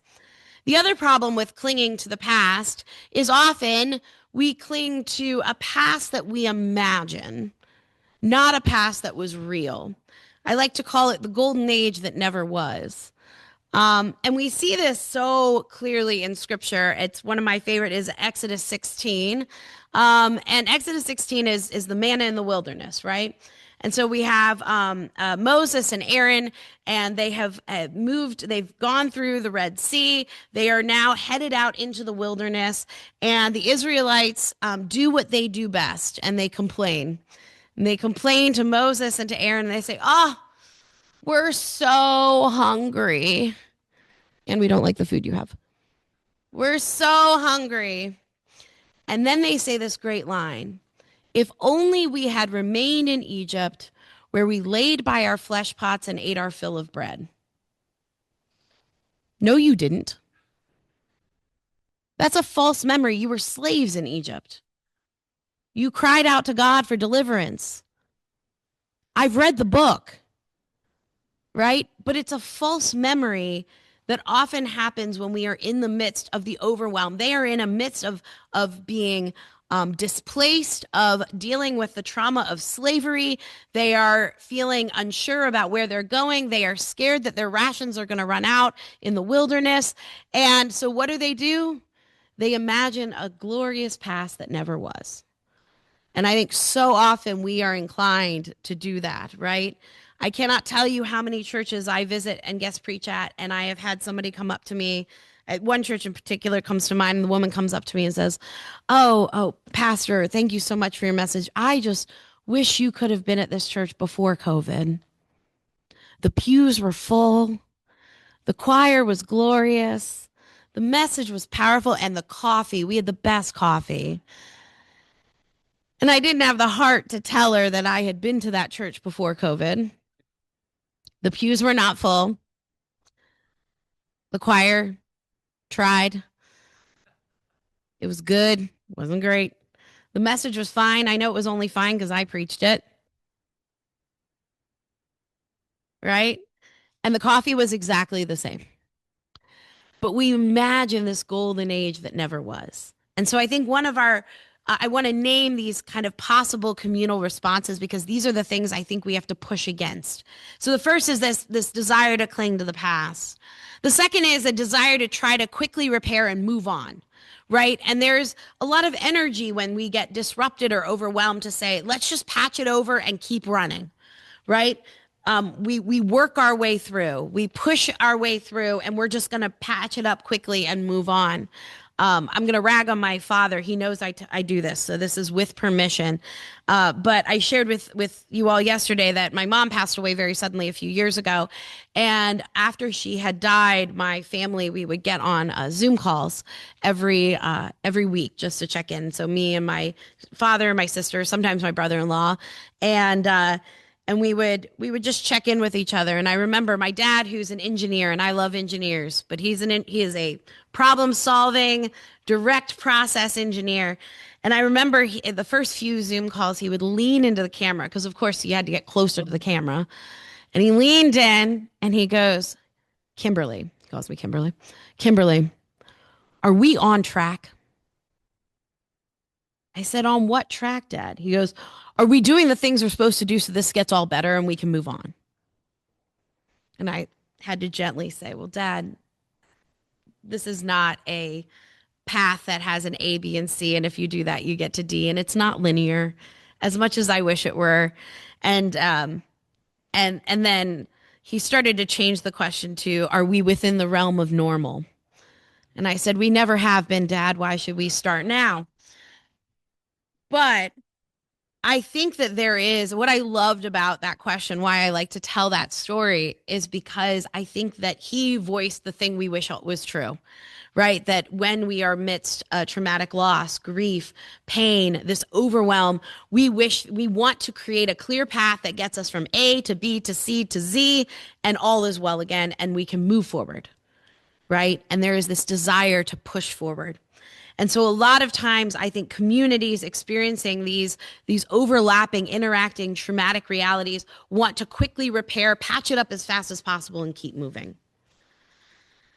A third option I see is despair, fatalism, right?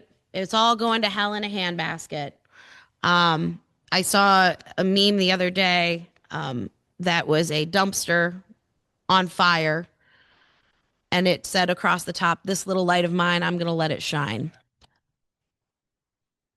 All right. I did save it. I'm not going to lie. It is on my phone currently, but there is a fatalism to that, right? The world is a dumpster fire and we're just going to watch it burn, and we're just going to, see it go up in flames. And there is this fatalism. And I think we're seeing this a lot in particularly younger generations of folks who are feeling the weight of all of this. Young people who were raised amid COVID, who were raised, had to grow up in the world that has always been at war. That they do not have much memory of a time, and they don't have a pre 9/11 memory, right? I was saying last night, many, if not most, of my students now in seminary were born in the 2000s or later, right? And so these are people who have no memory of that. Yeah, jump in.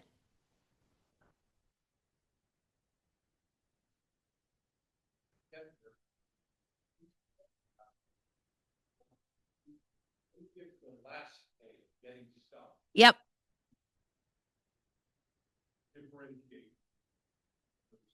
Yes, thank you, and I will. Yeah, with despair and fatalism, it's a kind of, I'm just going to, it's a hands up. I'm going to give up. I'm not even going to worry about the things, right? Like, if climate change is happening, it's happening. There's nothing we can do, right? If gun violence is increasing, there's nothing we can do, right? We just have to live in this world and figure it out, and diseases are going to come and things like that. And then when I get to the last one, I'll do that. There's also the ignore or deny, which feels a little bit like the fatalism, but fatalism is a full giving up. Ignoring or denying is, that's not really happening. That's not increasing. That's not going on. And we have a lot of communities that want to deny that these things are happening, right? And deny the realities. And a lot of that doesn't affect me, or that won't affect my community. It's very interesting when mass shootings happen, the news has gotten into a rhythm of reporting it a particular way. As long as it is not connected to gang violence, that gets reported very differently. But the very first thing they want to try to get is the perpetrator and the why. Who did it and why did they do it? And there is a way, to me, in my assessment of it, that this is part of our need to protect ourselves, right? Oh, that wouldn't happen in my community. That kind of person doesn't go to my school, right? These kind of senses of, if we can figure out who did it and why they did it, we can then protect ourselves, and we can continue in this kind of ignorance of, that won't happen here. And so there's this active kind of ignoring or denying. There's also communities who feel overwhelmed by excessive action or response, right? Folks who say, okay, the world might be a dumpster fire. I am going to get as many fire extinguishers as I can and hoses as I can, and I am going to go to work. And they literally burn themselves out doing that work. And that excessive action and response becomes a part of their response and coping mechanism. And then the last one is getting stuck in the trauma or the hurt. And what I mean by this is there are communities who then dwell in the trauma as central to their identity. And it's different than fatalism, because fatalism is just, I don't care, I give up. Where getting stuck in the trauma or hurt is communities who say, this trauma, this reality is now the heart of our story. And we talked about this a little bit yesterday, right? Communities who have, we are the church that burned down, right? We are the church who had a pastor with an indiscretion, right? And they get stuck in that reality as all of who they are and forget that they are more than that. And so they get dwelling on that as a source of identity. Do these make sense? Yeah.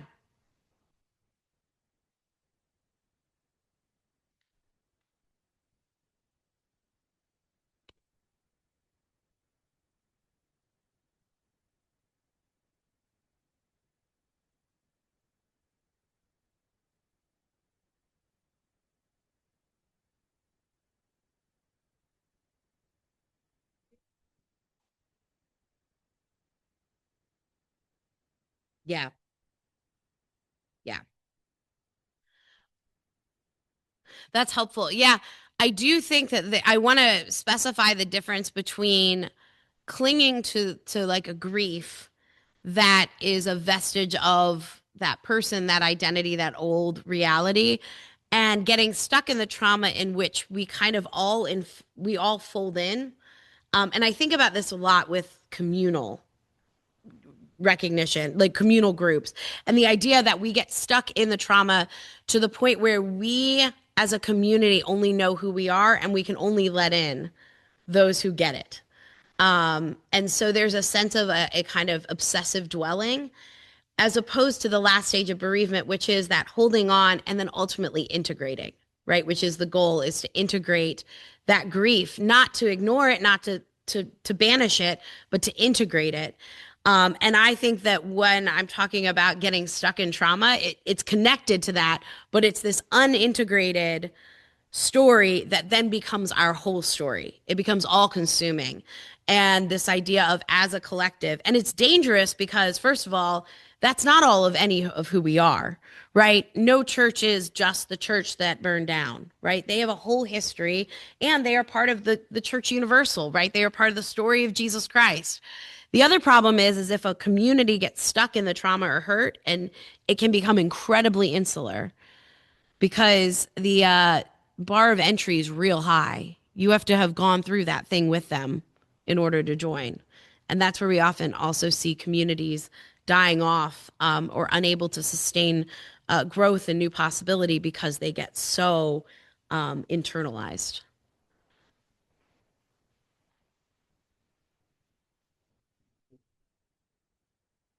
Got it. Ignore and deny. Yeah. Let's do it. Let's do it.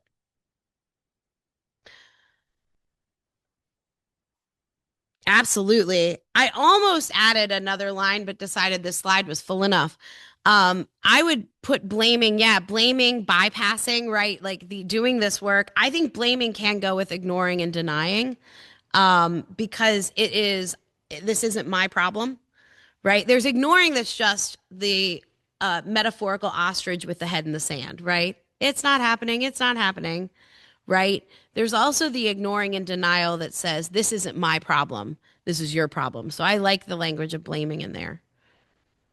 Yeah, you made your bed, now lie in it, right? Or I cannot tell you. So I'm doing a lot of work on eco trauma right now, which is some of this.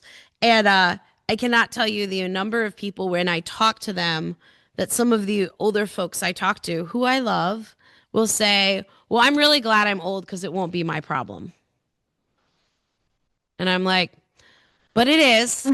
Like, this is the earth we share. And it is affecting you now, even as it will increase in effect, right? And so this idea of blaming corporations, of blaming others, is absolutely part of that. Ignore and deny. And scapegoating, absolutely. Absolutely. Yeah. I love these words. It's helpful. Anything else on these communal responses? Does this resonate? Does this make some sense with what you have experienced? Yeah, I'm seeing some nods. It's all there. I love it. Well, I want to say, if we can go to the next slide, that the core impact that is at work in all of these responses is a loss of capacity for holy imagination, right? That at its core, what we are missing is an imagination for something more, and not just something more that we can do, but something more that God might do. And every time we scapegoat, or we try to repair and move on, or we cling to the past, we are doing this work that reinforces that we are stuck and that there is no imagination forward. And one of the great problems of a limited imagination is it limits our capacity for communal response. And it does so in two ways. Fear, pushing away, rejection only takes us so far, right? We can push away from the thing that we don't like, but that only propels us so far. We have to pull. We have to do more work. During World War I, Fosdick wrote a book called The Present Crisis, Faith in the Present Crisis. And in it, he talked about the problem of war and the gift of war, which is problematic in its own, but we will bypass that. And one of the things he said is war is only good for breaking down. It cannot do the work of healing and rebuilding. And so there's this way that he talks about the destructive, the rejection of the broken can only carry us so far. And if we don't have a vision for where we're going, we're just wandering in the wilderness, right? We know we don't want to be in Egypt, but what does the promised land look like? And I think again and again in these exile texts, and I love going back to these to think about imagination, part of the reason the Israelites struggled so deeply was because they knew that they didn't want to be in Egypt and they were glad to get out. But then once they got in the wilderness, they had a hard time imagining what the promised land might look like and moving towards the promised land, right? And of course, they had 40 years to try to imagine it and figure it out. The second problem, I think, with limited imagination is that it limits capacity not just for response, but for communal response. Because if all of us are just rejecting and reacting, we go a million different directions. We don't pull together, right? We don't move together. And it increases that division that we talked about yesterday, that dividing lines of trauma and the ways that it breaks us apart. And so I want to suggest that imagination is key, not just for raising our morale or bringing our communities together, but it is key for how we respond well and faithfully. Because we do want to respond, right? We do want to act, but we can only do that if we have a clear imagination for where we are going. Yep. You good? You with me? All right. So let's talk about what do we mean by holy imagination? And I want to give it some definition, but I'm going to start in the negative. What holy imagination is not. It is not escapism or fantasy. It is not saying, oh, there's this great beyond world and this world is just the waiting room. We just have to hang out here. This is the rental car. Eventually we'll buy the real car. Right? This is the temporary housing before we move to the real house. I think that we miss what holy imagination is about if we see it only as escapism and as fantasy, as some imagined place in the future. Holy imagination is not the result of our own accomplishments. This is really hard for a lot of us. We want to say, oh no, God's more than I am and stuff, but we really want to help. We want to do. We have bought into what I like to call bootstrap theology, right? That God's at work, but if I pick myself up by my bootstraps and do the hard work, we can bring the kingdom of God about. This is actually theology that was really, really prevalent, and we have inherited from as early as during the First World War. This idea that we can accomplish the kingdom, that it's right there. And if we just work hard enough and are good enough, we can do it. And that's not true, right? That's not possible. An actual holy imagination is not the result of our own efforts and accomplishments. I once saw this beautiful image. It made me laugh so hard. It was Michelangelo's creation from the Sistine Chapel of God touching, the finger of God almost touching the finger of a man. And it had been redone. So it was God touching the finger of a man in like a construction hat and a hammer. And he's like ready to go. And he's got his plans in his arm. This idea of, all we have to do is work our way to the kingdom. I think the third thing that we need to be clear about holy imagination, that it is not ignorant of present pain, grief, hurt, or trauma. so often, and this kind of connects to the escapism idea, that we think holy imagination is only caring about the sunshine and the roses, right? Only caring about what is good, what is holy, what is true. But holy imagination attends to present pain, present grief, and names it and identifies it as the space where the holy is at work, right? Holy imagination doesn't brush aside these traumatic realities, but instead invests in addressing them, in caring for them, in meeting us there. And we know this because we worship a God who comes incarnate, right? We have a God who did not stay distant, but came in flesh and in blood and was willing to suffer the cross. We have a God who is paying attention to the pain and the grief and the trauma, even as he is proclaiming the kingdom of heaven is at hand, right? No one did holy imagination like Jesus. And yet Jesus was always eating with sinners, healing, caring for communities, touching the unclean, and dealing with the pains and the realities of life. And so I want to be really clear that holy imagination is not these things. It is not escapism. It is not a result of our own efforts and accomplishments. And it is not ignorant of present reality. What is it? It is imagination for something more than a little bit better.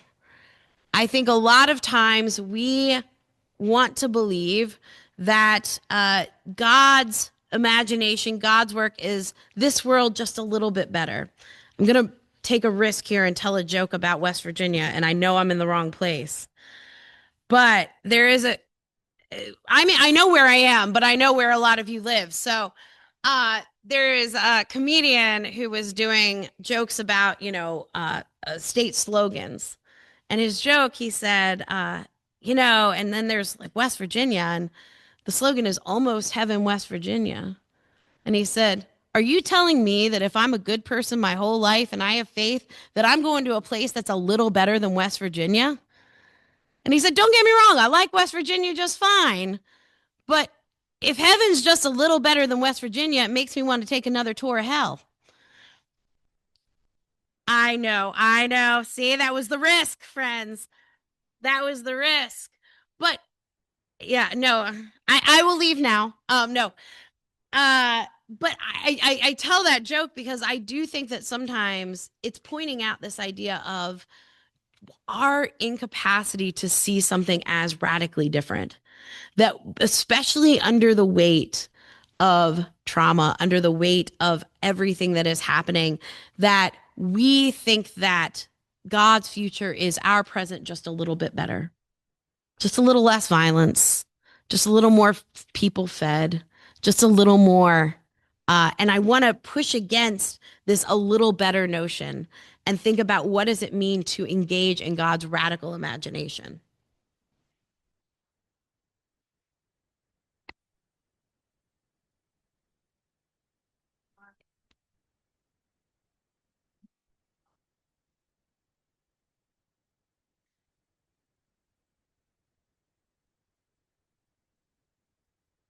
Mm-hmm. It does. It does. And I want to be clear that when we talk about holy imagination, it will fuel those little bit betters. But if all we're doing is aiming for a little bit better, if all we think God wants is calling us to just a little bit better, then we're going to be very limited in our capacity to respond and in our imagination for where God is leading us. One, and then two.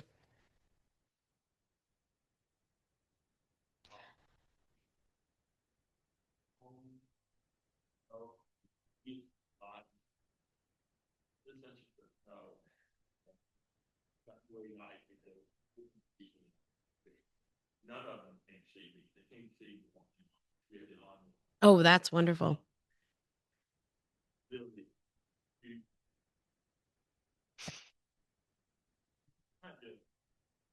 It seems that they have fought holy imagination that maybe we as Christians. Yeah. Yeah.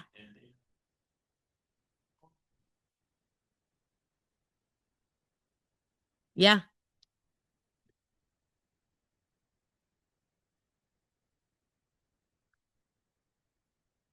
Mm-mm. Yeah. Absolutely. I had the joy of I happened to be in Atlanta when they came through Atlanta, and so went out and got to witness it. And it was powerful, right? To see. And I think I love that as an example because I think what they were doing, I mean, if you read the interviews with them, the talks with them, none of them thought that their actual walk was going to bring world peace. Right? They weren't under any illusion that this act would change the world in the sense of like that everything would be peaceful and we'd all get along. But they did have a vision that it matters to move our feet and bind a country together. And so they had caught this imagination for a world of peace. And that is what drove their work. And so their work, and this is where I think, and we're going to get here in a second, which is this is the difference between just imagining something better and holy imagination. Because to me, holy imagination summons us, even as we know we can't fully accomplish it, right? Because it's God's work ultimately. But it summons us to action and to sometimes very profound action. It is profound that these folks walked as far as they did, as long as they did, and stop after stop, having events, being interviewed, talking to community leaders and politicians and church leaders, and doing this effective work because there is a vision for something more than what they even knew they could accomplish. And so for me, like when we talk about reigniting, cultivating holy imagination, it is not imagination for what we can accomplish through our acts, but imagination for what God is doing that then invites our shared action, right? Invites our shared direction. You made it possible to the institutional, cultural, and theological holy imagination during the Babylonian exile that brought forth the synagogue. Yeah. I think that let me wrestle with that for 10 seconds. Yes. I think that's a really great image because it's thinking about that there is going to be still faith, right? There is still going to be a future as a people, as a community, as a group of faith, and the establishment of the synagogue as that reaching toward the promise that God that exile was not going to be forever. Absolutely, absolutely. And so I want to suggest that if it is imagination for more than a little bit better, it is imagination, if you go to the next slide, in what God will do. Notice not what we will do, what God will do, grounded in what God has done and in the promise of what God says God will do. Right? It has an eschatological arc that our imagination is around God's action, knowing that we have a God who is the God of the Exodus, who is the God of the cross and resurrection, who is the God of Pentecost, right? Who is the God of love and of healing and of mercy. And knowing who God is, we recite those and then we recite the promises, and we live in that tension between those two, right? And that our imagination is fueled by these promises and funded by what God has done. And I think then we can talk about that invites our attentiveness to tastes of God's redeeming and gracious work today and our participation in it. So I love this image of the ocean. I've been playing with this lately. How many of you have been to the ocean?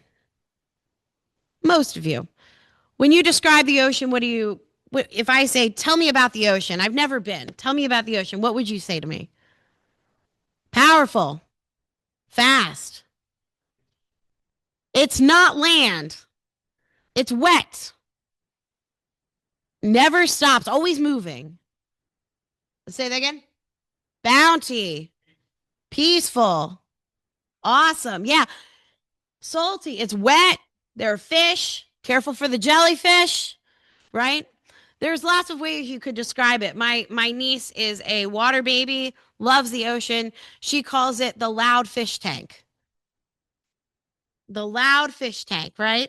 This is what to her the ocean is. If you ask her, tell me about the ocean. Oh, it's a loud fish tank. Sure is, girl. How many of you have seen every inch of the ocean? If you raise your hand, you're lying, because none of us have, right? I love this image of the ocean because we have all, well, those of us who raise our hands in this room have experienced the ocean, right? We've put our feet in the surf. We've seen the fish. Maybe we've swam in the waves. Maybe we've tried surfing. I tried that once, never again. And we've experienced the ocean. And if I say, have you been to the ocean? Have you experienced the ocean? Yes, I have. But we've not experienced the fullness of the ocean, the depths of the ocean, the breadth of the ocean. In fact, we as people and as human creatures have not seen the deepest part of the ocean, have we? And the deeper we go, we keep getting a little deeper. Those creatures down there are weird. But yet we call them fish. I don't know that they count as fish, but that's what the language we have for them, because we have incomplete language for these pieces of the ocean that we do not fully understand or know. To me, this is the promise of God's eschaton. This is the promise of God's holy imagination, that there is an ocean that God is brooding over the waters. God's imagination is the fullness of this ocean, but what we get is tastes of it. We get to play in the surf. We get to swim in it. We get these waves of God's promise and God's justice and God's glory coming and lapping at our feet. And we can say, I have seen the kingdom of God, right? And I've experienced it, but I have not experienced it in its fullness. Christopher Morse tells us, give me just a second. Christopher Morse talks about the kingdom of heaven that is at hand, but not in hand. That we need to be on, actually, his whole line is, we need to be on hand. We need to be ready for the kingdom of heaven that is at hand, at our fingertips, but not in hand. We can't fully clasp it. We can't fully conceive of it. And so our participation in this work is a participation that is supported, is encouraged by the recognition that we know what the ocean feels like, and yet we don't know the fullness of the ocean. And we can imagine with God what the rest of this ocean might look like. I tell children sometimes, draw the creatures you think are in the deepest part of the ocean, and it doesn't matter what they draw. I'm like, yeah, that's probably down there. But we can't imagine. We can only begin to grasp. Yes.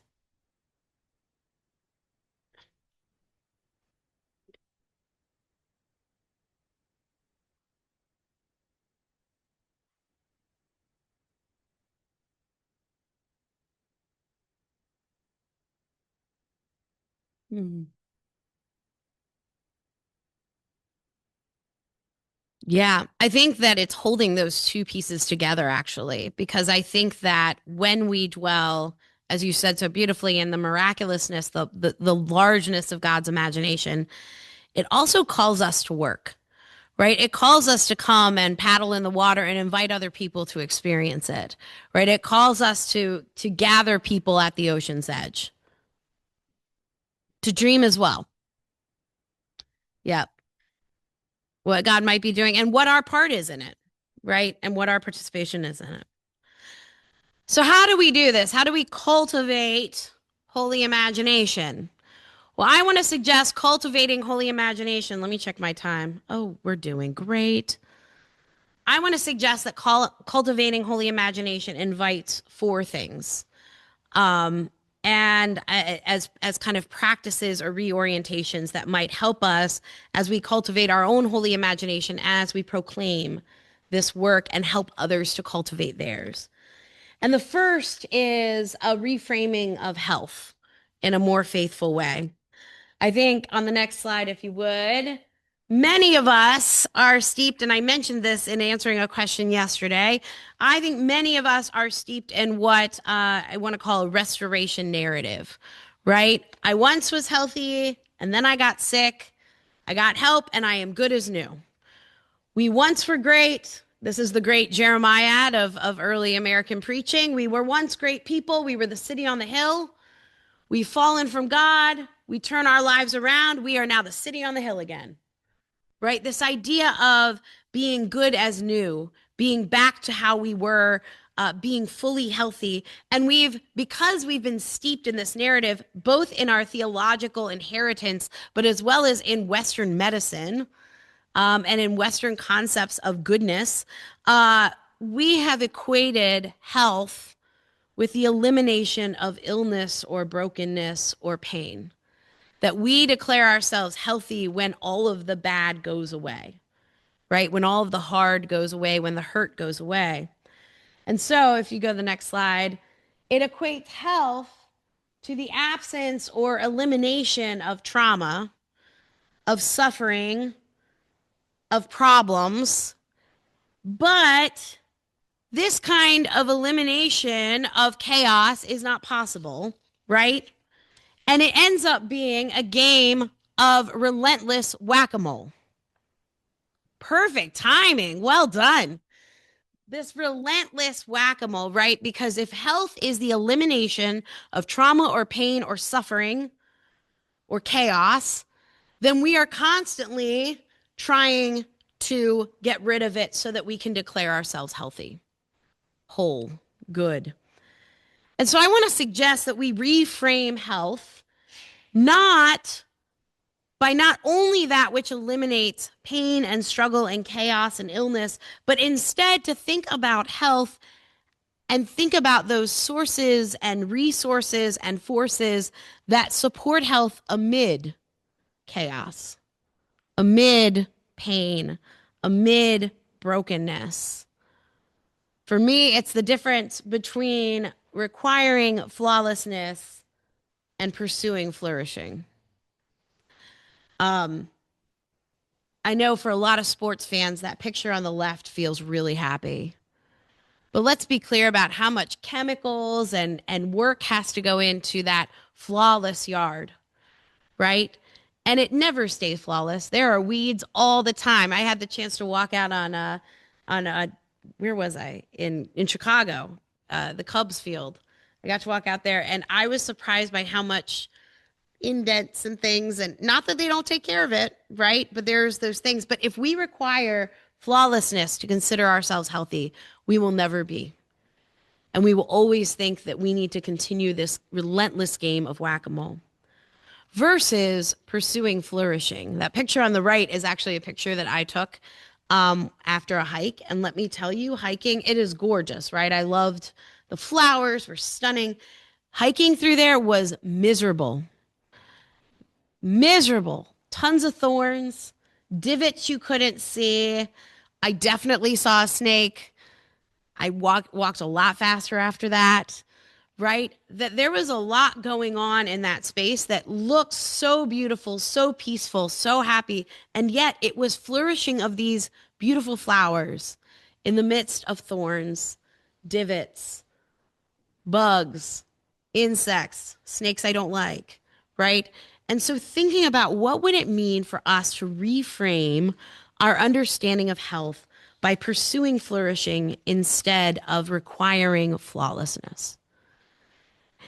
And I actually think we have a model of this in the scriptures. There's a few verses, but the one I want to play with is the wheat and the weeds. And so let me read this text to you from Matthew chapter 13. He, Jesus, put before them another parable. The kingdom of heaven may be compared to someone who sowed good seed in his field. But while everyone was asleep, an enemy came and sowed weeds among the wheat and then went away. So when the plants came up and bore grain, then the weeds appeared as well. And the slaves of the householder came to him and said, Master, didn't you sow good seed in your field? Where then did these weeds come from? He answered them, well, an enemy has done this. And then the slave said to him, well, okay, do you want us to go and gather them? But he replied, no, for in gathering the weeds, you would uproot the wheat along with them. Let both of them grow together until the harvest. And at harvest time, I will tell the reapers, collect the weeds first and bind them in bundles to be burned, but gather the wheat into my barn. This parable often gets interpreted as a very kind of a judgment parable, right? The wheat goes to heaven, the weeds go to hell. It's the sheep and the goats, but the agricultural version, right? And but I think there's more happening here that I want to push at if we pay attention to some of what's happening in the present. I think we jump to the end of the parable and we have this division happening, right? But in the midst of the parable, there is a lot of really important things about how we live in a world that is overcome by weeds when what we really want is wheat. And what I'm so struck by in this parable is that the master, first of all, says, the weeds are not mine. These are definitely evil. These are definitely a problem, right? These weeds are not mine. But then on top of that, when the servants are like, oh, well, we can handle this. We know how to pull weeds. We got this. He says, no, because if you do that, it'll damage the wheat. And there's something really intriguing to me here about the master, the landowner, caring more about the health of the wheat. Try that again. The health of the wheat than the presence of the weeds. His worry was that the wheat would flourish, and pulling the weeds would mean that the wheat did not flourish. It doesn't mean he likes the weeds, right? He's not saying, oh, I'm so glad there are weeds in the field. The weeds are not wanted. They are evil. They are a problem. And yet his concern is for the health and the flourishing of the wheat. And for the health and flourishing of the wheat, it means tolerating the weeds for a time. It means focusing on the growth of the wheat, not the elimination of the weeds. I think that this is one of the places in Scripture where we see this reframing of how do we live healthfully, flourishingly in this world that is overcome by weeds in the midst of wheat, right? That they will be divided, that evil will be destroyed, and that wheat is still good. Notice at the end of the parable, he doesn't say, oh, due to those terrible weeds, this wheat is no good, and burns it too. No, the wheat gets put in the barns. The wheat is perfectly good. And his concern is for the flourishing of the wheat among the weeds, not for the elimination of the weeds to make the wheat grow. I think again and again we see in Scripture these examples of this reframing of health that Jesus offers. This reframing that it is not about that evil will be eliminated someday, but in this life, in this moment, we find those tastes of glory. We stand at the ocean side and notice and care for the flourishing of the wheat, even as we acknowledge the harm of the weeds. You with me? So the first thing I want to suggest that cultivating holy imagination invites is this reframing of health, the seeking of flourishing amid but without ignoring weeds. The second thing I think it invites is the capacity for us to hold complexity. And I have here hold complexity in our preaching, but I would say in our preaching, in our teaching, in our theology. And I think holding this complexity of how do we nurture wheat among the weeds first asks us to resist the urge toward all or nothing thinking, that everything is either good or evil, that everything is either hero or villain, that everything is either really great or really terrible.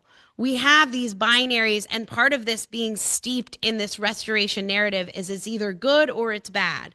It's healthy or it's unhealthy. It's great or it's terrible, right? And we need to trust that our congregations, our communities can handle this nuance, right? And I think this shapes too, and the second thing of how we read biblical texts. And I want to encourage us to resist categorizing biblical characters or groups as only victim or perpetrator, only hero or villain, right? That we have a lot of really complex characters in Scripture. And I think that because we have been Disneyified a bit, right? That we have heroes and villains. I brought up my niece before, but she talks about every time we watch a show, she's only 4, so let's give her a break. But every time we watch a show, she asks me, is that person a goodie or a baddie? That's the frame that she has, right? From watching the Disney movies but the reality is in scripture, we have communities and individuals and situations that cannot be so easily and cleanly categorized. And I think it matters for us to break those categories down. Great examples. King David, right? Is he a goodie or a baddie, guys? Thank you. Correct answer. Yes. Right? That there are good things that King David did. He was a man after God's own heart, right? He composed psalms. He was a great king, and he sinned, and he took Bathsheba and he killed Uriah, right? And we have this complex character that is written in scripture and also written a certain way in scripture because people wanted to portray him a particular way. Agreed. Yes. And more nuanced, I would say as well, that it's more of a understanding that we can hold together the good and the bad, that people are not all heroes or all villains, right? I would argue David is a hero villain. Same with Peter. I love Peter, right? Within chapters of each other, we have Jesus telling Peter, "Get behind me, Satan." I don't know about you, but if Jesus said that to me, I would go cry in a corner, right? Like, "Get behind me, Satan." And then within a chapter says, "Peter, you are the rock upon which I'm going to build my church." What? Peter is also the one who denied Jesus 3 times. And then Jesus was the one at the lakeside after his resurrection who said, "Do you love me more than these?" 3 times. "Feed my sheep, tend my lambs, feed my sheep." Peter is neither a hero or a villain. He is a mix of both, right? He's somewhere in the middle, and much like us. I think also of characters that we have so quickly villainized in scripture, like the woman at the well, right? And the ways that we preach her as this sinful, horrible woman who had been married so many times. And yet, look at Jesus. Jesus just embraces her and sits down with her and has this long theological, intellectual conversation with her. I like to call that story the first seminary class, right? In scripture. But if we dig in and stop following just the villainy of it, it may be that he said, "No, you've had 7 husbands and the man you live with is not your husband," may be an admission of you have been tossed from man to man. You have no security in this life. Or maybe it's somewhere in between, right? But we have all these characters that historically, and situations that historically we have wanted to categorize as good and bad, evil and holy. And what would it mean to read scripture that holds complexity? Because to me, that enables this sacred, holy imagination for what God can do in the midst of the present moment, right? That we are not waiting for it to all be just right or to all be terrible, but that God is at work in the midst of this mess and this non-dualistic reality where people are saint and sinner, right? Where folks are heroes and villains. The last thing in this holding the complexity I want to suggest is that we, in our preaching, in our teaching, in our work, can offer stories or images that hold complexity and do not easily resolve into fairy tale endings. I think that there was a long tradition in preaching, and we have books on it that I've read and studied and been like, wow, didn't realize this existed before my time, but where we were taught, like, here is a book of fun fairy tale stories that you can put into your sermons, right? They were like Aesop's fables, right? And you were it was a plug and play approach. You were like, I need a story about faithfulness. Here's a story about Johnny who went to the store and did it, right? And the reality is those don't hit anymore. Not only do those not hit anymore, people say that's not real life. And if we want to proclaim an imagination of God at work in real life, we have to proclaim stories in our preaching, in our teaching, in our work that hold the complexity, and yet God is there. And yet God is showing up, that they don't have tidy, clean endings, that they don't have to resolve everything, but that God can be at work in the midst of these situations. We good? You with me? I'm seeing nods, so I'm going to take that as a yes. The third thing is that I want to suggest that we name and acknowledge our complicity in and distress from the trauma, that cultivating holy imagination, and we talked about this yesterday quite a bit, means that we can't pretend that we're immune from things, right? Both that we're immune from being hurt by it and that we're immune from being complicit in it. Especially some of these ongoing and perpetuating traumas, racism and white supremacy, discrimination, oppression, eco-trauma, these kind of things. We have to be honest about our own hurt from it, as well as our own complicity and participation in it. And so I want to zoom in here as to give you an example of this with ecological trauma.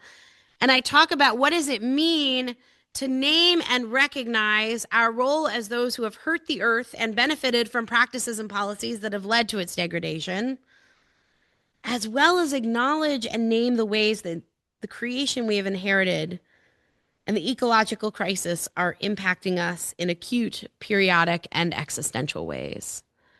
Holding these two things together. And I'm just using the ecological crisis as an example here, but thinking about as we engage in these ongoing traumatic realities, I think cultivating holy imagination requires us to honesty on both our hurt and our participation. Both our the brokenness and our complicity and the benefits that we gain from participating in these systems. And gratefully, we have tools for this in our faith. We call them lament and confession. And I think so often we hold these two practices apart, that either we're lamenting, things are terrible, we're crying out to God, or we're confessing all the things that we've done wrong. And I wonder, in these days, part of cultivating holy imagination is to bring these two practices together. To think about what does it mean to name together hurt and our participation, to name brokenness and our complicity. Because to me, holding those two together is the only way that we then offer to God the opportunity to respond. Lament and confession brought together do a few things. They give language, they name, they give agency. But one of the things they do when we hold confession and lament together is that they admit to God that the world is not as it should be, that we are not as we should be, and yet we are seeking something more. You see, these lament psalms often have confession rolled into them, right? That we have fallen short, that we have certainly, I'm so glad Heather read Lamentations this morning. Lamentations has this great push and pull, right, within it of, you have done this to us, we are being punished, maybe we screwed up, right? I'm paraphrasing Lamentations here, but there is this push and pull. But one of the things that is innate in this kind of lament confession conglomeration is it always reaches toward a vision of a world made right. Because what it does is it insists that something is not right, that something is broken, that something is incomplete, including us, including our own capacity to respond, to work, to serve. And it insists that God can make it right. It insists that there is another way, another path, that God can continue to work. And so to me, bringing lament and confession together may feel like, wait a second, that's a real downer when we're trying to cultivate imagination. Except I think that when we are honest about it, right, when we are honest about the brokenness of the world and we look to God as opposed to complain to one another, like some Israelites in the wilderness, that when we look to God and insist that what is broken should and can be made right, something different happens in our imagination, and we are also freed to receive what God is washing up on the shores of our lives and our world. Yeah.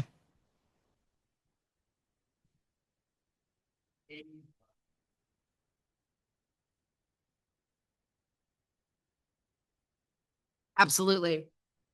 Yes, thank you for making that connection. I think that went down the wrong pipe, sorry. That when we engage in lament and confession, it absolutely resists denial.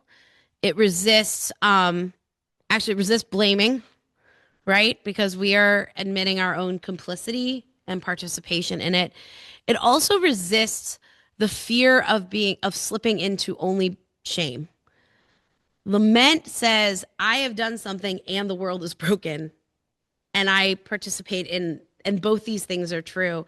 And I think that a lot of times we fear that if we move to confession, it's automatically like, you're terrible. You've ruined everything. And there's shame, and we fear that shame. Now, shame can be a helpful emotion. We can talk about that another day. But when we hold lament and confession together, it does resist that shaming, which keeps communities away from denial and escapism. It even keeps communities out of reaching to the past and trying to reestablish the past, because there is a way of admitting the past wasn't all it was cracked up to be, or the past that brought us here, we want a different future, right? We insist that something else can be. And so I want to invite this kind of, I think that cultivating holy imagination invites the meeting of lament and confession. Finally, the last thing is, I think cultivating holy imagination requires us to offer an invitation to a redemptive response that seeks flourishing amid the chaos. And what do I mean by that? If we go to the next slide, I think it invites us to engage in the work of justice and repair and reconciliation faithfully and well, but knowing that it cultivates an imagination for something more than the present that does not fully rely on us. That when I talk about redemptive response, what I mean here is not now go fix it. It is the idea that admitting that we cannot do it all, but that we participate in the kingdom of heaven that is at hand but not in hand, that we can respond faithfully and well, knowing that we do not have to do all of it, that it does not fully rely on us. I think redemptive response allows us to reconsider and reestablish our relationship with God and one another. When we lose imagination, I think our relationship with God and with our community suffers, right? It gets repressed because we are no longer able to participate in pulling together and being summoned by God together. And we, in denial, in wanting to go back to the past, in fatalism, in getting stuck in our trauma, we start to cut ourselves off from God's promises for us. I want to also suggest that this kind of redemptive response sustains long-term engagement with creation, with community, and with our faith. It is hard work to keep going. And remember, one of the responses that I think communities are inclined to is work, excessive work, get it done, fix it, fix it, fix it, fix it, fix it. And they often burn out. And I think the reason is because if we just respond with action that is not fueled by vision, not fueled by holy imagination, it will burn us out, because we are constantly pushing towards something we don't know and we think it's all up to us. What would it mean for us to have sustenance for long-term engagement, long-term response, long-term care, long-term working for peace that is funded by this holy imagination and this redemptive response? So those are the four things I think that cultivating holy imagination invites. And I want to pause for questions and comments, and then I want to close with thinking about, what does this actually look like in practice? What does proclamation that is grounded in holy imagination look like in practice? I see two here and one there.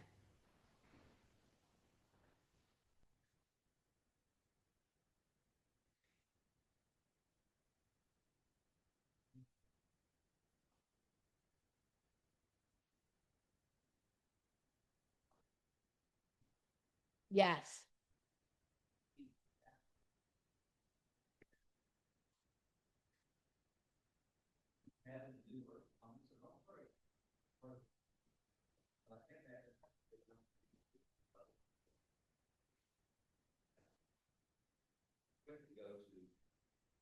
Mm-hmm.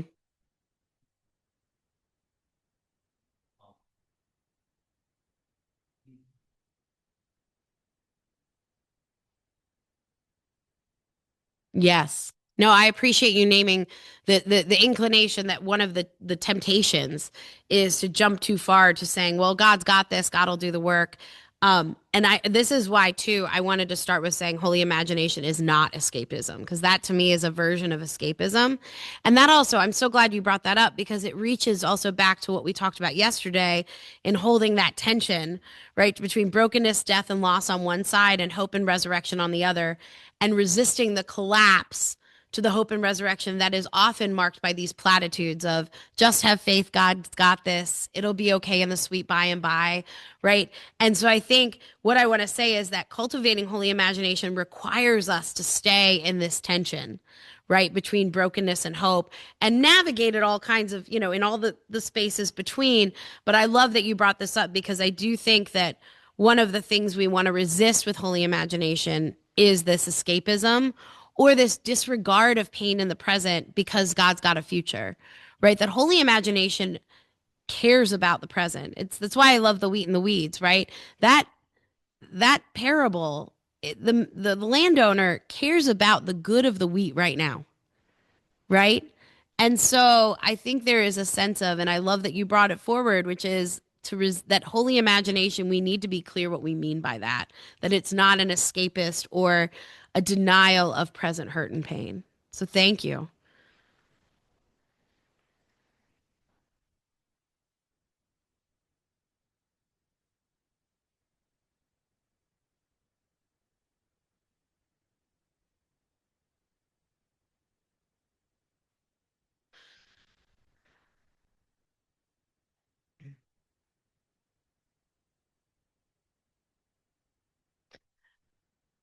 That will be book number 5. No.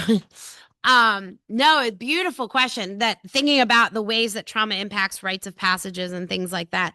There is some wonderful work being done thinking about um religious trauma, particularly in the LGBTQ community, and the ways that rites of passages have been transformed by religious trauma and recovery from religious trauma. There's some really beautiful stuff being done there. I do think that when folks encounter trauma, there is a way that it reframes our identity and leads to kind of a need for rites of passage that maybe we don't have in our liturgy.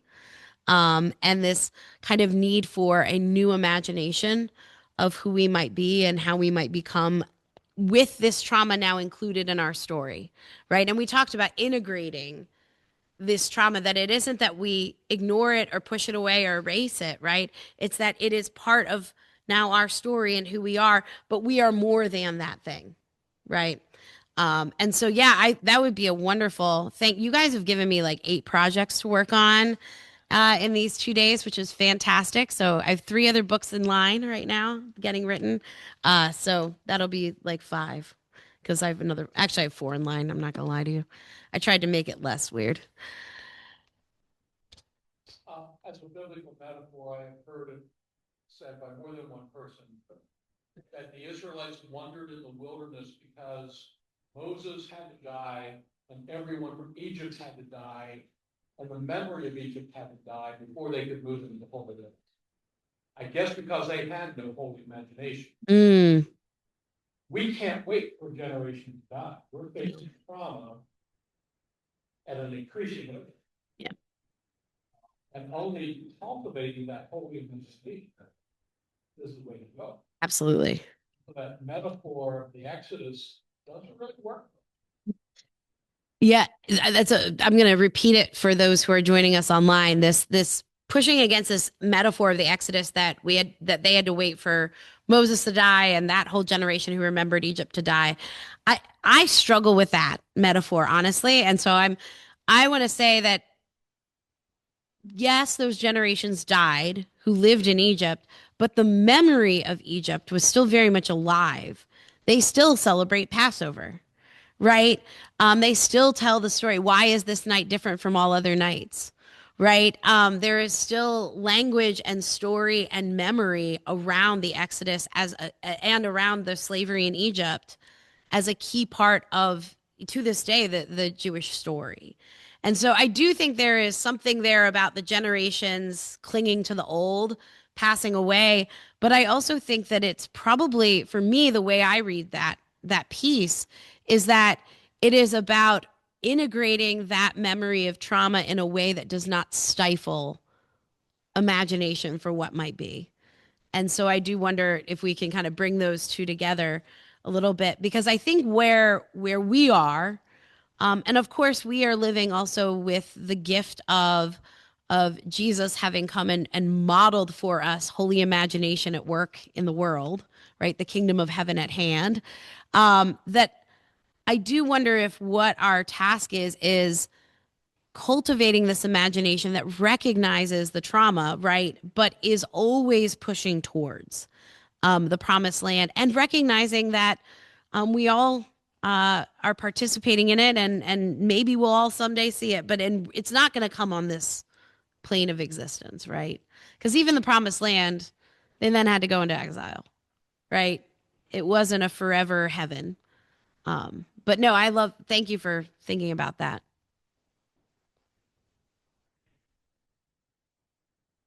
Thank you.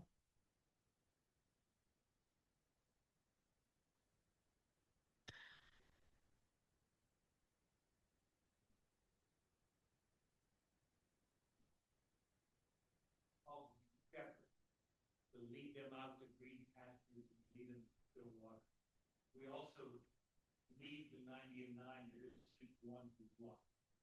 We follow the call of the Son of Man who came to seek and to save those who are lost.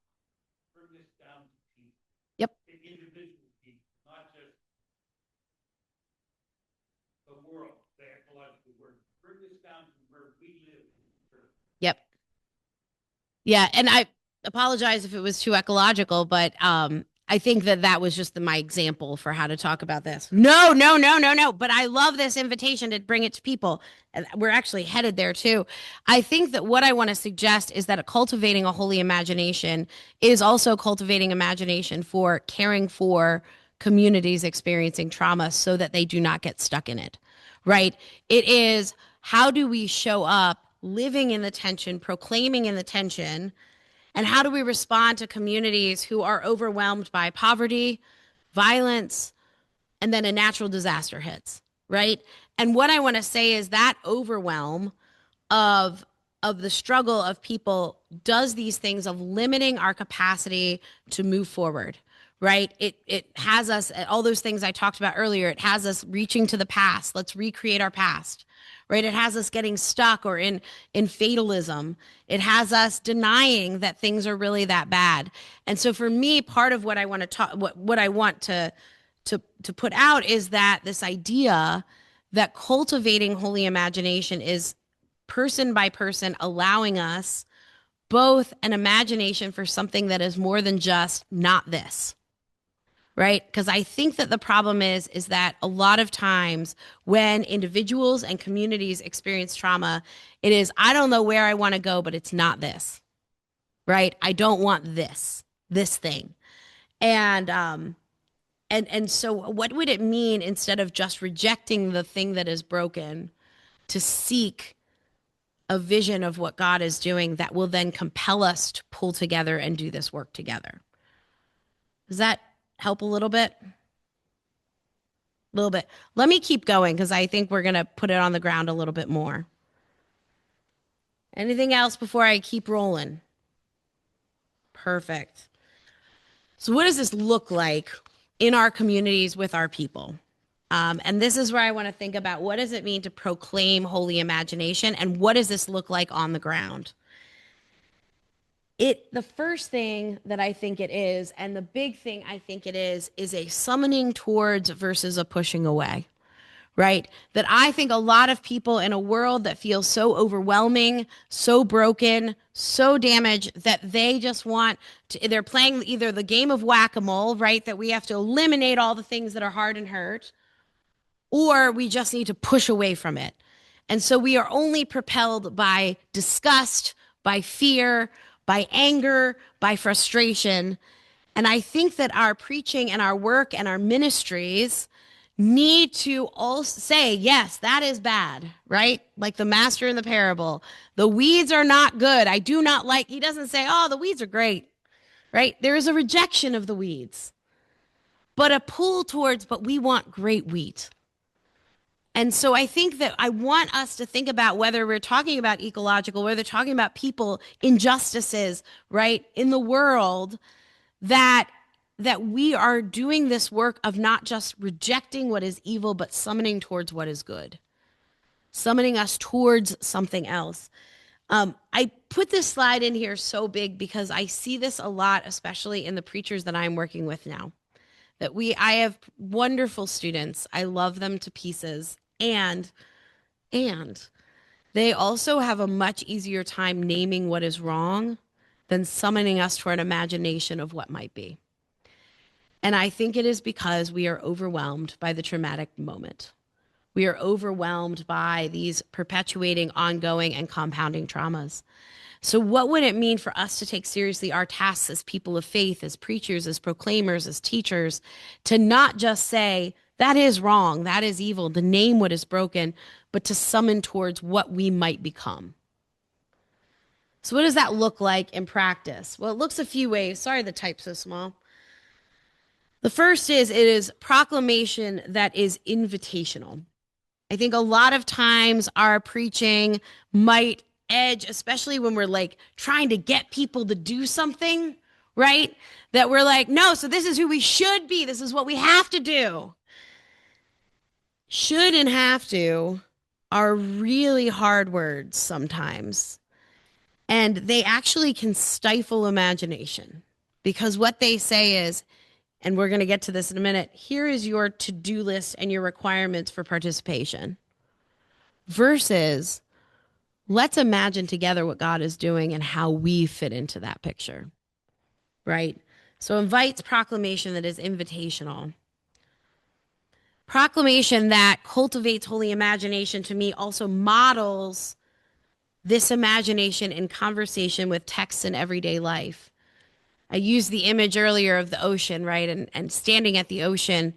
And I think that part of our task as proclaimers is to help other people experience the ocean, to stand at the shoreline, to invite them to see it. And I know that there are people who maybe have stood at the shoreline and not recognized it as the ocean, right? That not recognized it as God's work, God's presence, God's activity in the world. And so what does it mean for our proclamation to model paying attention to God's work within the mess, in both the texts as well as within everyday life? Modeling how God is at work, how there is hope and goodness and God's redemptive hand at work, even amid the weeds.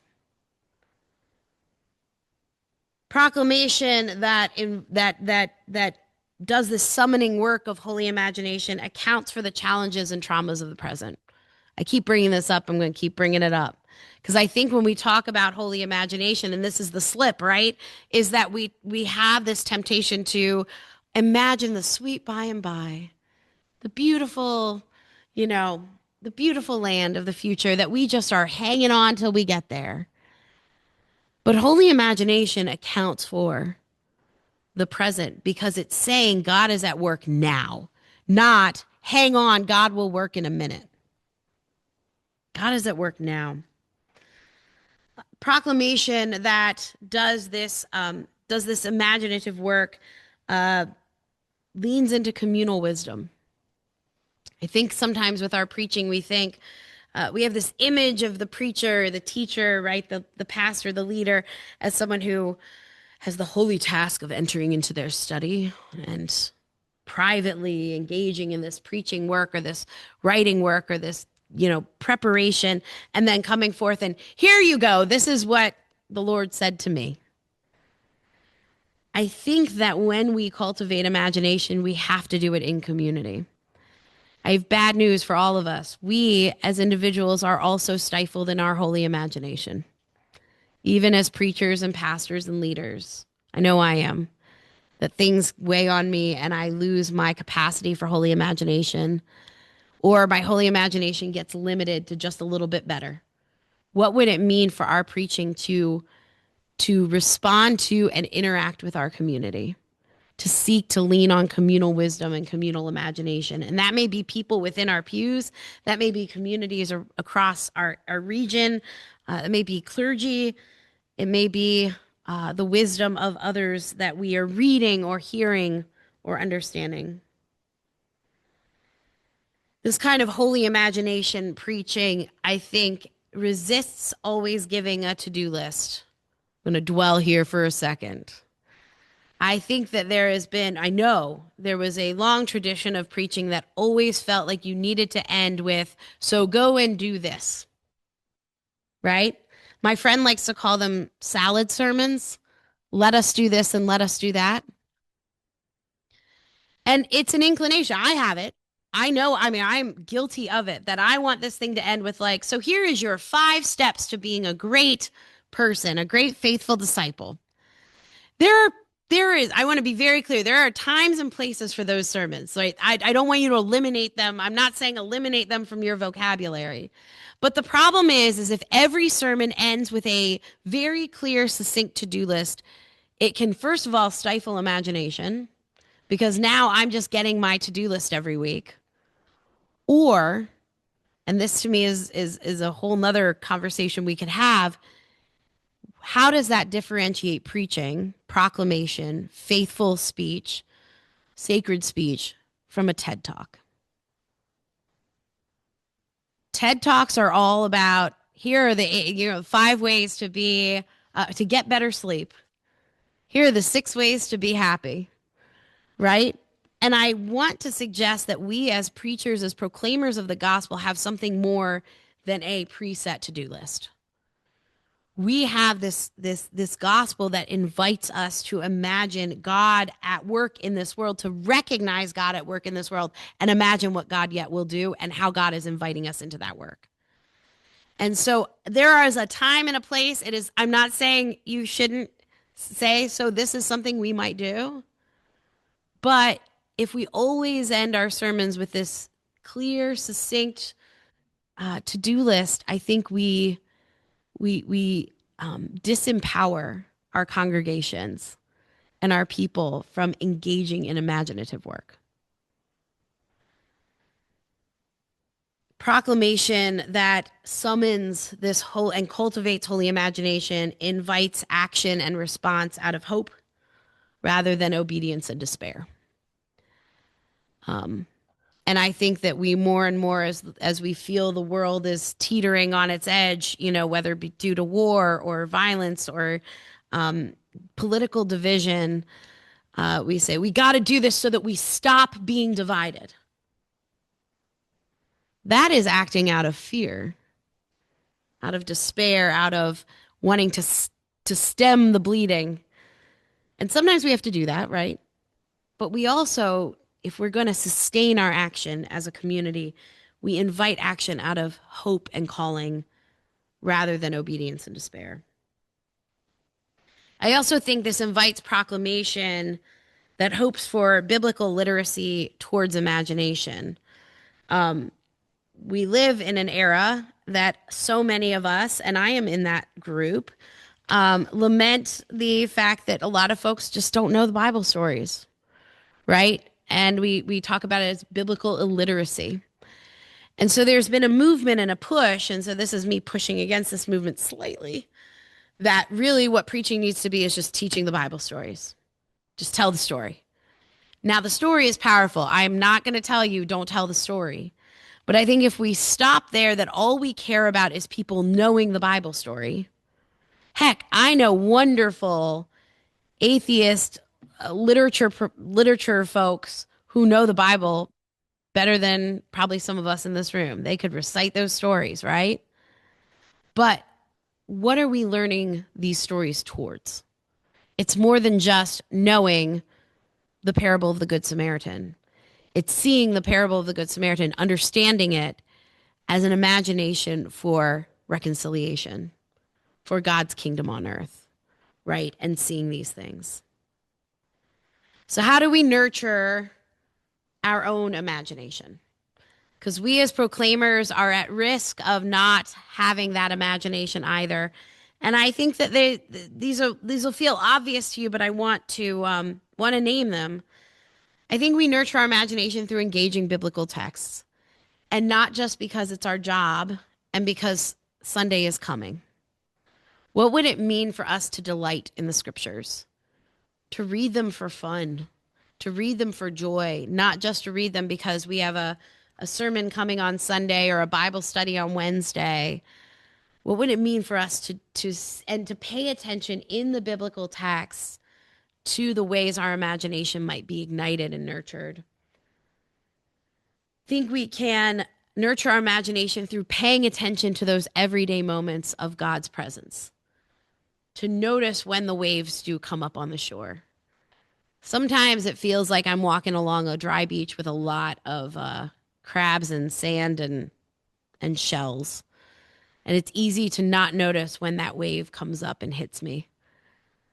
What would it mean for us to pay attention to those everyday moments of God's glory?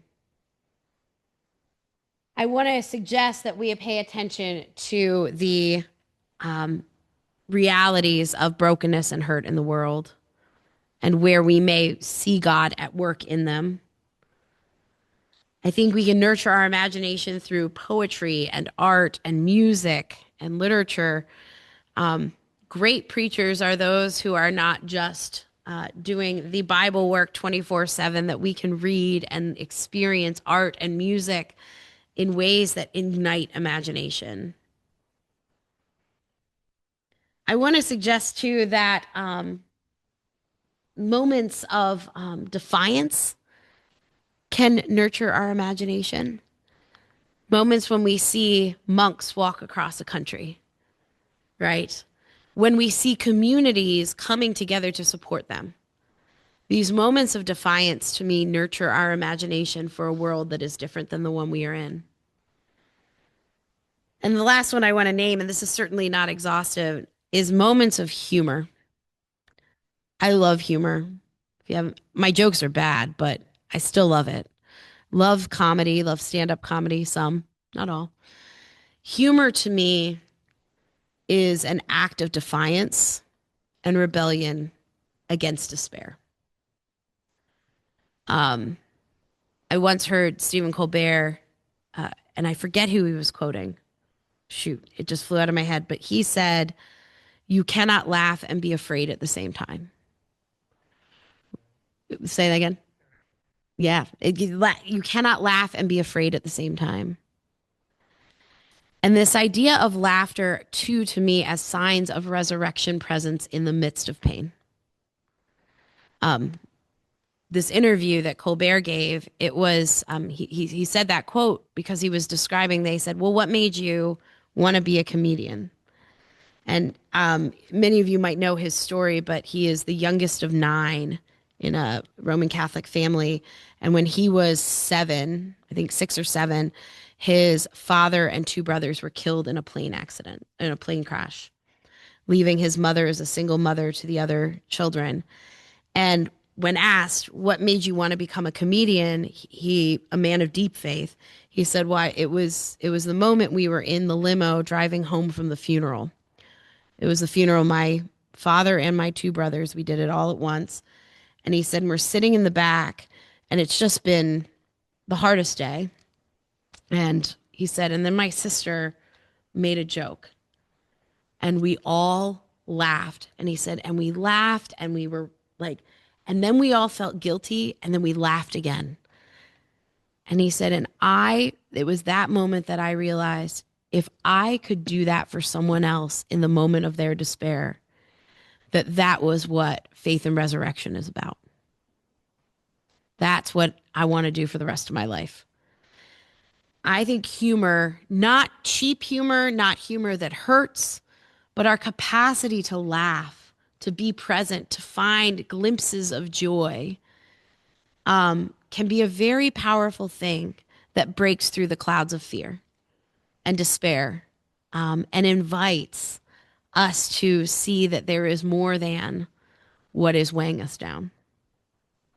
And so I want to close with this question of inviting you, and you can reflect out loud or just take this with you. Where do you find sources of hope, defiance, and imagination? And how might you, as leaders and preachers and proclaimers, cultivate that so that you can cultivate it within your community and congregation? Please.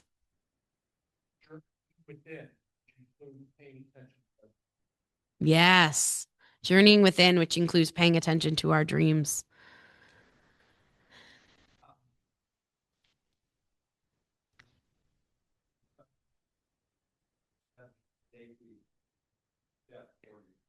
Yes. In churches, we are responding here, striving for safety as a goal. And it's only through this full imagination that we can go beyond safety. Absolutely. I want to say acts of compassion. Yeah. I love that. Yeah.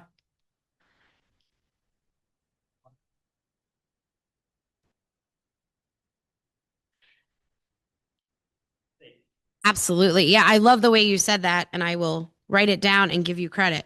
But this idea of that, I do think holy imagine, especially in a world that feels so bombarded, right? That there may not be this ebb for times of safety, right? That we can't feel fully safe, that we've then made safety this goal, right? And we've made safety this, and safety feels like that game of whack-a-mole, the elimination of the hurt.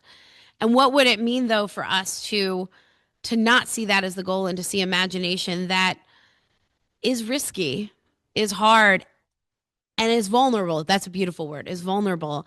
And so that's also the difference between being repelled by fear and being summoned by hope, right? And when we're repelled by fear, the goal is no more fear, it's safety. If we're being summoned by hope, our goal is more than the fear.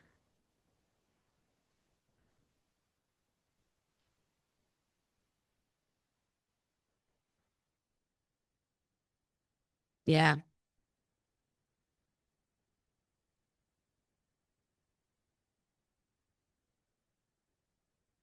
Yeah, absolutely. And it keeps God in the picture, right? It keeps God as the one who summons, right? And that we're not doing this work by ourselves, because that's the other problem is I think when we lack imagination, and particularly holy imagination, we start to work our way towards something and we don't sense that we have, and we sense, I just have to buckle down and do it. Um, I do remember, I mean, full confession, when COVID hit, I was in Chicago teaching at Lutheran School of Theology at Chicago. It was really challenging for all of us. I know it was challenging to teach online with that group because a lot of my colleagues didn't know how to use the systems. I became the default tech education person. I literally would make videos about like how to use Zoom that I would send out to my colleagues, and like how to do a breakout room. And I like look back on those videos and I can just see how exhausted I was. And I really look back at that time and think, in the despair of COVID, and the despair, there was some other traumatic health issues going on in my family. During COVID, my cousin lost her 30-year-old spouse to colon cancer. There was just a lot going on. And I look back at those times and think, I was the person who tried to work my way out of COVID. I thought that if I just worked hard enough, I could achieve restoration from COVID for the whole community, right? Of course I couldn't.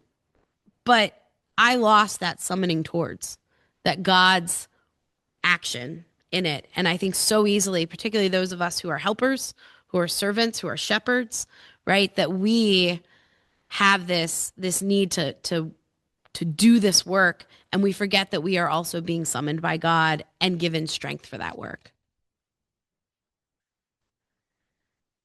Well, you all have been such a gift. Thank you for engaging this work today. Yesterday, of course, as I shared a little bit, this is all kind of newer stuff that hopefully is going in the next book. And you all will get lots of credit for it. But I have just been so deeply grateful for your collegiality, for your kindness, for your dialogue, your brilliant thoughts. I look forward to more conversation over lunch. And thank you again to Bethany College, to Scott Lectures, to Art for all of the hospitality and the care. It has been a privilege to be with you all.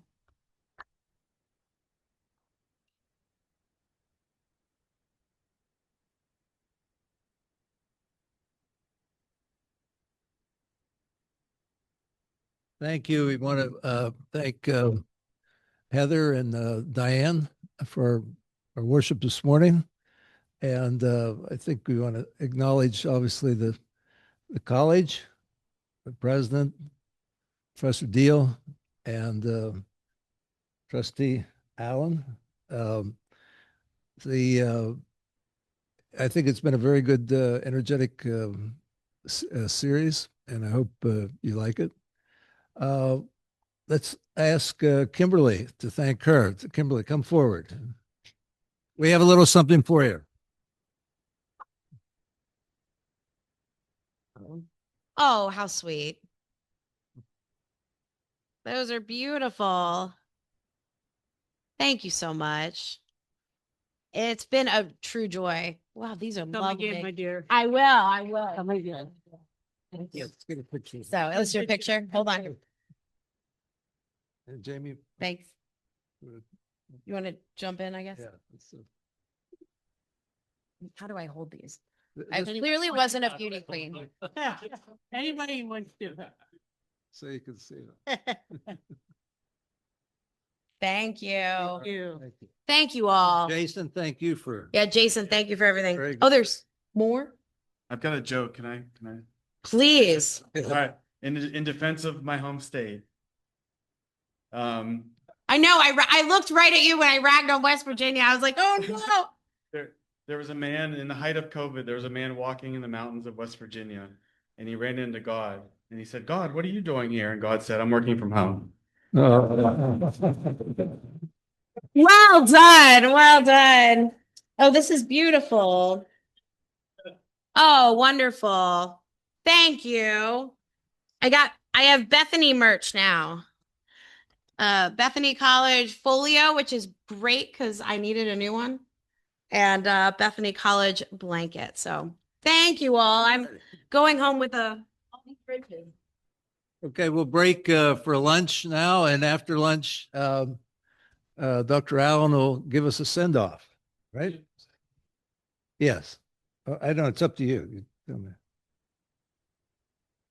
So the lunch is ready. We can either, let me suggest, we can send off around the table, or we can do it now and then people can move. Now, No, I don't have a lot. some people will leave and then they'll miss. That's right.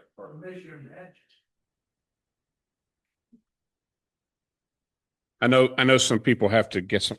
So we want to thank First Christian Church Washington for the hospitality. That's and thank you for Farminary. There are at least 5 farmers in the room here today. And Jason, thank you for redeeming the West Virginia. It's not that you took a big risk or people. No, that's right. And people took it pretty well. It wasn't that they were offended. We're just not used to hearing. It was really just that we're not used to hearing jokes from people from New Jersey. So imagine with me, if you would, one of our ancestors who had this great dream that the church would not be a vehicle that was drawing and quartering people like it was doing in Northern Ireland, where he came from. Imagine Thomas Campbell having the audacity to write down that the Church of Jesus Christ on earth is essentially, intentionally, and constitutionally one. And imagine with me a gentleman down in Kentucky who was willing to bet the whole farm on the reality that Christian unity was our polar star. Bardenstone. And now imagine a tradition of Christ Church that says we are a movement for wholeness in a fragmented world. That's Sharon Watkins, who served in Bethany. That's her way of working with the church as one. Christian unity is our polar star. But we're a movement for wholeness in a fragmented world. And imagine a world that's more than just a little bit better. More than just a little bit better.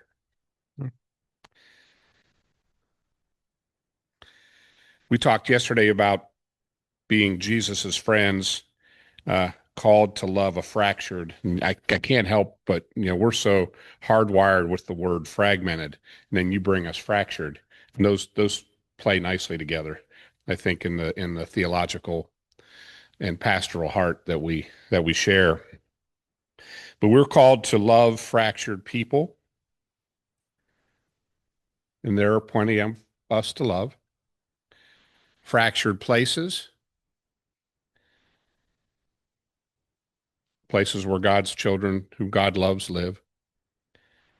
Fractured principalities and fractured powers. Imagine a God who trusts us with that work to make it more than a little bit better. Now, Bethany, and Bethany College, at its heart, is a place of learning and teaching and loving. That's what we do at Bethany College. We learn, we teach, and we love. And we do that from each other. Bethany's a place, but it's also a way of seeing the world. And the work is to make the world better.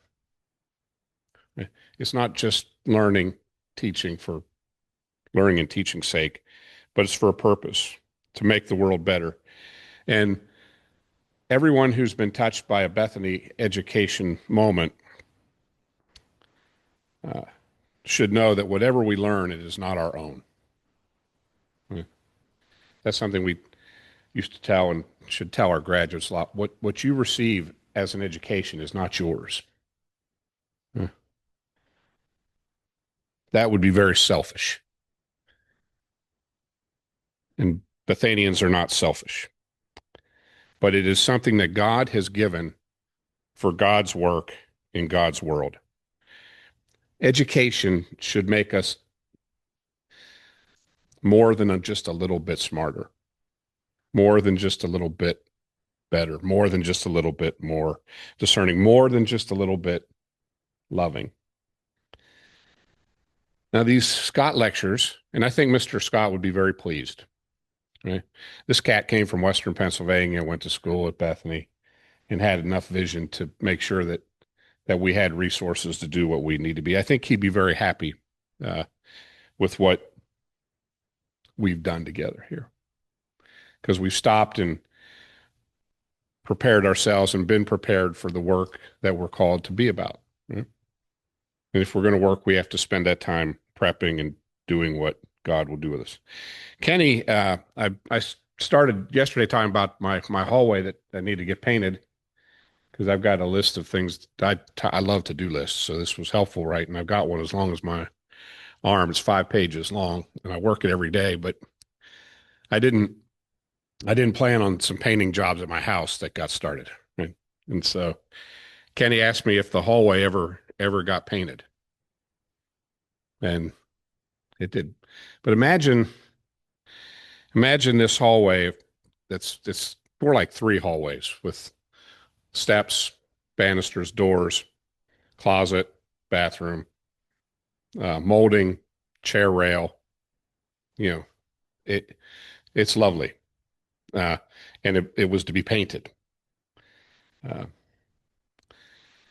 so I got up and I started doing all the taping that goes into that, and it's a lot of tape and a lot of time up and down on ladders to get things prepared. And then I had those calls that hit with that ministry gives us, right? Someone's heart's broken. There's a project that needs leaned into in the trauma world. And so the hallway got painted, Kenny, but I had to do something that I don't like to do very much, and that is I had to get some help. Yeah. And so my daughter's friend came over, and he was all ready to uh, help me do some things and paint the wall. And I said, I, I showed him the hallway. Imagine this hallway. Imagine with me this hallway. And I said, all you got to do, John, is roll it out. He says, oh, it's all prepped. It's all taped. He said, sometimes it takes longer to do that than to roll it out. I said, all you got to do is just roll this thing out and you'll be good to go. He said, I think I'd like to cut it in first with a smaller brush. I said, well, okay. If you think you need to do that, uh, I guess you can. I'm trying to be magnanimous with this guy. And, but why it's hard for me to ask for help is because I think I'm a pretty good painter. I could have rolled that wall out wearing this jacket. I know it was ready to go. I also know that I cleaned up after him the last time and how he treats his brushes. And so I said, well, if you want to cut that out, I said, you can go and get a brush. It's in the fridge. So why would you put a paintbrush in the refrigerator? I said, if you rinse your brush and get it cleaned out, put it in a bag, you put it in the refrigerator, it's like a brand new brush. He said, well, I usually just throw them out. I said, well, let's try this. And so he was very impressed that this paintbrush worked the way it did. He came back later and he said, Thad, I think I could have just rolled it out. And I said, well, how do you know? Right? Sometimes until you start getting into these things, we just don't know, right? We don't have all the answers.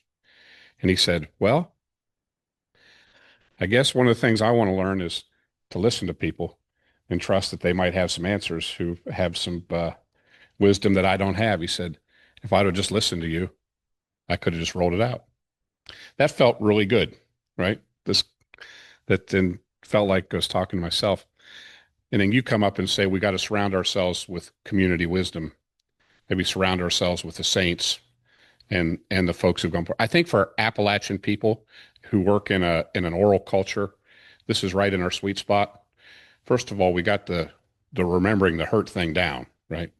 Now our issue is we want to pitch a tent there, not build a foundation and live there. But the other is to tell stories of the community and the people who've gone before. That's right in our sweet spot. So, but how did you know? And then he says, I learned. Now, this cat did a pretty nice job on this paint job. It's kind of a deep gray kind of, imagine with me this hallway. It's more than a little bit better.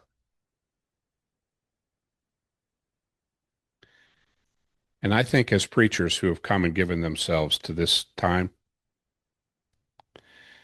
the preachers in the church are more than just a little bit better too this week. I want to say thank you for that. And thank you. You could have been anywhere doing anything, but instead we decide to give ourselves to our craft and to the work of proclaiming more than just a little bit better. Holy imagination. Right. Holy cow, right? Or since we're in an elegant place, Soli Deo Gloria. Praise God. Imagine with me a group of preachers who are fueled with holy imagination that can go into the world and take what they've been given and be trusted with the task that God has given us. Let's not make things just a little bit better. Let's just go and do that work well. God bless you for all the ways that you are you. Dr. Keys, this wouldn't have happened without you and all the ways you are. We honor you. We salute you. Thanks to all the people who have done what they've done, and you are certainly welcome and wanted in our midst. God bless you. Bethany always says Godspeed. It means God be with you on the journey, wherever it is that you go. Wherever you go, God's been there first. And wherever you go, God is with you. And may God bless the food and the hands that have prepared it and all those who will make it happen so well, too. God bless us. Thank you.